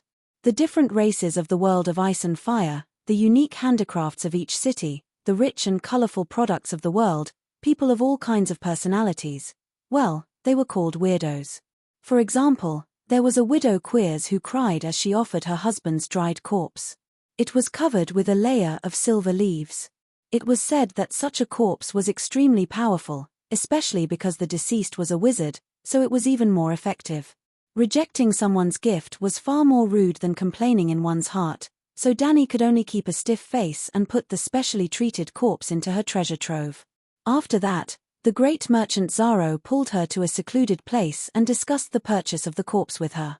When Dani asked him about it out of curiosity, he told her without hesitation that the dead body of a wizard was far more magical than the lifeblood of a dwarf.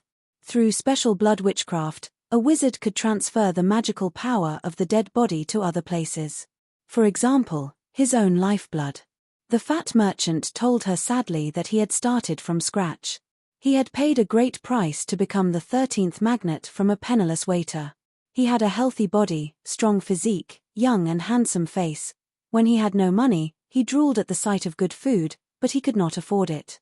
Now that he had money, his teeth were not good, and he could not eat the delicacies in front of him. Cough cough.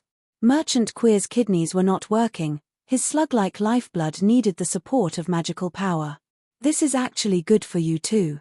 Seeing Dani's hesitation, he winked at her and said, "You know that I've always been madly in love with you. Marrying me is also the best choice for you. I have a healthy body, so the best choice will only become the best choice." Alright, now Dani understood. He was not winking at her, he was flirting with her. She was instantly disgusted. "I'm not interested in that wizard's corpse, but that poor widow." Dani hesitated. That's her husband after all. If she regrets it, or suddenly misses her husband, and comes back to me to ask for him, the corpse, what should I do? That won't happen. A gift given is like spilled water. You can't take it back. His fat head that was like a boiled egg shook left and right. Besides, you're the great mother of dragons, the queen of the 7 kingdoms, Queer's most distinguished guest, and the lover that I've been chasing. Why should I be afraid of an ordinary woman? I don't like to use my power to oppress others, Danny said calmly. This guy was treating her like a child. Then just tell her that I love you and I want to marry you. My thing is not working, and I need the support of her husband's magical power. This way, you can make the best use of it. She should feel honored that she helped you. After all, this was the reason why she gave you the mummy in the first place. Zaro was shameless. Treating that thing of his was considered helping her. Danny wanted to slap him. No, one slap was not enough.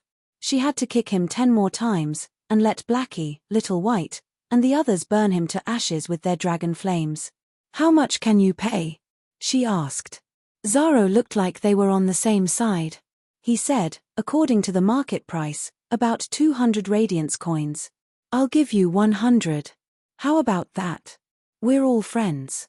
Talking about money will hurt our relationship. Danny paused. When his fat face lit up, she said, let our housekeeper talk about it. Only Jorah had the ability to take care of this.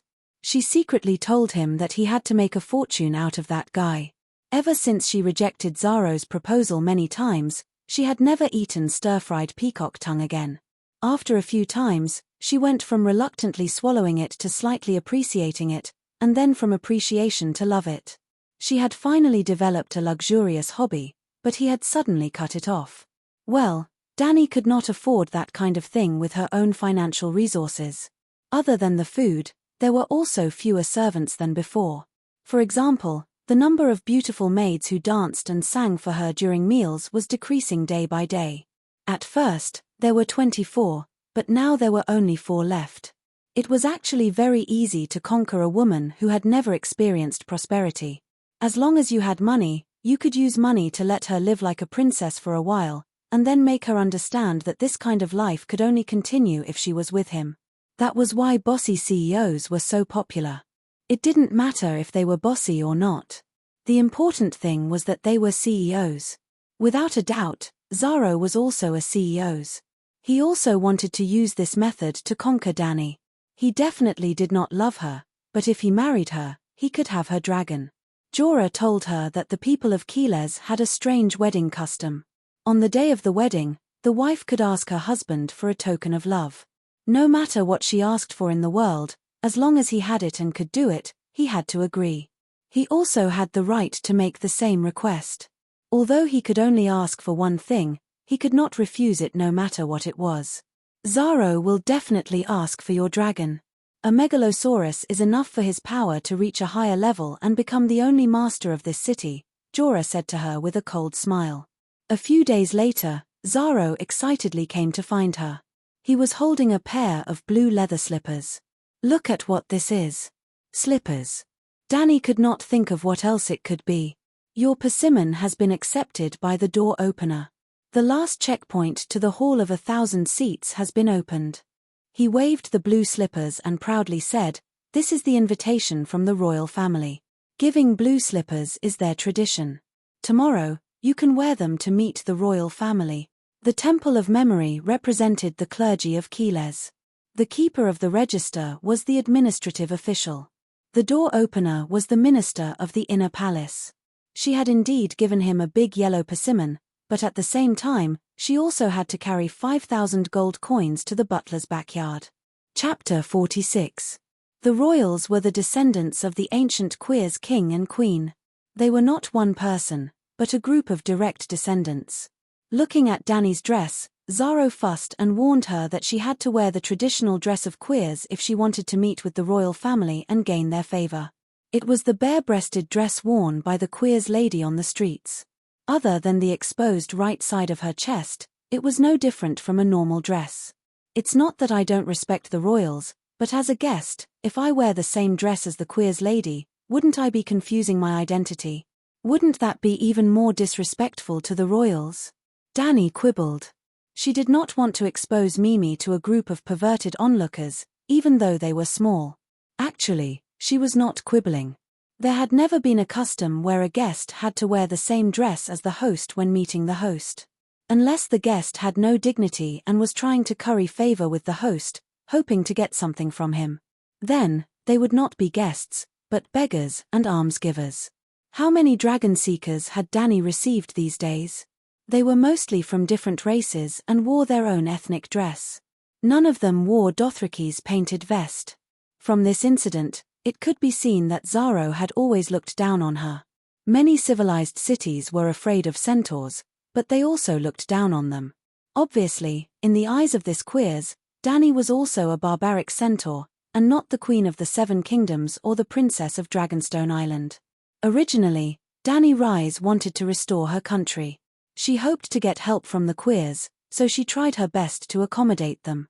But even when she wore queers' traditional dress, the royals did not lend her a single soldier. Oh, speaking of which, Dani was still puzzled. The city in front of her was completely different from the queers in the Game of Thrones. Zaro was not black at all. On the contrary, he was milky white. He was also not crazy enough to collude with the male sorcerer and kill the other 12 magnates. This was because there were city guards, camel riders, and a huge fleet. Even the male sorcerer had to hide in his prime. Killing them was useless. The 13 magnates were businessmen. Even if they died, there would be countless other businessmen to replace them. In the end, Queers was rich. Thinking about it, he understood. How could Suez be poor? If Dani had really succeeded in robbing the city like in the TV series, she could have easily bought the entire slave bay. She wouldn't have had to resort to deception to obtain the immaculate from a poster. The royal family would never welcome someone wearing a Dothraki painted vest. Zaro the milkman's words woke Dani from her thoughts. She thought for a moment and said, "Centaurs don't only have colorful vests. Now that we are banner men, of course we have our own chipau." Then she told Iri to find a long robe of peony red from the trunk. The dress was made of soft and silky kola silk with gold trim and short sleeves. A white rose was embroidered on both the collar and the hem of the dress. It was split down to the middle of the thigh. When Dani changed into the chipau that Queer's tailor had sewn according to her design and appeared in front of Zaro, his mouth was wide open. His pair of pig eyes were bulging out of their sockets, as if they were about to be pulled straight. "This is really a centaur's uniform?" He swallowed his saliva with difficulty and asked in disbelief. "This is a chipau, the clothing of us banner men," the centaur maid said proudly. "How is it?" Dani turned in a circle and looked at Zaro. "It's much better than the painted vest." Nodding his head, he looked at the Cheongsam with admiration and exclaimed, "It's simple yet charming, sexy and solemn at the same time, completely revealing the curves and charm of a woman." Good Cheongsam. Khaleesi, you've raised the level of the Dothraki civilization by a large margin." These words made Dani look at the milkman in a new light. This fellow's sense of beauty and ability to accept new things far exceeded that of ordinary people. That afternoon, Dani wore a silver necklace around her neck and a white peony chipau with a red background. She wore blue slippers and was escorted by the Bloodriders and Cora in a carriage to the gate of the Hall of 1,000 Seats. Yes, one should never ride a horse while wearing a chipau. This was also the reason why she and the maid already had kipaus but had never worn them in front of others. Beautiful as it was very impractical for centaurs. As for the silver necklace that looked like a throat guard, it looked a little like the one worn by the red-robed priestess Melisandre. They were both gold and silver necklaces with a dazzling gem embedded in the center of the necklace. However, the red-robed priestess's was a ruby, while Dani's was an amethyst. Zaro had given it to her for self-defense. He said that the royal family had always had a bad reputation and often gave poisoned wine to those they thought were a threat. The amethyst had the special effect of dispelling poisons and ensured that Dani was immune to all poisons. If this was another world, Dani would have laughed out loud. However, no matter how strange things were in this strange world, she had to at least maintain a skeptical attitude.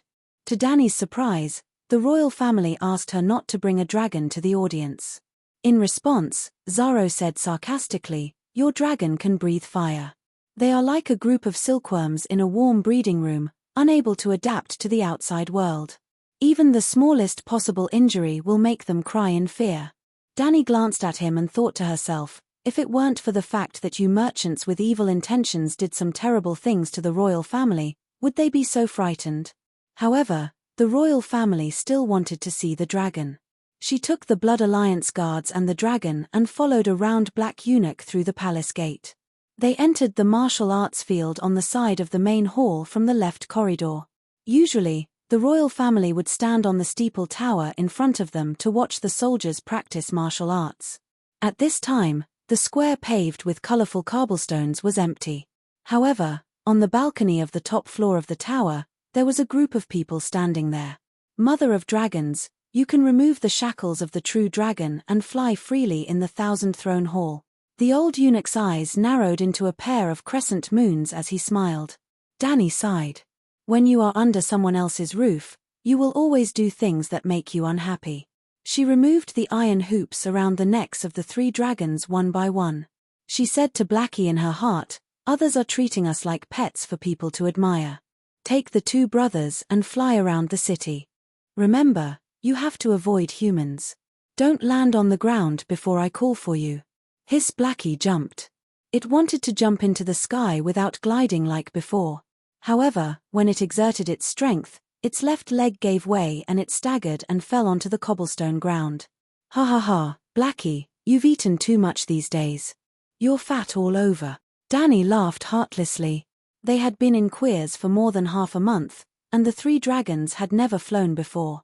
Every day, they were provided with an unlimited supply of fresh meat. Everyone could see that their bodies had gotten fatter. They even looked a little chubby and cute. However, they were dragons after all. Dragons were born to the vast sky. Soon, the 3 dragons ran a dozen steps on the ground, jumped, and glided into the air. They then flew around the square a few times and gradually climbed to a height of more than 1,000 meters. The old eunuch put his right hand in front of his forehead. He watched the 3 dragons turn into a black dot and disappear. Only then did he smack his lips. His expression was gluttonous, but he still wanted more. He said, "True dragons, that's true dragons. Calixi, can't you let them fly a few more rounds? They can't hear me even if I open my mouth and shout." Dany shrugged helplessly. "All right." Then he brought Dany and the others back to the main hall on the high platform. They climbed up the 99 stone steps and stood in front of the door for a full half an hour. The hardwood door with gold nails, wider than the city gate, creaked open with a heavy historical aura. A white fatty wearing a loose silk shirt with colorful stripes walked out slowly. He glanced at Dany and the others indifferently. He spoke to Dany in the ancient Valeglia language with the Queers dialect. "The royal family is already waiting for you. Calixi, please leave your subordinates outside the door." The fatty's tone was calm, without a trace of personal emotion. He was like a robot delivering messages. However, the cadence of his voice was very pleasant to the ears. Dany nodded to Cora and the Blood Alliance guards, and followed the milk fatty into the main hall of the palace. The hall was 1,000 square meters, about 30 meters x 40 meters square. There were windows on all 4 walls, and the lighting design was good. Dany saw the Queers people in luxurious clothes on the other side of the hall as soon as she entered. Starting from the middle of the hall, there was a marble staircase that went up gradually. There was a high stone platform between the circular ceiling and the staircase. There were 24 huge wooden chairs placed in an arc on the platform. Not only were the chairs huge, but the carvings were also strange. The gold-plated surface was bright and brilliant. The armrests and backs of the chairs were inlaid with amber, agate, jade, and emerald. Every chair was different, like competing flowers. Every chair was occupied by a Queers royal family member with milky white skin. They were dressed in gorgeous Queers robes. There were old and young, strong and muscular men, weak and sick men, and some were staring at Dany with bright eyes. There were even more people whose eyes were drifting, completely absent-minded, as if they had achieved their goal today by seeing the dragon. "I am Targaryen, born of the storm, the legal heir of the 7 kingdoms, Dany Rise. Dani introduced herself to them naturally and gracefully, and bowed with her hands on her chest and knees. "I am honored to be summoned by the glorious and ancient Queers royal family." After a moment of silence, a middle-aged man on the left said, "Mother of Dragons, your Cheongsam is very eye-catching." His name was Windrow. He was one of the people Zaro had recommended for her to bribe. Other than him, there were two other royals who accepted her radiant coins. Zaro advised her that she needed a few people to speak up for her.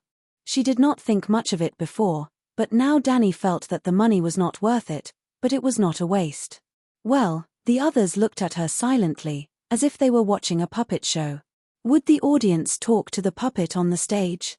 The royals did not take the initiative to greet her. After waiting for a long time, only Windrow praised her Cheongsam. However, Dani quickly remembered her goal today, to eliminate the Queers royal family's worries about the possible appearance of a new Dragon King. So, according to the script she had prepared, she began to state her request. "I am the only descendant of the Targaryens, and have the right to inherit the throne of the Seven Kings. The people of the Seven Kingdoms are secretly sewing the true dragon flag at home, waiting for me to return. The governor of trade in Pentus, the Sea King of Bravos, they all support me in restoring the kingdom." She was like a naive young girl who loved to fantasize, blabbering about her yearning for her hometown in the Westeros, her optimism about regaining the throne, and her expectations for the nobles and kind people of the Seven Kingdoms. Chapter 47. A few days ago, Dani went to the Memory Temple to read the history of quills. From the thick parchment book, she obtained 3 important pieces of information. First, a map of the world with quills at the center. Second, her speculation about White Cloud City was confirmed. Before Valeglia was destroyed, Slavers Bay had the Valeglia Avenue that connected all the major cities of Valeglia. Valeglia Avenue was a stone road made of magma and magma. It was wider and sturdier than modern highways. It connected almost all the cities to the Norn River Basin in the Western continent. If you want to be rich, you have to build a road first. There was no safer and faster road than Valeglia Avenue. At that time, merchants mostly took routes like Far East Jade Sea Quills, White Cloud City, Slavers Bay, Valeglia Avenue all over the world.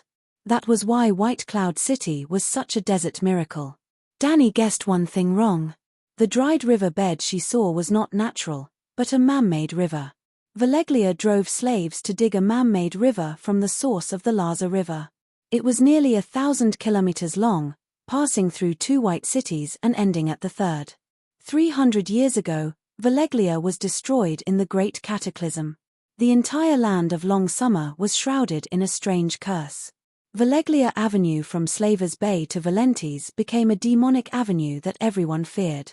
Thus, the 1,000-year Silk Road between the east and the west came to an end. Merchants could only use ships to avoid the road from Valentes to Quills. White cities lost their value. The river that required large amounts of manpower every few years gradually dried up. In less than 100 years, white cities, which had been weakened to the extreme, were destroyed by passing horse people. Oh, back to the topic. The third piece of information Dani obtained from the Memory Temple had something to do with Valeglia. The Dragon King of Valeglia had captured slaves all the way to the Jugasnai Plains in the Far East. How could he let go of Quills? On the day when the Megalosaurus arrived at the city, the ancient royal family of Quills perished, leaving behind a princess who became the wife of a Dragon King of Valeglia. The two of them were the ancestors of the royal family in front of Dani. Dani guessed that the royal family must have coveted her Megalosaurus but were also extremely afraid of it. As the mother of dragons, she had the ability to become the next ancestor of the Kills royal family, just like what the Dragon King had done in the past. And so, Dani turned to the royal family and requested, "Great ruler of the immortal city of Quills, I ask you to lend me a fleet, so that I can return to the homeland that I miss day and night. The people of the Westeros will be grateful to you for bringing back their queen." At the end of her speech, she wiped her tears and wept sorrowfully. Queer's onions were awesome. It was a little awkward. In such a large hall, her soft sobs actually produced echoes. It was too empty and too quiet. No one gave her a response. Woo-woo. Perhaps the royal family also felt that the silence was too awkward. Sobbing sounds came from the platform. It was still that shrill. Wendelow, who had received 777 gold radiance coins from Danny. Danny, your words are so touching. Your emotions have deeply touched me, he said as he wiped his tears. Danny widened her eyes, waiting for him to continue. It would be great if he could give her dozens of warships. But I'm obsessed with music and have no interest in business. I'm not like the 13 magnates, who all have huge fleets.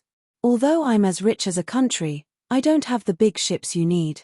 Danny's heart sank. You bastard, you said you're as rich as a country, but you're still so stingy. Calixi, your attire, your etiquette, and the way you speak have moved me. Another member of the royal family who accepted the bribe, known as Eigen the Elegant, declined politely with a sobbing tone, I'm a member of the royal family, but I'm also a poet. I'm willing to compose a poem about what happened to you. As she finished, she began to recite a poem in Valyrian with tears in her eyes. The poem roughly described how the last princess of an ancient kingdom went through countless difficulties and dangers, but in the end, she was extremely lucky and received the support of many of her subjects. She defeated the usurper and successfully married the handsome prince, growing up to become a queen. Although they couldn't send a fleet to send Danny back to restore her kingdom, they could use this method to fulfill her dreams. Woo-woo, it's so touching. I also wish you success, Queen of the Seven Kingdoms. Many people spoke for the first time. They rejected her. Some copied Eigen and the others and rejected her tactfully. Some remained silent and rejected her silently. At some point, the fat manager who had been standing quietly at the bottom left corner of the stairs suddenly moved a few steps to the center. He didn't disturb the royal family members on the 5-meter-tall platform, but he also happened to attract Danny's attention. Danny caught a glimpse of him gesturing discreetly to her that the day's petition was over. What? It's over. Even if they didn't give her a few warships, they should at least give her something in return, right? She had bribed more than 10,000 radiance coins from start to finish. In order to raise money, she even sold most of the gifts given by the visitors. The royal family of Kuglers was really a bunch of idiots. They didn't care about the etiquette of the guests at all. They were completely stingy. Danny cursed the royal family's ancestors in her heart, but she still looked sad. She wiped her tears and expressed her gratitude to the royal family, then politely asked to leave. After leaving the palace, she waited for another hour at the training field in the side hall. When the sky gradually darkened, the 3 dragons landed beside her. She put the chains back on, and the group followed the path they came from and left the hall of 1,000 seats. When she came here in the afternoon on the ox cart, the sun was high in the sky and the weather was too hot. There were very few people on the streets. Now that it was almost dusk, the spacious road was also blocked by the crowd. Qiao Ji had no choice but to crack his whip in the air and shout from the horseback, "Get out of the way, you milkmen, get out of the way. Make way for the mother of dragons." But his shaky Valeglia language only attracted the curious gazes of countless people. It didn't have any effect on the traffic at all. The ox cart could only move forward step by step. The great merchant Zaro seemed to be used to this. He leisurely reclined on the back of the cool mahjong mat, poured ruby-like wine into a pair of matching emerald and gold goblets, and steadily handed it to Danny opposite him. "My light of love, I see that your red and swollen eyes are filled with deep disappointment. They rejected you." Danny took the goblet and drank more than half of it. "Your eyes are like torches, seeing the truth of the matter. Yes, the royal family rejected me mercilessly. Or rather, they didn't even want to help me. They called me purely because of their curiosity about dragons and their boredom." Zaro didn't look surprised at all. While pouring wine for himself, he asked casually, "What did they say?" Wendro said that he didn't have a boat and couldn't help me. Elegant Aegon cried and recited a poem for me. Mesos, who took 500 radiant coins from me, didn't even bother to reject me. Danny sighed and asked, "Can I ask Sir Jorah to ask him for the money back?" Sigh, these people from Queers are really untrustworthy. People without trust can't survive in the business world. Queers is the largest trading capital, so the royal family's power is getting lower and lower, and their reputation is getting worse and worse. Zaro mocked with disdain, then looked at Dani seriously and warned her, "Don't mention the matter of asking for the gift back if you don't want the regretful guest to sneak into my palace one night and murder you while you're asleep." Regretful guest. Dani nodded and didn't mention the matter of asking Mesos for the money. Other than the fact that the people of Queers shed tears as a sign of civilization, they also had another characteristic: they were polite. When the assassins of Queers killed, they would also politely say "I'm sorry" to the victims. Therefore, the long-established assassin group was known as the regretful guest. Well, self-righteous politeness. The encounter in the Hall of 1,000 Seats this afternoon didn't make Dani think that the people of Queers were polite. "Oh, my love, don't be too sad. You're not the only one who suffered today." Zaro spread his arms wide and rested them on the back of the soft couch. The wine cup hooked between two fingers on his right hand swayed gently. There's a saying in Queers that it's harder to get money from the royal family than to milk Pharos's stone cows. Do you know Pharos? It's an island in the Jade Sea. The people there worship stone cows. Isn't it strange? If you're willing to marry me, my luxurious yacht can take you there to see the local scenery. In fact, my caravans are all over the Jade Sea. You can go anywhere you want. We can travel to the barren lands and look for the city of dreams that poets speak of. We can go to the Jugasnai plains and drink the wine of wisdom with the heads of the dead. I want to sail to the Westeros and drink the wine of vengeance with the heads of usurpers. Why don't you come with me to the King's Landing? The scenery of the Sunset Continent is more beautiful and mysterious than the Jade Sea. Dani blinked at him and smiled. Other than the shocking Great Wall beyond the Great Wall, I've heard that there are deviant ghosts in the far north. Do you know about deviant ghosts? They're terrifying monsters that can bring eternal night to the world. They're much more interesting than those stone cows. Let the deviant ghosts come. Eternal night isn't as disappointing as being rejected by you again. The fatty wiped his face and squeezed out a few more tears. As expected, every person of Queers could cry under any circumstances. I've told you many times. I'm a merchant. All merchants are pacifists. War is the killer of stable trade. We may expect others to fight, but we never participate in it ourselves. Also, I don't understand what's so good about that iron chair in the King's Landing.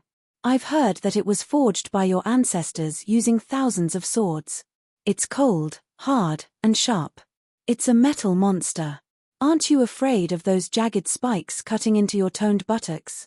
The merchant rejected Dani once again. Boom. On the street outside the carriage, countless citizens suddenly shouted together. The loud sound waves seemed to be about to overturn the carriage that Dani was sitting on. Creak. The carriage came to a sudden stop. What happened? Dani asked loudly through the curtain. Chapter 48. Calixi, there's a fire mage up ahead. He's performing right in the middle of the street. There are so many healers that they've completely blocked the street.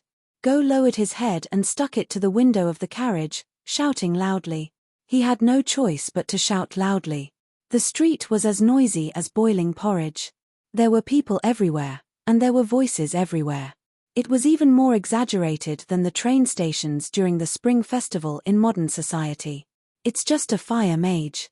You can see those guys on the streets and in the taverns at the docks every day. There's nothing strange about it. Zaro's face was full of disapproval. He was probably used to the traffic jams in Queers. He was still calm in such an environment. He took out a bottle of red wine from a compartment under the chair and shook it in front of Dani. He said, "Don't you miss your hometown? This is the best golden wine from Qingting Island. Let's have another drink." No. Fire mags aren't that common in the Western continent. I'll go out and take a look. Dani shook her head. In fact, fire mags were often seen on the streets of Bravos and Pentus. Even the King's Landing under the Seven Gods sect had a fire warlock guild. The fire mags that Dani and Rise had met before were more like handymen or magicians than mags. However, Dani did not want to continue this nonsense with Zaro. She was mentally tired. "Get me a horse." She stuck her head out of the curtain and shouted to the Blood Brotherhood guards. "Calixi, your Chipau isn't suitable for riding," Jorah said as he took a few steps forward. There were 3 Blood Brotherhood guards. One was on the left, one was on the right, and one was leading the way. Ser Jorah was guarding the back. He and Qui Luo were guarding the dragon cage on the carriage behind them. Sigh, this is troublesome. Dany looked around and realized that she was not tall enough to see through the dense crowd. Suddenly, she had an idea. She smiled. I'll stand on the back of the bull. Go support me from the side. This carriage was one of the gifts that Xaro had given Dany. The body of the carriage was made of ebony and gold. The bulls pulling the carriage were also divine bulls that were 1 in 1,000. One was as white as ivory, while the other was as black as jade. They were very handsome and very docile. The horns were inlaid with jewels. As she spoke, she jumped off the ox cart and squeezed to the side of the white ox pulling the cart. Like an agile monkey, she lightly stood on the broad back of the ox and did not need RGE's support at all. It was fine if she didn't look, but with just a glance, Dany was shocked. The fire mage was a short man wearing a tight red robe. His face was dark and thin, and his body was like a monkey. At this moment, he was also like the most magical devil monkey. With a wave of his hand, he summoned a burning staircase 2 meters above the ground. He jumped and landed on the swaying red fire stairs. He didn't fall. Dany didn't see any hidden support. In fact, this was just the beginning. He stood on the empty fire stairs and waved his hands. Orange-red fire stairs appeared in an orderly manner, extending all the way to the high lattice-like ceiling. Then, he climbed up the fire stairs like an agile monkey. Every time he stepped on a fire staircase, the staircase disappeared behind his feet, leaving only a wisp of silver smoke. As he climbed higher and higher, he reached the height of 4 floors. At the top, he waved at the wildly cheering audience below and suddenly fell backward. His entire body, together with the last step of the fiery staircase, suddenly disappeared without a trace. Dany widened her eyes and looked at the empty yellow sky. She shouted in her heart, "This is impossible. If the fire mage on the street is so awesome, how can I survive? RGE, Ser Jorah, what do you think?" She couldn't help but ask the 2 people beside the white ox. They were riding on the backs of tall horses, and together with Dany, they had witnessed the miracle just now. It's a very good trick. Many palace magicians are not as good as him, Jorah praised loudly. Do you understand? Where did he go? Why can he stand on the fire out of thin air? Could there really be magic? Dany asked in a low voice. Ha ha ha, Your Highness, you think too much. It's just a trick of the Jianghu magicians. They rely on this for a living. If they can't fool us, they won't be qualified, Jorah laughed. This is not a trick, a woman said in the common language.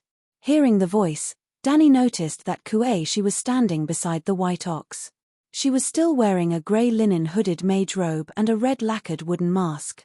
She didn't know how long she had been there, but the few of them had ignored her. She was obviously a wizard, but she had maxed out her stealth skills. Dany complained in her heart as she turned around and rode on the back of the ox. She smiled and greeted, "Master Mage, long time no see. How have you been?" After greeting, she hurriedly asked, "Do you know the trick of the magic just now? Or is that really magic? But how is that possible? If it was half a year ago, I would agree with you even without seeing it with my own eyes. But it's different now, Dany Rise.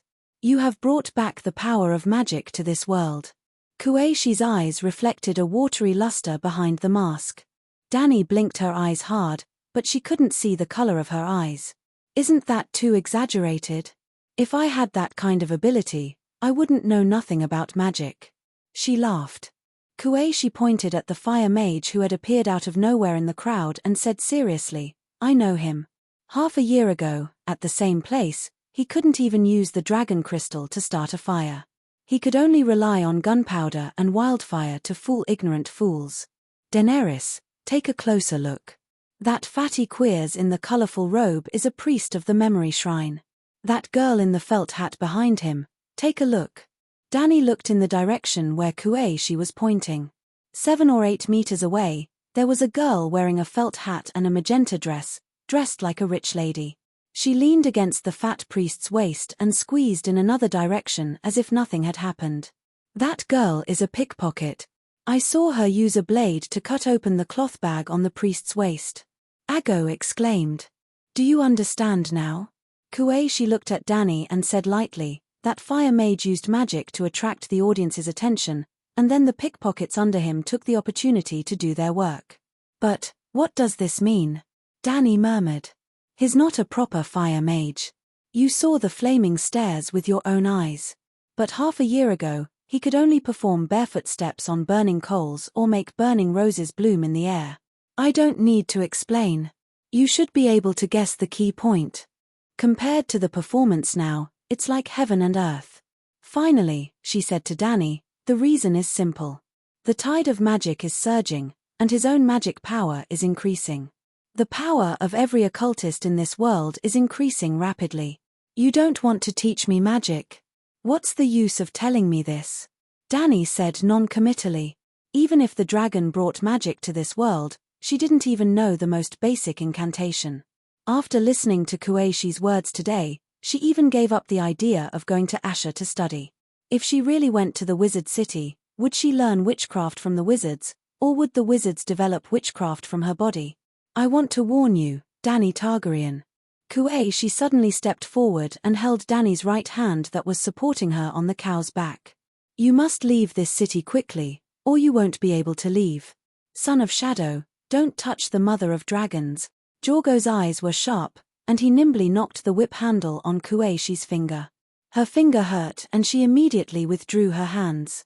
Danny frowned and raised her right hand to look carefully in front of her eyes. Her skin was white and soft, without even a trace of red. Was it an illusion? The moment Kuei had touched her right wrist, she had felt a sharp pain at the spot where she had touched it. It came suddenly and went quickly. She wasn't sure if it was an illusion or not. What's the danger? She asked. Kuei looked calm. She was not angry even after being hit by Jorgo. The royal family has seen your dragon. You rejected Zaro many times, and you will continue to reject him in the future. The wizard has always coveted your dragon. You should know this yourself. None of the major forces in Queers are your friends. Isn't it dangerous enough?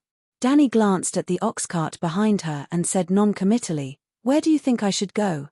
Well, I won't go to Asher. Kuei said indifferently, to go north, you must go south. To reach the west, you must go east. To go forward, you must go back. To see the light, you must go through the shadows. This is your destiny. Alas, why do you want me to go to Asher? Even a lousy witch could easily ruin my life, but there are countless wizards who study mysterious powers there. Danny said helplessly. There is the truth of the world that you must know. Kuei said. She did not wait for Danny to ask again. She bowed and disappeared into the crowd. Ago looked at Kuei's back and snorted. No one in their right mind would believe in the children of shadow. Ha ha ha, your barbarians have wisdom that they don't know. Zaro was in the carriage and heard the whole conversation. He opened the curtain and invited Danny back to the carriage. Even if you keep rejecting me, I will still be your most loyal friend and your most passionate admirer. You can treat my palace as your home and stay as long as you want. Thank you. You are my most trusted friend, Gentleman Zaro, Danny said with a smile. I don't believe you. It's time to leave. When the sun set, they returned to Zaro's mansion. After dealing with Zaro, Danny immediately called Jorgo to the study and asked him about Kueishi's words. Although I don't trust her, Kueishi is right about one thing. The longer we stay here, the more dangerous it is. Even from the perspective of a guest's rights, a short visit counts as a guest, but if we stay here for too long, we will become a sojourn and can no longer be considered a guest. Cora talked about the tradition of the northern region again. Where do you think we should go next? She asked. The east. The far east is not just Asher. There are many trading cities in the Jade Sea, Jorgo said. Going east means giving up the chance to return to the Westeros, Danny said calmly. Illyrio is not trustworthy. Illyrio is not trustworthy. He is fat, which means that he is gluttonous. As the saying goes, a glutton is greedy. At the same time, he is a powerful person. There is another saying, a person in power is cunning. How can you trust someone who is both greedy and cunning? Cora said solemnly. Chapter 49. As for the West Eros. Jorah's expression was gloomy as he said helplessly, I don't know if you should give up that dangerous Iron Throne, but I know very well that the longer you stay in one place, the easier it is for the enemy to find you. The Targaryen name is a name that makes traitors fear, especially after they know that you have a dragon. Sir, thank you for being so considerate. Dany thanked him sincerely, then looked him in the eye and asked, The Westeros are just a dream to me, but what does it mean to you? I am no longer the Queen of the Seven Kingdoms. Can I still have the Queen's Iron Guard that I can trust? Dany had never thought of fighting for the Iron Throne. All the ambition she had shown for the Westeros was to confuse people. To confuse Xaro, the people of Quills, Key 11, and even Jorah Mormorn was an important target. The Westeros were nothing to Dany, but to the Great Bear, they were his home that he could not part with. Jorah Mormorn himself could not deny that his loyalty to Dany was partly because she had great hopes of restoring the Targaryen dynasty. If Dany became the queen, as the Queen's Iron Guard, he could wash away all the stains on his body and return home with great glory. Dany Rise, you can trust the loyalty of an admirer. He called her by her name. That's the problem. Dany sighed. If I can never return your love, and I can't let you return home with glory, what is the point of your loyalty? Your Highness, why are you so cruel? Jorah smiled bitterly. Keeping you as a spare tire is the real cruelty, Dany thought. You are a reliable brother, a trustworthy friend. I don't want to lie to you, so please don't lie to me, she said. Jorah's face was red at first, and he was very emotional. When he heard the last sentence, his face suddenly turned pale and he blurted out, I didn't lie to you, and I won't lie to you. You're lying to me right now. Today was such a good opportunity to confess. As long as you took advantage of the situation and revealed your identity as a spy from King's Landing, I would have forgiven you and ended your torturous life in the Infernal Bureau. But why couldn't you seize the opportunity? Dany could entrust her safety to the Queen's Iron Guard, but she would never completely trust her, at least not for now. Sir, take Aggo to the Blacksmith Guild tomorrow and order a batch of leather armor. Dany originally wanted to say iron armor, but when she thought of Ma Min's situation, she immediately changed it to leather armor. Firstly, the traditional view had not changed. The Ma Minute warriors rejected metal armor and thought that hiding in metal was a cowardly act. Secondly, light cavalry warriors didn't have the combat experience and awareness of heavy cavalry. Simply put, Ma Minute hadn't added any points to the heavy cavalry skill yet. Thirdly, Dany remembered the bronze armor of the camel cavalry. The fact that the city guards did not have any iron armor made her doubt the Quilesians' iron armor technology. She told Da Xiong the 3 reasons above. With your knighthood, choose a light leather armor that can block arrows. You can add a breastplate to your chest and back. This. Cora hesitated for a moment and said, Your Highness, you haven't participated in a battle, so I'm afraid you don't understand. None of the leather armor can meet your requirements. Dany was immediately displeased when he called her a war newbie. It was true that she hadn't been on the battlefield, but she had read a lot of anti-Japanese dramas and historical novels. Who didn't know that iron pots could block bullets and leather and cotton armor could block arrows? My requirements are very low, Dany said with a straight face. I just want it to be able to block arrows. A large number of archers. Da Xiong shook his head, his face bitter. Iron arrowheads can pierce through iron armor, let alone leather armor. That should be very rare, right? Li Guang could shoot through boulders, but how many men could do that? Sigh, let's put it this way. Other than the double-string dragon bone bow, the Midsummer Island's goldenwood bow is the most famous. An elite red archer uses a goldenwood bow and can shoot through thin leather armor 400 meters away, PS. But I understand your requirements. You want the horse people to charge in the rain of arrows. That distance really can't block arrows. Dany asked with a straight face, Are you sure it's 400 meters? Not just one person, but a group of people can do it. Cora nodded and said, If you don't believe me, you can go to the dock area and take a look.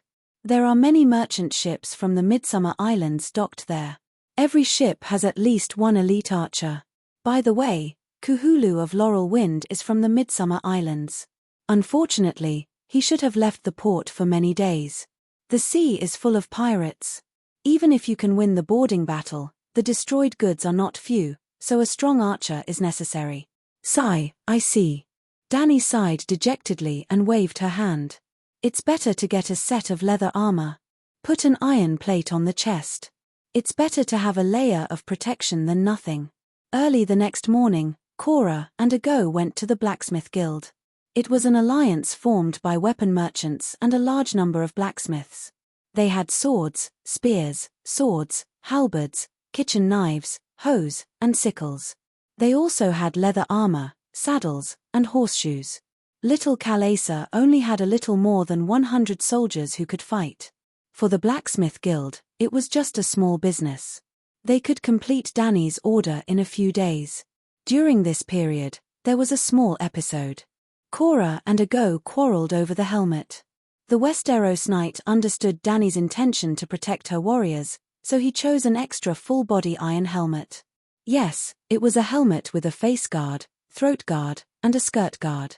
Wearing that kind of helmet, the thick braid at the back of the head would be a huge burden, and the centaurs didn't like it. The two quarreled in the blacksmith shop and finally reached Dany. She thought about it and asked the blacksmith to open a hole at the back of the helmet to let the braid out. It's too ugly, and an extra hole is another hidden danger. Cora muttered. Sigh, that leather armor is full of flaws, this one won't make a difference. Dany sighed. In addition to the leather armor, Dany also ordered a large number of crossbows. Single-handed crossbows with hand strings and heavy two-handed crossbows with foot strings. Almost every centaur had a bow and arrow, but crossbows were rare. Other than Drogo, who had a blackwood single-handed crossbow inlaid with gold, none of the other centaurs had one. Dany equipped every warrior with 2 crossbows and hung them on both sides of the saddle. The women, children, and the elderly also had one each, increasing the team's attack power by more than double. In addition to the weapons, Dany also ordered a batch of camels. Her actions immediately attracted Xaro's attention. Buying weapons could be said to strengthen the guards, but buying camels, that meant she wanted to leave. Starlight, what did I not do well enough? You're leaving so soon. The merchant wiped his tears and said sadly, You're a hospitable host. Dany's eyes reddened when she heard this, and she said helplessly, But I want to go back to the Westeros.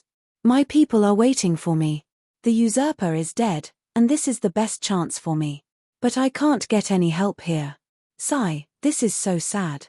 Xaro cried for a while, then asked casually, My Star of Heaven, do you plan to ride the camels back to White Cloud City and then return to the Dothraki Sea of Grass? Perhaps. If you're willing to give me 2 large ships, I'll take the sea route. If there aren't any ships, I'll have to ride the camels. Xaro thought for a while, then wiped the tears off his face with a handkerchief that smelled strongly of perfume. My Star of Heaven, you don't have to be so anxious. Perhaps things will take a turn for the better. What turn for the better? The royal family has clearly rejected me, and the 13 magnates, represented by you, have always disappointed me. Did the Tourmaline Brotherhood or the Spice Guild change their minds? Dany asked curiously. No, no, no. Xaro shook his head, and said with disdain, They won't give you anything other than flattery and lies. The Spice Guild is a group of hypocrites and braggart. Another name for them in the Brotherhood is pirates. Other than these few forces, who else can help me in Queers? Do you still remember the wizard's corpse I bought from you? Xaro asked instead of answering. Dany's pretty face was a little twisted. She had been paying attention to Xaro's magical bird, so she told Cora and the Blood Riders about it and asked them to keep an eye out for Xaro's condition. Cora did not disappoint, and soon found out about Xaro's condition through the servants in the mansion. Cora said to her, the one who helped Xaro cast the spell was a rather famous wizard in Queers, Urizen, nicknamed Nightwalker. After the ritual, the servants heard the little boy's cries and the merchant's curses coming from Xaro's room. I guess it worked a little, but it was far from what I expected. Actually, it doesn't matter whether the spell improved his condition or not, since he doesn't need it most of the time anyway. At this point, his face was full of disdain. All the words he said to you about his love were lies. He doesn't like women at all. I've noticed that his palace has a bunch of boys from all races in beautiful silk clothes, including centaurs and people from the summer islands. They all put on makeup and wore thin clothes. It's just. According to the teachings of the 7 gods, Zaro will definitely go to the 7th level of hell in the future. Waking up from her memories, Dani carefully looked at the short and fat Zaro in front of her. His milky white face was like freshly baked bread, and his nose was decorated with jade, gold, and gemstones. Together with his colorful silk robes, he looked like a bald fat bird with colorful feathers. You can't judge a book by its cover. Is the wizard's spell abnormal? She asked. Zaro didn't notice Dani's strange expression, mainly because his situation was nothing in queers. It was like some men in modern society wearing women's clothes. Everyone was used to it and wouldn't treat you differently. It works, but it has to be combined with the wizard's potion, he said generously. Dani's teeth ached. Was this the effect of the potion, or was the spell really working? So? She asked. The wizard's power is recovering. They are likely to regain their former power, Zaro said with a serious expression. Dani understood what he meant. As time passed, the wizard's power would grow stronger and stronger. They would naturally become one of the most powerful people in Queers. If the wizard was willing to help her, then, maybe the wizard lied to you. Even if it's true, why would they help me? Dani said. Let's give it a try if we have the chance. The situation can't get any worse, Zaro suggested. The wizard's Hall of Dust is very dangerous. Let's not make contact with the great wizard, Higher Blee. I know a more secular wizard, Urizen the Night Walker. He has a desire for money. Anyone who loves money can be trusted because I have money. Chapter 50. Dani did not immediately agree to meet Urizen. When she asked Jorah for his advice that night, the knight advised her not to deal with the mysterious people. Sir, this is not the magic desert of Westeros. I also want to stay away from wizards, but you often go out on the street. There are fire mags, wizards, and priests everywhere. You can't avoid them. She sighed. Even in the far west, Westeros, under the doctrine of the 7 gods, were experiencing waves of unprecedented magic events. Earl Berry, who had been killed many times, was resurrected again and again. The red-robed woman killed people with the Shadow Child. The leech curse revived Catelyn, who was almost rotten in the water. There was also prophecy. The skill of prophecy was terrifyingly easy to learn. It seemed that in this world, every sorcerer could prophesy. Almost all the major events that were about to happen in the future had been successfully predicted. In such a fantasy world, it was impossible to avoid the ghosts and gods. It was impossible to avoid them, so Dani asked him directly about Urizen's personality and whether he could trust him. Zaro didn't lie. Urizen would rather enjoy a comfortable life than explore the truth of the world. He's much less threatening than YA. If he allows us to go with you, it shouldn't be too dangerous. Of course, the best choice is not to go. Don't talk to any wizards. Without contact, blood, and hair, the wizards can't hurt anyone. In the end, Ser Jorah tried to persuade her again. Dani did not accept his advice. The reason was simple: there was no way to avoid it. Did Renly take the initiative to talk to the wizards? His throat was cut by the ghost child. The Westeros tried their best to suppress the mysterious people. People of the 7 kingdoms had never seen fire mags and red-robed priests, who were almost normal in the continent of Essos. However, the crisis of the deviant ghosts broke out in the north. Old Mormorn led a group of night watchers out of the Great Wall to investigate the deviant ghosts. Sam was the only one who knew that the dragon crystal could be used to deal with deviant ghosts. Even Sam had only just found the information in the library of the Night Watchers. Dani, who had the Megalosaurus as her ultimate weapon, did not need to force herself to master the power of magic and witchcraft, but she at least had a certain understanding of those mysterious powers. According to the agreed time, around 8 o'clock at night, Dani and Zaro sat in the bullock cart. Under the escort of Cora and the others, they passed through 4 streets and 2 brightly lit night markets before arriving at the small merchant gathering area in the west of the city. Although Urizen is much more normal than the male wizards, he's still a strange guy to us. Zaro moved his fat body and stepped down from the carriage.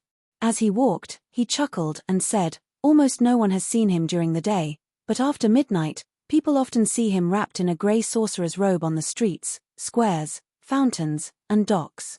That's why they call me Night Walker." Dani rubbed her eyes.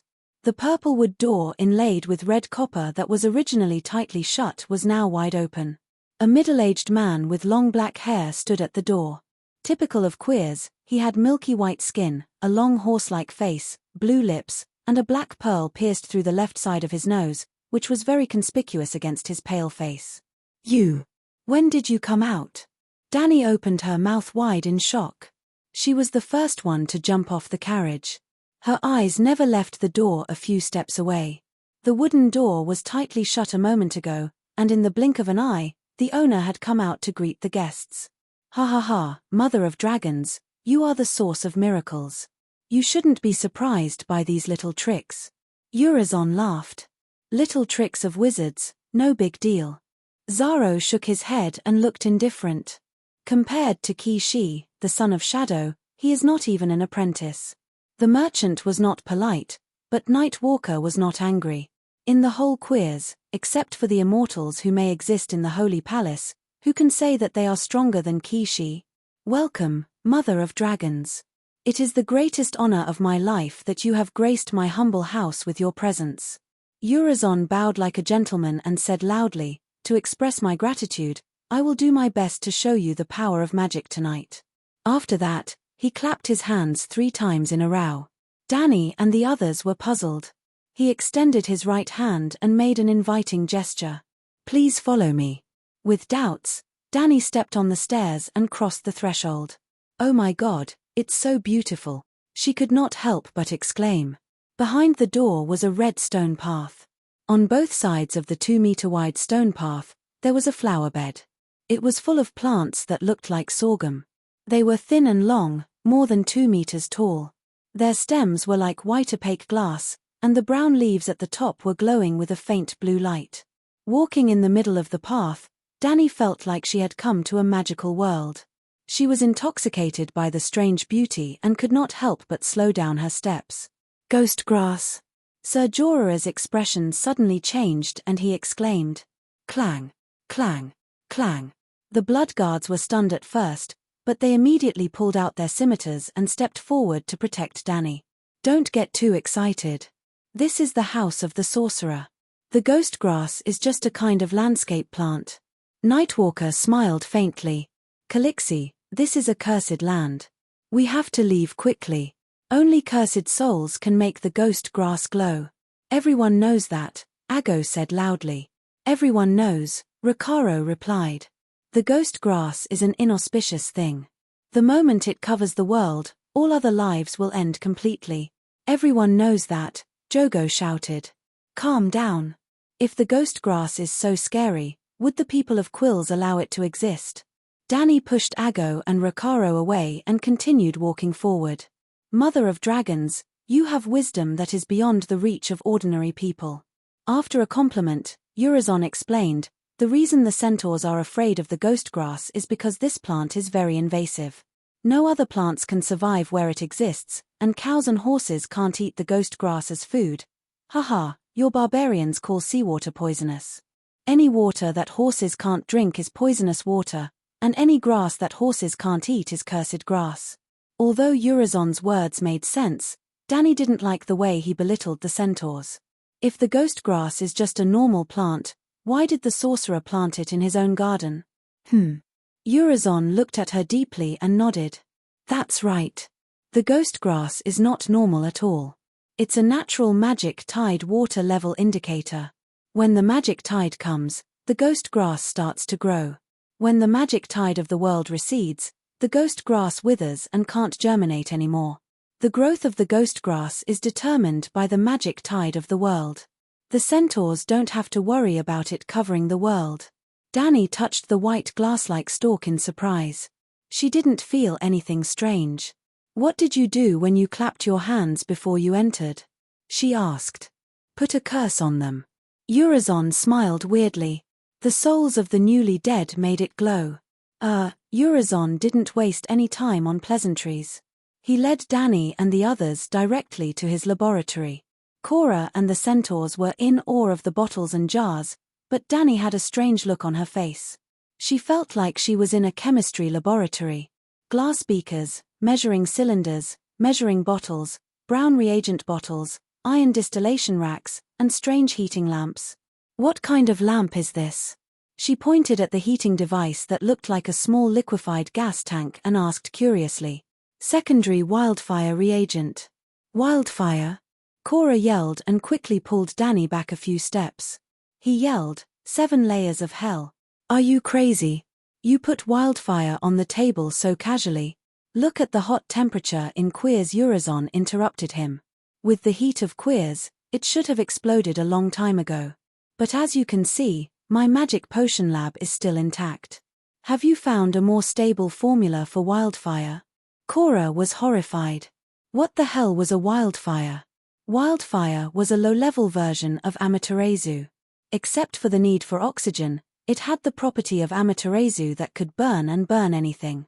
If it were not so easy to burn and extremely unstable when moving, the world of ice and fire would have changed a long time ago. Well, it was the era of hot weapons. If Urizen could develop a wildfire that would not explode in the hot summer, then Queers would dominate the world. I put ice in the jar, Dani said as she touched the grey iron jar. Yes. Every time you use it, take out a part of it and put it in the burning pot. Urizen said casually. He pointed at the milky white glass rod on the marble base and said, the production of wildfire is related to the magic tide, but it's just a trick. The glass candle is the embodiment of the mage's supernatural power. Glass candle. It was a twisted glass rod more than 1 meter long. It was milky white and opaque. It was inserted on the square stone base 1/2 meter high. There was nothing special about it. Dani was confused. What's it for? Watch carefully. Urizen walked to the glass rod with a solemn expression and began to murmur in a high-pitched voice in a language that Dani could not understand. It was the language of the male wizards. Whoa! The dim lab was like a 200-watt light switch being turned on. The glass candle splashed light as bright as snow into the sky. The light was in the form of strands, like falling catkins or goose feathers dancing under the hot sun at noon. It was like a dream. It was as if time had shifted and they had arrived in a strange world of light. Try to enter the void state. Urizen's voice came faintly. Dani's absent-minded mind was awakened by him. If you didn't tell me, I would have entered the void state, she complained in her mind. Suddenly, Dani felt something. Her soul ignored the distance of several streets and found the black dragon in the mansion.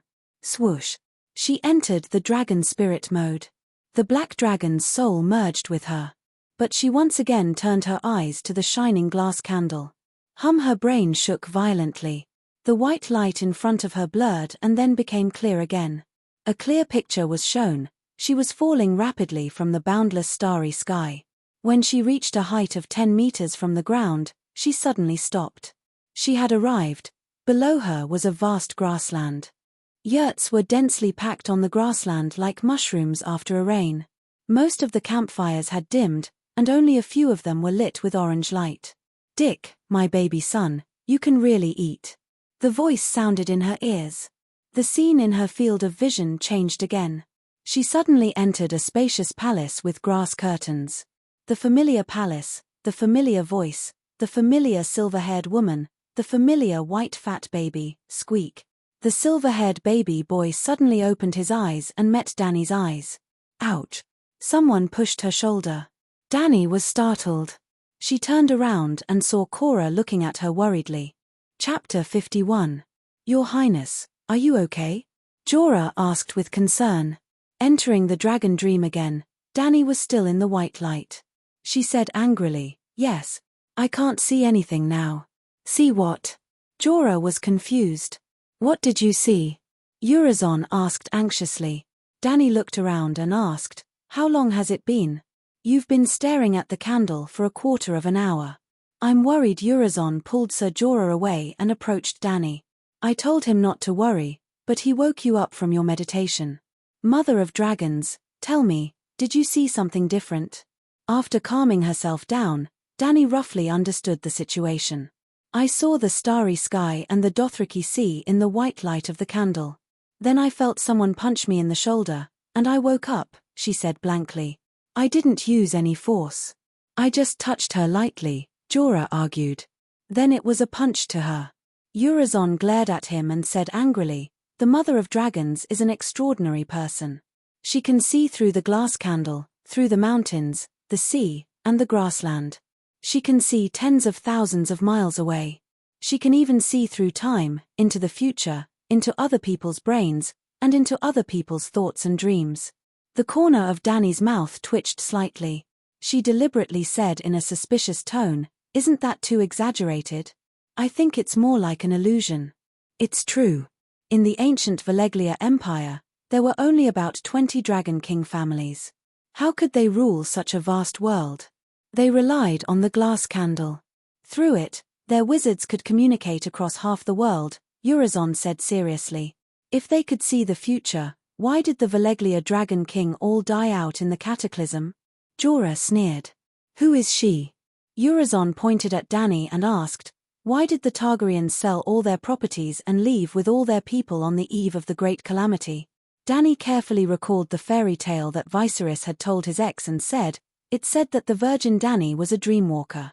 She received enlightenment in her dreams and didn't see the future through glass candles. The principle is similar. Urizen waved his hand and sighed. The glass candle is just a tool. You can eat with a spoon, and without a spoon, you can still stuff food into your mouth with your hands. What is the fuel for the glass candle? The light it emits is very strange. Dani asked. It's a solid object made of obsidian. Look carefully, there are no pipes connected to the fuel. Urizen pulled the twisted glass rod out of the stone table and shook it from side to side. No oil dripped from it. Shit, perpetual motion machine. The laws of thermodynamics were broken. A series of question marks flashed through Dani's head. It should be drawing magic power from the world's origin, right? The dragon is back. Xaro, who had been silent all this time, smacked his lips and said indifferently, I'm not ignorant. The glass candle hasn't been lit for more than 100 years. That time was right after the Targaryen wastrels created the dance of the blood dragon. A bunch of lunatics, they broke the cornerstone of their rule. The dance of the blood dragon was the bloodiest and cruelest civil war in the middle of the Targaryen dynasty. The Targaryen siblings fought each other for the right to inherit the Iron Throne. Both sides rode dragons and fought each other for more than 10 years. Almost all the Targaryens and their dragons died in the civil war. Within a few years, the Megalosaurus was completely extinct. Dani did not comment on the dance of the blood dragon. She asked the wizard, can you see the future through the glass candle? No, I'm not talented enough. I can't do anything but let it burn, Urizen said sadly. It was because he knew the upper limit of his talent that he was not so obsessed with the mysterious power. Then what other magic do you know? Dani asked again. Curse. Urizen's voice was cold. The temperature in the air seemed to drop a few degrees when he said the word. Do you know Katie of the Marraven family? He asked. No, Dani said, shaking her head. Katie, the wife of Magistrate Mesos of the western part of the city? Cora looked at the blue-lipped wizard in horror, his vigilance raised to the maximum. She's now the laughingstock of Queer's City. A few days ago, in the middle of a crowded street, she took off all her clothes like crazy. It's said that the softest eastern silk can make her feel like she's being cut by a knife or bitten by an insect. Yes, I put a curse on her, Urizen admitted. It's just a small punishment. She only needs to take off her clothes and it'll be fine. Katie mocked his wizard robes for being old-fashioned, ugly, and not elegant enough, Xaro explained to Dani. How to avoid being hurt by the mysterious power? Dani asked the main purpose of their visit tonight. Mother of dragons, what price can you pay? Urizen smiled like a businessman. Every time a wizard gains wisdom, he has to pay a huge price. Xaro winked at Dani, motioning for her to hand over the gold and silver as promised. Aggo, she ordered the Blood Brotherhood guard. Aggo untied a soft leather pouch from his waist. It was as big as a full hot water bottle. It was bulging and heavy. Thud. He put it on the stone table where the glass candles had been placed.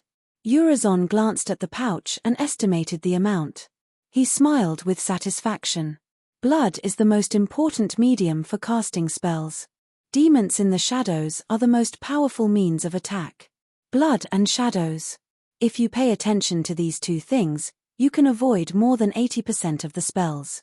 I'm not sure about the most powerful wizards, but under normal circumstances, the spells of the mysterious people are not as effective as swords and knives. Warriors' swords and knives are more direct and effective. A wizard can hide in the shadows for a long time and may not hurt a hair of an ordinary person.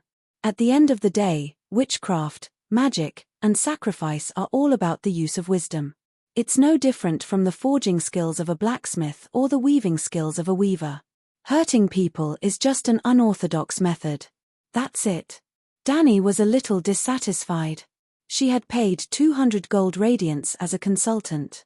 This expert was too stupid, wasn't he? I've heard that Lalo's sacrifice can give birth to children of shadows and kill people with shadows, she said. Well. Urizen hesitated. I've heard of similar blood witchcraft, but it's only in ancient legends. It's said that people without hundreds of years of magic skills can't perform such witchcraft at all. But how can humans live for hundreds of years? Unless what? Dani asked quickly. It's just a rumor. Urizen said reluctantly. He was doubtful and frightened. It's said that the ancient wizards could freeze time. They hid in the immortal hall, and could live forever. The legend of the immortals? Zaro shook his head and sneered. Even the immortal hall has been reduced to the hall of dust. How can there be immortals? The so-called immortal legend is just a trick used by the wizards to make people think that they have the power of immortality and fear them. Are you doubting the power of the wizards? Urizen said coldly. No, don't misunderstand. Zaro waved his hand quickly and said respectfully, I'm here now, and I've brought the most distinguished guest here. This has proved my respect for the wizards. But the immortals. Urizen, as a wizard, have you ever seen them? Urizen lowered his eyes and murmured, only the great wizard Haya. None of the people who entered the Hall of Dust came back. Except for Haya, no one can prove the existence of the immortals. Zaro shook his head. Except for the immortals in the legends, are there any other wizards who can live for hundreds of years? Dani returned to the previous topic. No, Urizen said with certainty. The power of magic has been cut off for more than a century. It's only been restored recently. If there's someone who can live forever when magic is exhausted, then he must be a god. That made sense, but what was going on with Melisandre? It seemed that this guy who was paid to answer questions was a wizard with two swords. What's a god? Dani asked again. A god is a god.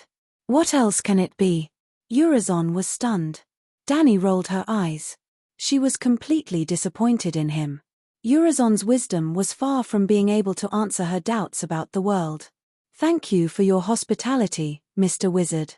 It's getting late. We won't disturb your rest. Dani said to the wizard and asked Jorah and the others to leave. It was late at night. Under the yellow lantern, the street was particularly quiet and peaceful. Except for the clatter of the horses' hooves and the rumbling of the wheels, there was only the vague noise from the night market in the distance. Leaving the high-end residential area in the west of the city, tall wooden and stone buildings with closed doors and windows gradually rose on both sides of the street. They were close to each other like lovers, and the space was getting darker and darker. The moon was like a naughty child, following them all the way. From time to time, it peeked through the gaps of the chimneys to peek at the carriages in the hazy night. Hey, what's that?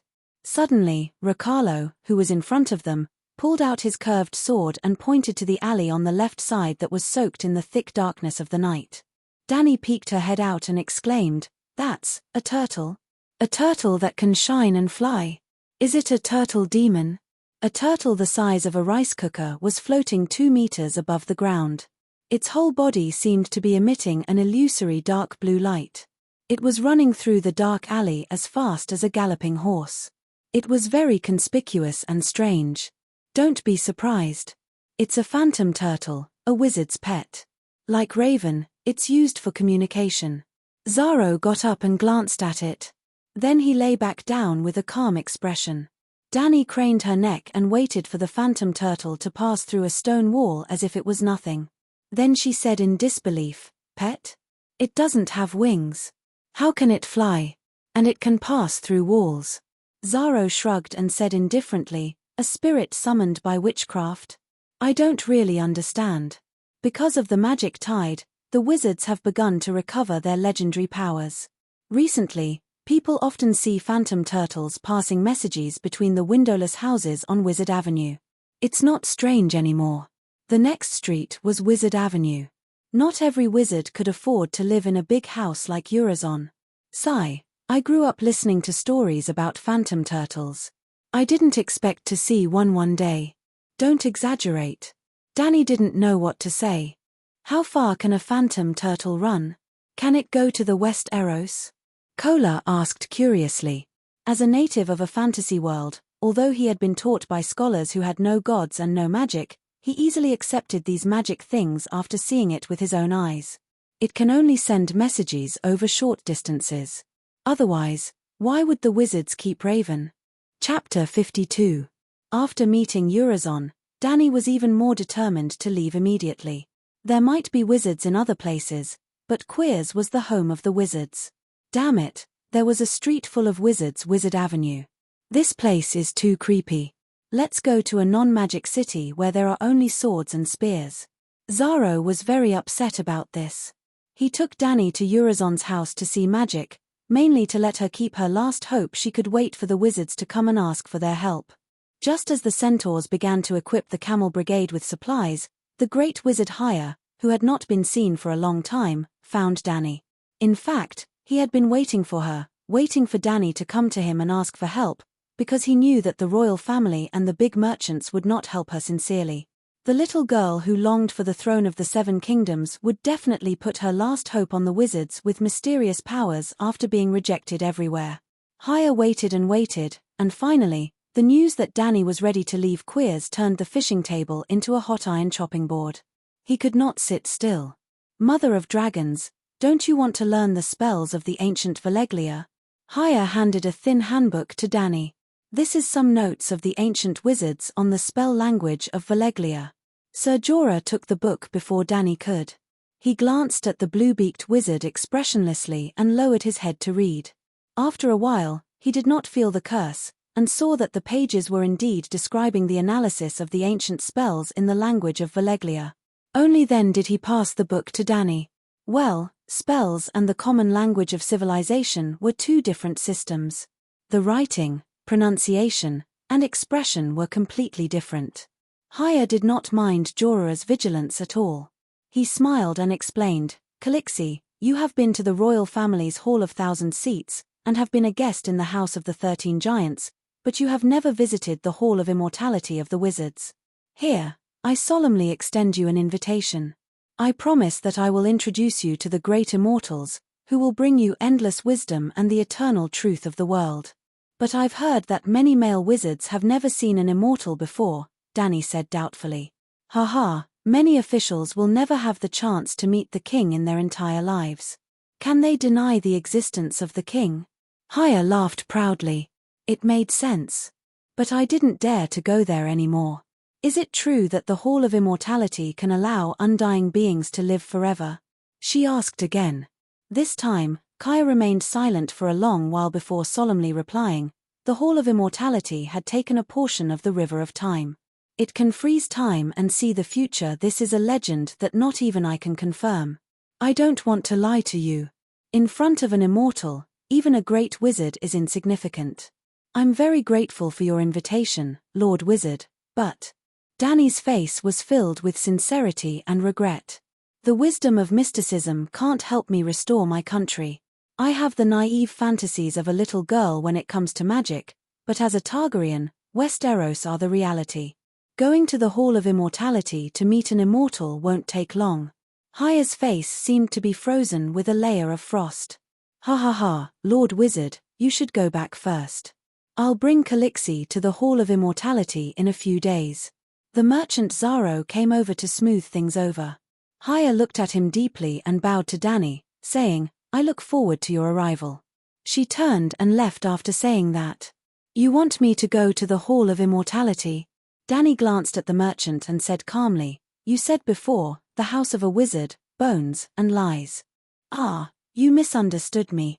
The white fatty waved his hand and said with a smile, "What I meant was, we'll leave Queers tomorrow and go to the Jade Sea. We'll sail around the Jade Sea and forget about the wizard and his broken house." "You're not afraid of the wizard's sorcery?" Danny asked suspiciously. "If sorcery is so invincible, the wizards will be the ones to rule the world." Zaro's eyes flashed as he said in a deep voice, "I'll leave, but not to the Jade Sea with you." Danny refused. "Think about it again. Maybe you'll change your mind." Zaro looked at her deeply and left with his servant. "Ah, sir, sell all the gifts the visitors gave me. We really should leave." Danny sighed and said to Jorah, "Yes, your highness." Jorah also left. The maids were playing in the fountain outside the house. Danny was alone in the empty hall, sitting on the soft couch and thinking. "You should go to the Hall of Immortality." A female voice suddenly appeared in her ears. "Who Kuei-shi?" Danny turned her head and saw Kuei-shi wearing a wooden mask standing by the window. "Oh my God, when did you come? Why didn't anyone tell me? Where's Doria, where's Jichi?" Danny looked left and right. There were no maids, but the sound of their laughter came from outside the house.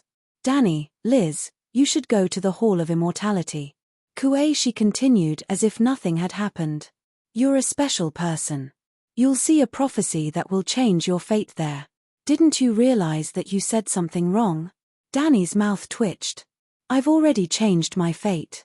Is the prophecy still a prophecy?" "You don't know the prophecy, so you can't change your fate. If fate is fixed, why should we pursue the secrets of the prophecy?" Kuei-shi said calmly.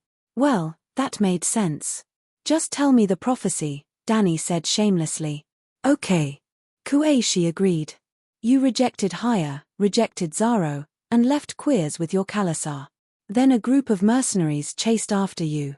You defeated the enemy, but you suffered heavy casualties. Are you sure this is a prophecy?" "This is a prophecy that doesn't require magic," Kuei-shi said. "A prophecy that doesn't require magic? Is that a wild guess?" Danny was prepared for the worst, but she was not worried. The Red Wasteland was right next to Queers, and she had a dragon. However, she did not want her Khalasar to suffer heavy losses. She asked, "Can I avoid your prophecy if I go to the Hall of Immortality?"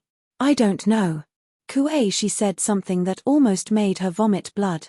"Didn't you just say that I can change the future after seeing the prophecy? You can only change your own decision. You can't change human nature and people's hearts." Danny nodded thoughtfully. She said seriously, "How can I guarantee my safety in the Hall of Immortality?" "Bring a dragon with you." "When a dragon is by your side, no magician can hurt you with witchcraft," Kuei-shi said with a complicated tone. Danny's eyes lit up. "Yes, because there was a dragon, there was magic in the world." "Anything? Including you?" she asked.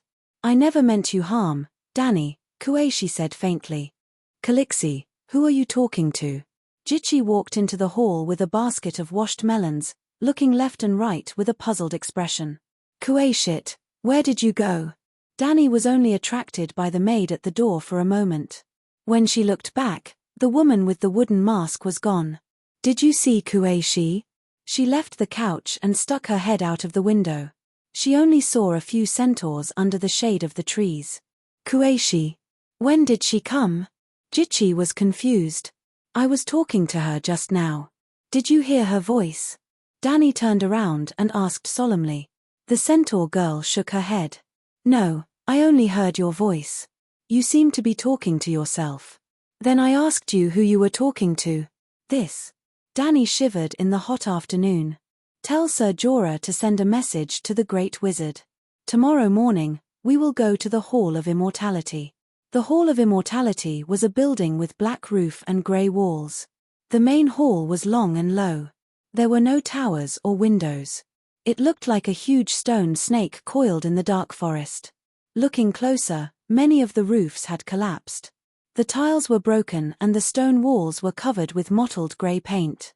No wonder Zaro always called it the Hall of Dust. This was indeed a hall that was about to turn into dust. This is the Forest of Shadows. Haya pointed to the surrounding black-skinned and blue-leafed woods and introduced, the magic drink that we wizards often drink, the night shadow water, is made from these leaves. I'll send you a few barrels later. I promise you'll love it. Danny glanced at his blue lips and complained in her heart. If it was red, then the water of shadows could replace lipstick and become the lady's favorite. Blue lips were too ugly. She did not want to become one. The Forest of Shadows was located between a few streets. The streets were bustling with noise while the Black Forest was dark and silent. The streets were sunny but the heat was unbearable. The light in the forest was dim and the cold wind was blowing. Blood of my blood. Jogo glanced at Haya and advised in Dothraki, this is an evil place. Ghosts and witches appear here. It has sucked away the bright morning sun. Leave before it sucks away our souls. Jorah also frowned and advised, this is clearly a ruin. There is nothing to see. I think they said very wise words. Zaro was a little worried about Haya and spoke carefully. Since I am already here, I will not back down, Danny said firmly. The great wizard Haya smiled faintly. You are a brave child. Come, take my hand and let me lead the way for you. Danny held his hand and shook her head. I want to be a simple and happy child, but I am not. Ago took her other hand and said solemnly, we are blood of your blood. We swear to live and die with you. We will fight side by side and protect you from danger. Since you want to go in, please let us accompany you into this dark place. I will go too, Sir Jorah said quickly. The Queen must go in alone, Haya said sternly. Where do you think this is? How can the immortal hall be opened for mortals? What you said before wasn't wrong. Many people entered the immortal palace, but only a few came out. If you were not the servants of the Mother of Dragons, I would not have advised you at all. Your lives mean nothing to me. Danny glanced at the male wizard with a condemning gaze. She turned to Jorah and the Bloodguards and said softly, don't worry, I will be fine. Trust me. As she spoke, she secretly pointed at Blackie. The black dragon would enter the immortal hall with her. Chapter 53. Blackie was now bigger than a police dog. It weighed 40 pounds and had to eat 2 big fat lambs every day. Danny could only make a big basket for it. It was a bit like the round-framed bamboo baskets used to cut pigweed in the countryside, but it was not so deep. Otherwise, it would not be easy to get out after it was stuffed in, and it would make Blackie very uncomfortable. The black dragon's 2 legs and half of its body squatted in the basket. Its wide wings hung outside and covered the bamboo basket. Its long neck rubbed against Danny's left and right shoulders. Its body squatted in the basket and could move freely. Your Majesty, I can only send you here. After walking through a fork, Haya stopped. They came to an oval-shaped wooden door.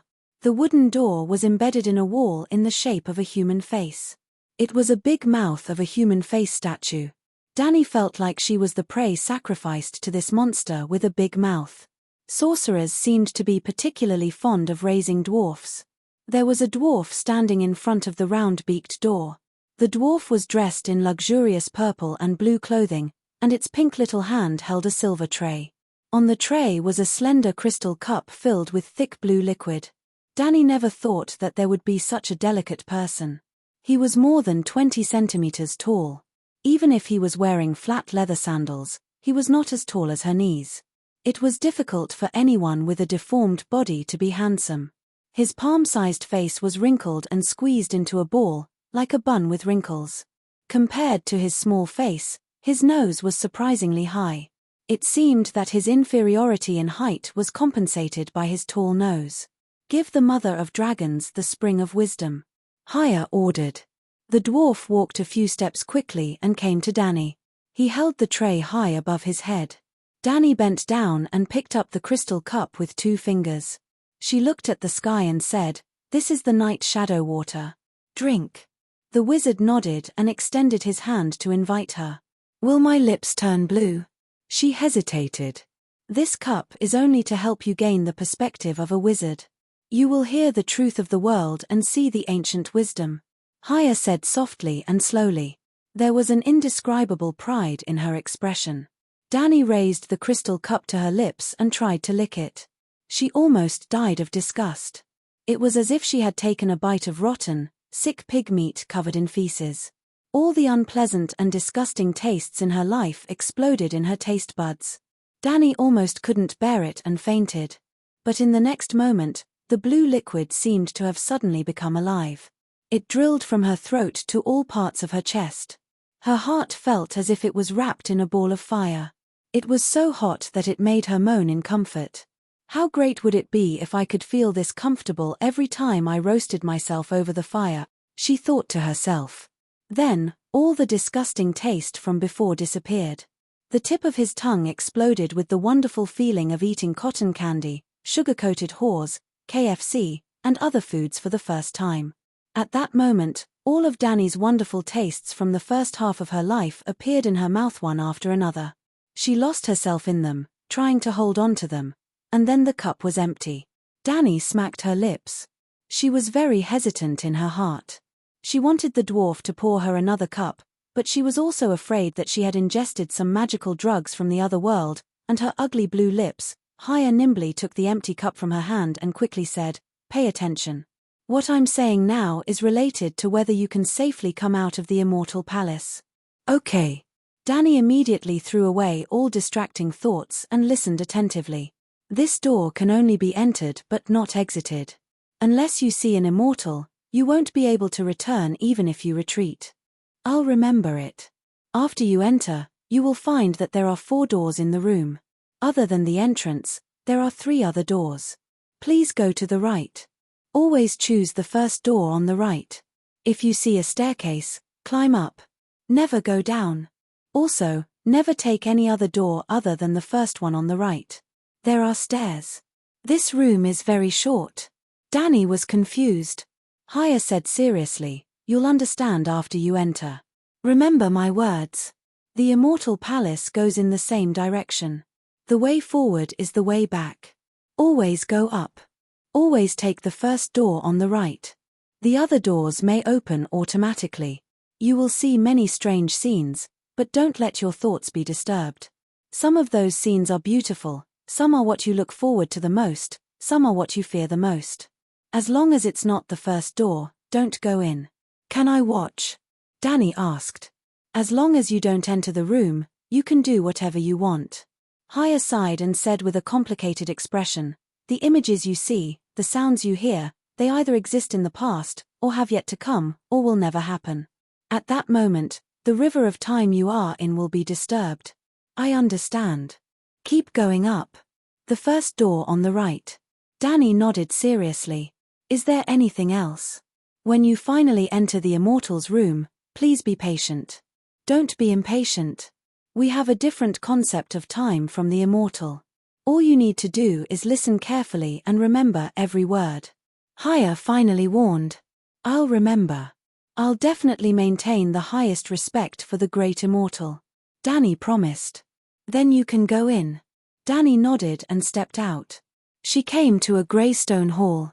It was square, about 40 square meters. There was a door on each of the 4 walls. She remembered Haya's teachings. She should enter the door on the right. However, due to her strong curiosity about the immortal palace, she didn't act immediately. Instead, she stood in the center of the hall and looked at the other 3 doors for a while. She was disappointed. It was dark. She couldn't see anything. So, she pushed open the door on the right with the dragon on her back and came to another stone room. It was exactly the same as the first room. When she entered the square stone room with 4 doors for the 3rd time, Dani couldn't help but wonder if she had entered a maze. However, her mind was firm. She pushed open the door of the 4th room. This time, it was different. It was an oval-shaped wooden house. There were obvious signs of insect damage on the wooden walls. There were a total of 6 doors. Dani pushed open the first wooden door on the right. She entered. It was no longer a room, but a dark corridor. The ceiling was very high. There were torches on the right wall. Dani put her hand into the orange flames. She felt a burning pain. It's a real torch, not an illusion, she murmured. Hiss Blackie hissed in her ear. She came back to her senses and continued to move forward. The long hallway was carpeted with moldy rugs, and the gold stripes of the fabric gleamed in the dim torchlight. It seemed to tell Dany that time was cruel. It had once been so precious, and now it was so broken. It's strange. All the doors are on the left. Dany walked for dozens of meters, but she still didn't see any door on the right wall. However, she was not anxious. Even if there was no door on the right wall of the corridor, the last door on the left wall was the first door on the right. She just had to walk to the end of the corridor. Bang, bang hiss the carpet under her feet absorbed the sound of Dany's footsteps. However, strange sounds came from behind the wooden door on the left from time to time. There was the sound of hitting the wooden door, the rapid whisper of a mouse scratching the wood, the faint sound of a human talking, and the sound of a musical instrument. But when the moans of a man and a woman came from the wooden door next to her, Dany couldn't hold it anymore. As long as I don't enter the door, I can do anything, she said to herself. Then, with a bang, she took 2 steps back and made a running posture. Dahay used its tail to smash the wooden door into pieces of rotten wood. No terrifying monsters rushed out. A warm and soft yellow curtain of light splashed from inside onto the grey-green carpet. Dahay is great. Dany was not stingy with her praise. Even if there was a curse, Dahay was resistant. He was a megalosaurus and was naturally immune to magic. Hiss Dahay rubbed against her neck intimately. Dany patted him on the head and peeked into the house. Yes, it was a restricted scene. A tall and voluptuous blonde beauty lay naked on the ground with her limbs spread out. A 7-point star flag covered her face, and 4 little people covered her body. They were the same as the dwarf who offered Dany the water of night shadow. They were short, had small pink hands, and a sharp and long nose. They looked like a wretched mouse. The 4 dwarfs didn't notice Dany at all. They were focused on violating the woman. What the hell is this? Dany was only endlessly confused. She wasn't embarrassed at all. She tilted her head and looked for the details for a long time, but she still couldn't find anything. Dahay, dragon dream. In an instant, Dany switched to the black dragon's perspective. The woman's body suddenly fell into the endless abyss. She also fell down without any support. Then, a brilliant light surged from the bottom. Dany found herself floating in the sky above an unfamiliar continent. It was a long continent. She could see the scenery on the ground clearly, but she could see the entire continent. Shouts, cries, clashing sounds of swords, and proud laughter all reached Dany's ears from the continent below. Suddenly, she had a flash of inspiration and recalled a scene. It was in White Cloud City. She and Cora were talking about Cora's story on the tower at the city gate.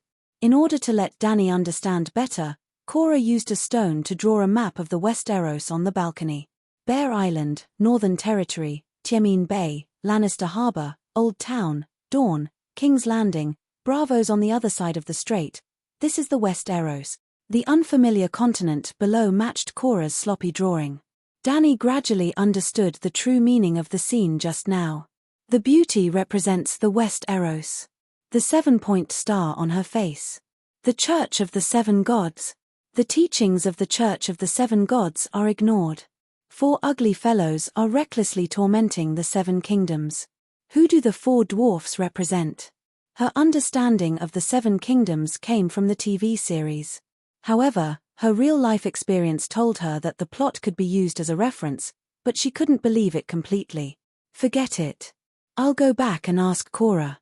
Dany left the dragon spirit state. The room returned to the 5p scene from before. Bang! After knowing that the scene in the room had a special meaning, Dany's interest in the immortal palace increased greatly. She took a few steps forward and a door was opened by Dahay. Shit! She was shocked. Chapter 54. It was a spacious hall that seemed to be holding a feast. First, it was a feast of celebration, then it turned into a feast of corpses. There was no living person in the room. It seemed that the people at the feast had been brutally slaughtered. Corpses were sprawled on toppled chairs and broken high tables. Blood had solidified into black puddles on the table and floor. Someone's limbs had been chopped off.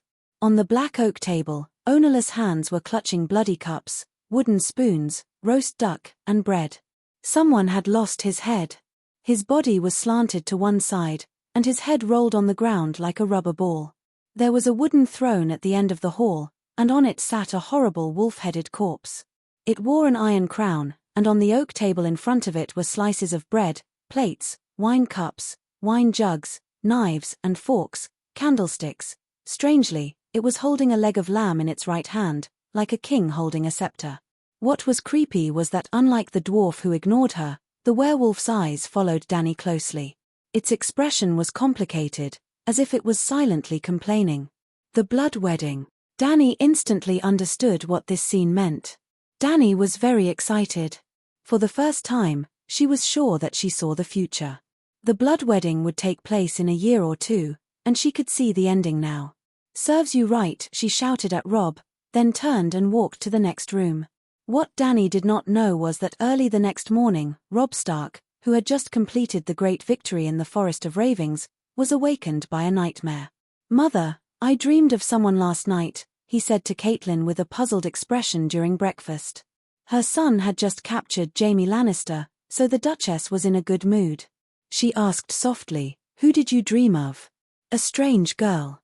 "Strange?" She was wearing a very beautiful strange dress, cheongsam, and carrying a bamboo basket. "There was a black dragon in the basket," the young wolf master said, puzzled. "Dragons have gone extinct more than 100 years ago," Catelyn said. "That woman was not much older than me. She had silver hair and violet eyes. She looked like a..." Rob himself was very uncertain. "Targaryen. A Targaryen girl of this age does exist." The Mad King's daughter, Dani Lys Targaryen, was said to have married the Dothraki Horse King a year ago. "Did you see her face clearly? What did she look like?" "Beautiful. More beautiful than Sansa. More delicate than Cersei Lannister. More lively," he said. "Then it really could be her. Every member of the Targaryen family is extremely beautiful." Catelyn nodded and asked, "Why did you dream of her? Could it be?" "That's not right. Even if you're old and start to have feelings for girls, you've never seen her before." "I don't know, but the dream last night made me feel like I was in the 7th level of hell." Rob's eyes flashed, and he said thoughtfully, "If I defeat Lannister, and Theon Baelor does not allow the North and Hedyen lands to become independent after all, the two combined make up more than half of the Westeros.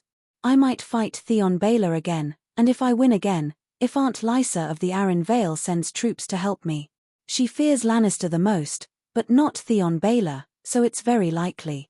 With the help of the vassals of the North, Hedyen lands, and the Arryn Vale, you defeat Theon Baelor. Then you take the Iron Throne and eventually replace the dead Robert. You will become Dani Lys Targaryen's greatest enemy." Catelyn followed her son's train of thought. If she really has a dragon or something similar to a dragon, such as 100,000 roaring Dothraki warriors, you are probably no match for her. And she is the Mad King's daughter, so it's not surprising that she inherited his mad genes. To be defeated by such a mad and vengeful Targaryen, you are finished, and so is the North. Such an ending is worse than going to the 7th level of hell. "Did she say anything to you?" Catelyn became nervous. "You deserve it," she said to me coldly. "You deserve it." Rob's face turned pale. "Ah, that must be it," Catelyn exclaimed. "It must be your recently deceased father who gave you a hint through the dream, warning you to be careful of the last Targaryen princess. Rob, do you want the Iron Throne?" She looked into her son's eyes and asked nervously. "I only want to avenge my father, and then make the North independent," Rob said immediately. "But your dream, your future?" Catelyn said worriedly. "Sigh, I really don't want to rule the world, and I have no desire for the Iron Throne of the King's Landing." Why do you have to force me? I don't want to be the king of the 7 kingdoms," Rob cried sadly. Time returned to the present, and Dani returned. When Blackie used his tail to open the 3rd door, Dani saw a scene that was both familiar and unfamiliar. It was a house with a red door, and lifelike animal faces were carved on the huge wooden beams. There was a lemon tree outside the window. That was Dani's home in Bravos before she was 5 years old. The night before Dany Alis was born, the dynasty had changed from Targaryen to Theon Byra. Only Dragonstone Island, which was located overseas, was still occupied by the Targaryen fleet. But on the night Dany Alis was born, not only did her mother, Queen Rhaera, die in childbirth, but a terrible storm appeared in the waters near Dragonstone Island. The warships anchored in the bay were not defeated by the enemy, but were destroyed in the storm. That was why Dany was called the Stormborn. The queen's death caused the Targaryen regime to collapse, and Viserys was only a child left. The storm destroyed all the warships that supported the Targaryen dynasty and made Dragonstone Island unsafe. Fortunately, not only did the storm destroy their own fleet, but Theon Byra's warships that were besieging Dragonstone Island were also destroyed, giving them a chance to escape. While the acting Castellan of Dragonstone Island was hesitating whether to sacrifice the 2 children of the Targaryen family to the rebels, Sir William d'Ari and his 4 men brought Viserys and Dany Alis safely to Braavos. Sir William was the royal instructor, an old man with white hair and half-blind eyes. Under his care, little Dany had the happiest 5 years of her childhood. Then the old knight died, and Dany and Viserys were tricked by the servants into leaving the house, and began a life of wandering for hundreds of thousands of miles. In Dany Alis' memories, the house with the red door became the most beautiful place, and she could not forget it for a long time. At this moment, the scene in the depths of her memory reappeared before her eyes, and even the old Sir William walked out with heavy steps, leaning on his crutch. "Little princess, you're back." His voice was hoarse and affectionate. Come to me, my lady. You're home, and you're safe." His wrinkled hand reached out to her, soft as old leather. "This illusion is too real." Dany clicked her tongue as she looked around. "Come here, my little princess." "What are you talking about? What illusion?" The old man was still beckoning her. "They can even talk to each other?" This seems to have entered the uncanny stage. Dany was frightened, and turned to run. The corridor stretched on, endless doors on the left, and torches on the right. Dany ran past countless doors. Some were closed, some were open, some were wooden, some were iron, some were intricately carved, some were plain, some had handles, some had locks. At least they were still doors, until she caught a glimpse of a door that could barely be considered a door. Dany came to an abrupt halt. It was a simple cowhide curtain. She had a strong impulse, as if the main purpose of entering the imperishable hall was not to find the immortals, but to enter this door. Blackie's tail was like a hook, and it lifted the curtain. Then Dany saw a boundless grassland, the Dothraki Sea. A river meandered through the grassland, and a tall white horse carried 2 children along the river. The horse's back was facing Dany, and she could not see the horse's head or the faces on the saddle. She could only vaguely see the child in front lying on the horse's neck, and the little girl in the back, with silver hair and a painted vest, was crying non-stop, her cries weak and full of pain. It was not until the horse had gone further and completely disappeared from Dany's sight that she came back to her senses. Is this in the past? Dany, Liz, and Viserys. They didn't when they were young. That girl was wearing a painted Dothraki vest. She was puzzled. Subconsciously, she felt that this was important, but she could not guess what it meant. Screech Blackie put down the cowhide curtain and screeched, reminding Dany to continue moving forward. So she memorized what she had just seen and walked to the next room. A pair of huge bronze doors opened automatically as Dany walked over. Behind the doors was a magnificent stone hall, and on the high walls on both sides hung the heads of many dead dragons, looking down coldly. Right in front, an old man in fine clothes sat on a tall and thorny throne. His eyes were dim, and his hair was silver. "Let me be the charred bones and roasted flesh of the King's Landing," he said to a man below. "Let me be the King of Ashes. The King's Landing, the Red Keep, the Iron Throne, the Mad King Eris." Dany suddenly understood, so she stopped and continued to watch. "Your Majesty, have you really made your decision?" The man below the throne in a fire warlock's robe looked fervent. "I am the true dragon. I will be reborn in the fire." The Mad King on the Iron Throne waved his arms excitedly. "Immediately bury the wildfire everywhere in the King's Landing. Don't miss a single spot. I will be crowned king again in the ashes and bones." "Oh my God! This madman. Hearing the Mad King and the Fire Warlock Prime Minister discussing how to burn 500,000 people in the King's Landing to death, Dany felt a chill run down her spine, and goosebumps appeared on her bare arms. Leaving the bronze door, Dany encountered another door that opened automatically because of her arrival. Inside the gorgeous wooden door with red copper nails was a bedroom. The prince, who looked almost exactly like Viserys, said to the woman who was breastfeeding a newborn baby on the big wooden bed, "Let's call him Aegon. Isn't this the best name for a king?" Dany immediately understood. She once again saw the scene that had happened in the Red Keep. Prince Laega and Princess Elia were husband and wife. The newborn in the crown princess's arms, Aegon, was the little prince who had been smashed to death against the wall like a cantaloupe. Princess Elia asked her husband, "Will you write a song for him?" "He already has a song," Laega said solemnly. "He is the prince in the prophecy. His song is the song of ice and fire." He looked up as he spoke, and his gaze met Dany's. It was as if time and space had shifted, and the two of them had arrived at the same time. "There's one more," he said. Dany felt her blood run cold. She felt that this cheap brother was talking to her. Dragons have 3 heads. "There's one more. Motherfuck." Dany's little face was pale. She cursed and turned to run. She was completely sure that Laega, who had been dead for 15 years, was talking to her. He told her that 3 dragons needed 3 riders. Other than herself and Aegon, there was another. Targaryen? But Aegon had died a long time ago, and she was the only one left of the Targaryen family. Oh, and the male lead, Jon Snow, was also a Targaryen.